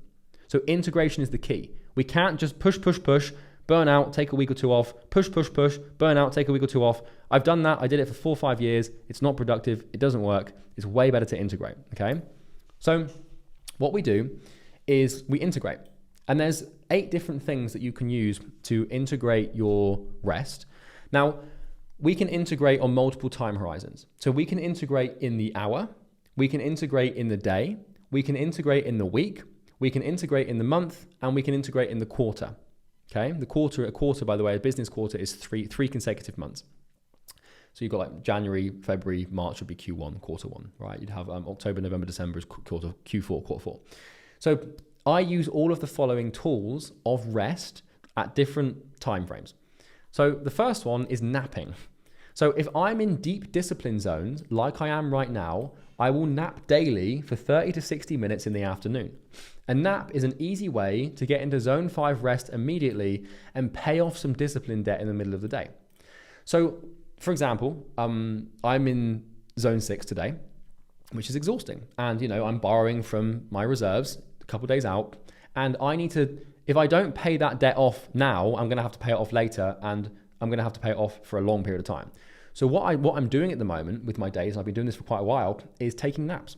So, it'll get to like, to be fair, I would have already done it by now. I'm recording, so if I'm making Google Docs, then I'll just go and nap after lunch. So like, I'll get to like 2, 3 p.m. and I'll just take a nap for like, 30 minutes, 60 minutes. I'll just set a time of 60 minutes and I let my body sleep for as long as it needs to, up to 60 minutes. And what that does is it allows me to enter immediately enter zone 5 rest and just pay off the debt that I would have incurred by working in zone 6 during the morning. And so that way, like, I'm not building up any discipline debt. I'm paying it off in the day. Same thing with staring at the wall. Sometimes when I eat lunch, afterwards, I'll just lay down and stare at the ceiling for a short while. I know that's a funny image, but I'll do this after work too. If I'm overstimulated or hyperstimulated from work, what I'll do is enter zone 4 rest and just pay off some discipline debt by just staring at the wall. I'm telling you right now, as soon as I finish this recording, I'm going to export it, I'm going to process it, and I'm going to go and lay on my bed and stare at my ceiling for probably about 30 minutes. It's too late in the day for me to have a nap. If I nap now, then I won't sleep well tonight because it's nearly the evening, right? It's nearly 5 o'clock by the time I'm finished. So, I'll just go and lay down and I'll just stare at the wall. And what that will allow me to do is it allows my brain to rest because there's no new stimulus coming in. It hasn't got to process or deal with anything coming in. And therefore, I'm just immediately straight into zone 4 rest, allowing my body to just process some things and just pay off a little bit of the debt. Spa or bathing. I'll often sauna or take long baths with no phone, music or anything. I'll just sit in a warm space and do nothing but process and relax. And I'll do this for 30 to 60 minutes or so. And if I'm in the bath and just sat in the bath, like laying and staring up at the ceiling, that's like zone 5 rest. It's not quite deep zone 5 like a nap, but if you go and sit in warm water for an hour with no stimulation, that's like the equivalent of that's a lot of rest, And I got this from Napoleon, actually. I read Napoleon's biography. It's an 800-page book by, I think, someone called Andrew Roberts, called Napoleon: A Life. I think that's the author's name, I don't know. And what Napoleon used to do is he would take really long baths.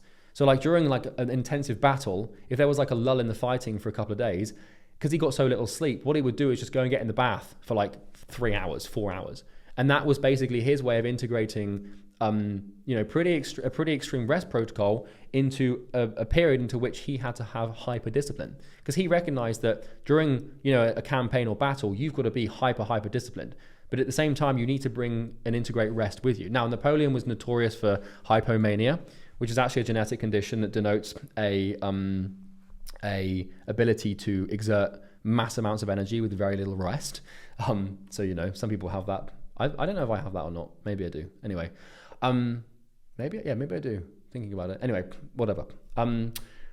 Walks. End of the day for 45 to 60 minutes with no music, no phone or stimulation, maybe a conversation with a friend, just you and your thoughts in some nature or someplace quiet. So, I'll probably do this tonight. I'll just go for a walk. There's a park near my house and I'll just go and sit in the sun because it's nice and sunny, and I'll just watch the sunset with no stimulation. That's like zone 3-4 rest. I'm just paying off some discipline debt. I'm just, I'm not finishing my work day after, a 10-hour, 11-hour recording day where I'm making documents and recording. And then I'm not going and opening my book and reading David Goggins. And then I'm meditating for an hour and then taking 5 cold showers and screaming at myself. I'm not doing that. I'm resting.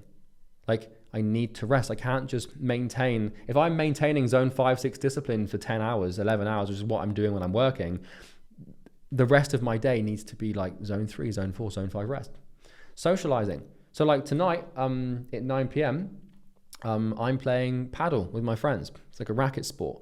And that will be relaxing. That's easy zone 3-4 rest. It's not a very intensive sport. I'll do this a couple of times a week. If I'm in deep discipline, I won't socialize at all. So, when I was building my first business, I didn't do much socializing at all. But I find this to be an easy way to sort of get out the house, drive to the court. Sun's out, it's nice and sunny, nice and warm. Play some paddle with the boys, have some fun. Easy rest zone 3-4. What I could do is I could stay inside and speed read a non-fiction book or listen to a business podcast or do 1,000 press-ups. But it's just that I'm just going to pay a price for that in the future. Either you pay off your debt now in short bursts, or you pay it off later with long bursts. And the long bursts are the things that get you. But when you have a long burst of rest, forced rest, i.e. burnout, your addictions come back, your bad habits come back, your old identity comes back, and then you've got to fucking work your way out of that, which is really hard. Not to mention the inconsistency. I've got 30 people working for me. I have to show up for them. I can't just be burned out and not turn up to team meetings and stuff because I'm tired. I need to integrate it. Weekends. So I take Sundays off work completely, and I usually take Saturday afternoons off work completely. This is discretionary and depends on my energy levels and what stage of burnout I'm in. So yesterday was Sunday and I spent 6 hours working on this resource. So it's not always, but if I've got the energy to do it, then I will. but I'll pay the price for that. Like this arbitrary time frame of weekdays, like this idea of days, it's funny how humans work with time. But anyway, yeah, I usually take Sundays off completely and usually Saturday afternoons, unless I've got loads of energy, which I did. Evenings, I usually finish work around 7 to 8 p.m. and log off of everything and just relax till bedtime. So unless there's an emergency, like mission critical work emergency, I just chill out in the evenings. I'll just relax. I'm just chilling. I could be in the bath. I could go to the sauna. I could go for a long walk and talk to a friend. I could play paddle. I could stare at the wall. I could watch a movie. Just chilling out. What I'm not doing is, watching 2 hours of porn and then, watching 3 hours of short form content. Like shit that, like, and eating junk food, like shit that's hyper stimulating, tends to not actually be that relaxing, surprisingly. And then holidays. So I'll take 1 to 2 week vacations every 3 to 4 months where I won't do any work or check anything to do with work. So emails and messages get turned off, but I'll only activate work mode if there's an emergency. So I'll go on these holidays and I'll just chill and just do nothing. There's no shame in that. Like, unless there's an emergency. I'll tell you a story. I was in Bodrum, which is a city in southern Turkey, with with my ex-girlfriend. And we were in Bodrum and we were chilling, and Stripe decided to close our account. So our payment processing ability was just wiped out and we couldn't sign clients or take payments. And so I had to come out of holiday mode and enter zone 6 discipline for the rest of the holiday to fix the Stripe problem. I had to call them and email them and draft up emails and seek consultants and stuff. So yeah, that kind of ruined my holiday. But if it's mission critical, i.e. you can't process payments or make money and the business is going to be failing because of that, then you take some time off, right? Off the holiday and you go back into work. But yeah, those are the 8 ways that my favorite ways to integrate rest. I'm not playing video games or watching short form content or eating junk food or anything. Although sometimes I can do that, and I'll tell you about that in a second. So this is what an average work day would look like for me on the discipline or recovery chart. This is like an intensive day of recording. I won't always take the nap, but on my average work day, I'll spend basically 66% of my day in zone 5 to 6 of discipline. And I'll spend 33% of my day in zone 4 to 6 of rest. With my days off, I can sustain this for months. So with all of these things, so if I'm taking naps every now and then, if I'm doing the stare at the wall technique or the bathing technique, if I'm walking frequently and doing nothing, if I'm socializing properly, taking off weekends consistently, having my evenings to relax, and taking a holiday every quarter, I can sustain this for the rest of my days. Sometimes, unfortunately, I might not be able to go on holiday, or I might not be able to have my evenings, or I might not be able to have my weekends, or I might not be able to socialize because sometimes the business can demand more of me. Sometimes, mission critical things can happen. People can leave or die, or we might need new hires, or the ads might stop working, or, the content funnel might break and I might need to do some really serious work. And, sometimes I'll have to enter zone 7 if I don't want to most of the time, but sometimes I have to. But this is what it looks like. So I wake up and I'm in zone 6 for the morning. Then I'll eat, and when I'm eating, I'm just relaxing. I'm not doing anything. Then I'll nap. So zone 4. Then I'm back in discipline state. Then I'm just in the evening. I'm in zone 4, and then I'm sleeping. So sleep is the ultimate form of the recovery, by the way, which is why I sleep a lot. I sleep a lot, sometimes 9 hours a night. And sleep is zone 6 recovery because you're unconscious.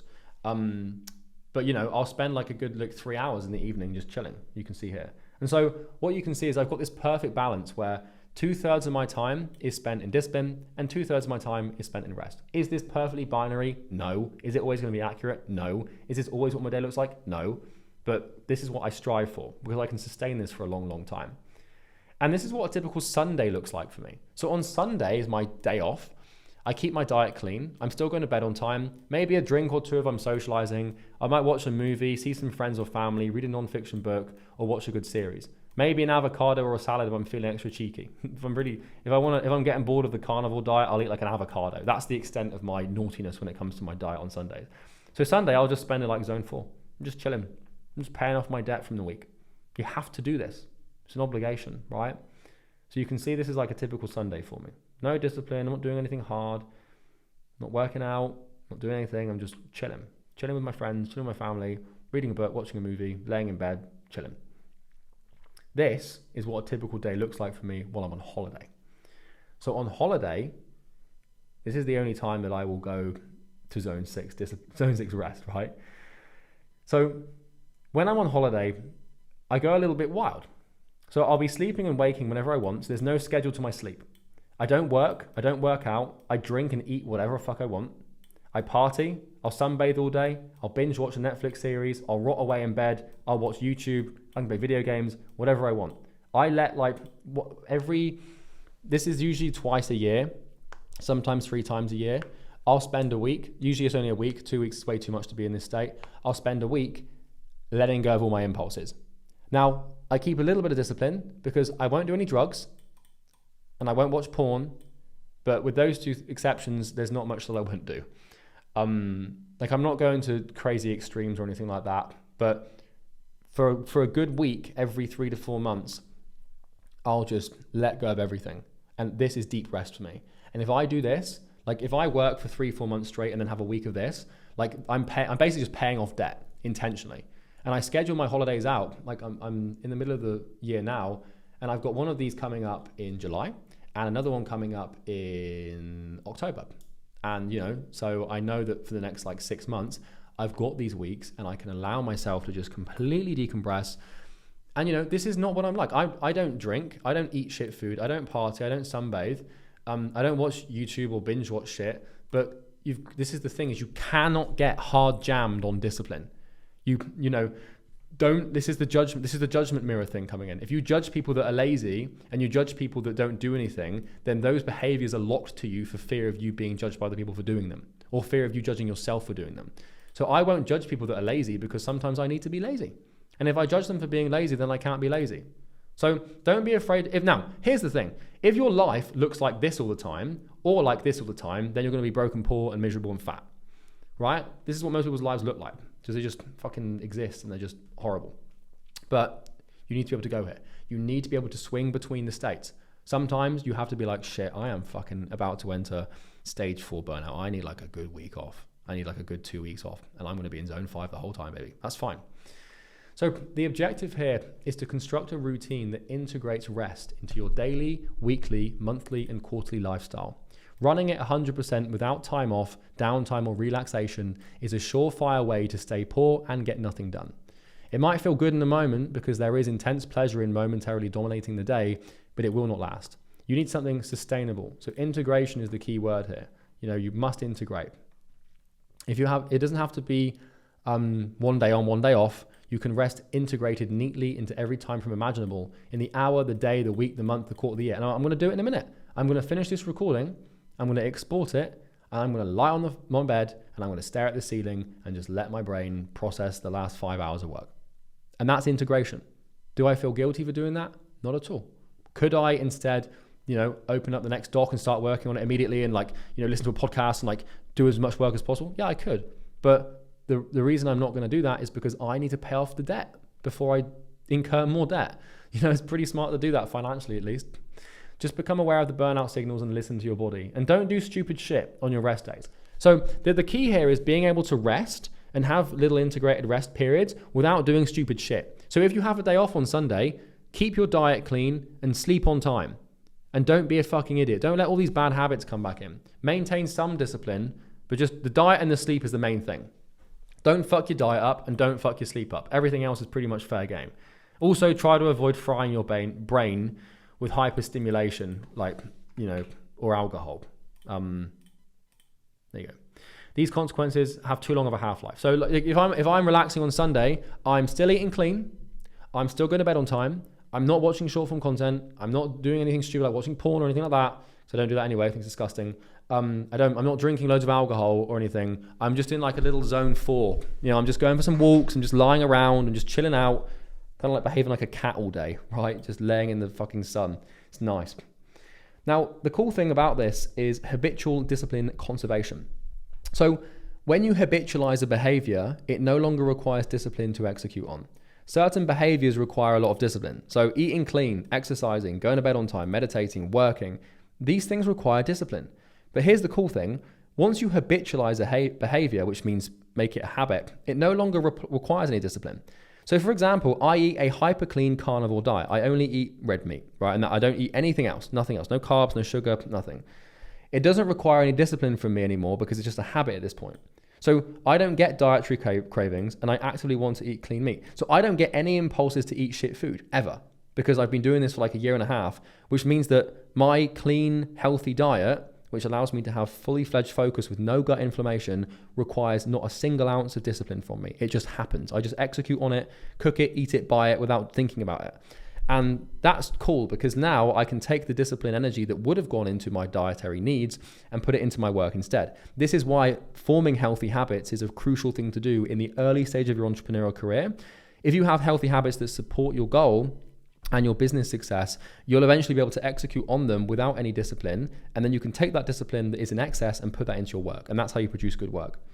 Another example, I work out regularly and I love working out and it doesn't require discipline. I don't have to drag myself into the gym, and I usually have the opposite problem of overtraining. Like I'll go to the gym too much and push myself to failure too much. It's just a habit and doesn't require me to get into any depth. What this means is good habits allow you to channel all your energy and discipline into your work. Now, this is the last thing. This is fucking crucial. So I'm going to say this once without overdoing the point. Do not cope with rest. Remember what you learned in Trial by Fire Mark II. Be careful not to delude yourself and cope into thinking that you need more time off than you actually do. Your current self is very clever and will try to fool you with thoughts and emotions. Always listen to your body, not your mind, when it comes to knowing when to take rest. The body doesn't lie. So remember, you've got these stages of burnout, and you'll be able to determine when you need rest and stuff based on what stage you're at. Don't listen to stage 1 and 2. Ignore them, because it's usually just your current sense of self creating resistance and lying to you to encourage you to stop working. What a lot of people do is they use rest as a coping excuse to not work. And it's hard to balance this because you need to know when to rest and when to be disciplined. And you don't want to be completely disciplined, but you need to learn to not cope and delude yourself. Like, you wake. Let's say you wake up and you're like, I'm a little bit tired today, and I've got a bit of a headache, so I must be in burnout stage 2. I've got to take the day off. Like, that's fucking bullshit, and you know it's fucking bullshit. So the caveat to this entire section of this video is to remember what you learned in Trial by Fire and recognize when you're burned out, but also recognize when you're just creating bullshit resistance. And you can do that according to this stage graph here and looking at the symptoms. Okay. And I'll leave you with a quote. Rest is a skill. In the same way that you need to get good at working hard, you need to get good at resting hard, because you can only work as hard as you can recover. Discipline is a skill. It's a talent. It's something that you can get good at. It's something that you can embed into your identity and your life, and you're going to be able to do wonderful things with it. But you can't develop discipline without, in conjunction, developing rest. And how good you are at rest is going to determine how good you are at discipline. And you need to learn to rest. There's no shame in it.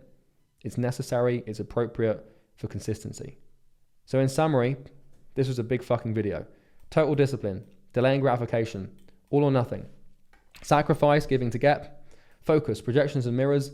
Client mirror, the endless source. Achieving consistency, athletic recovery. Homeostatic disciplinary regulation. Battery theory, discipline debt. Asymmetric charging. Battery efficiency. Draining intensity. Disproportionate actions. Burnout, integrated rest. Habitual discipline, conservation, and delusional rest. I would encourage you to watch this video 10 times. Like, if there's something you don't want to forget, it's this. And you're going to burn yourself out. You're going to forget this shit probably if you don't listen to me, which you might not. Maybe you will. Maybe you'll learn your lesson straight away. But this took me 7 years to learn. And, I've only really just started to understand this idea of rest. And it's a wonderful, like this idea of the discipline recovery graph. I came up with this only recently. I had the thought around this for like a year ago.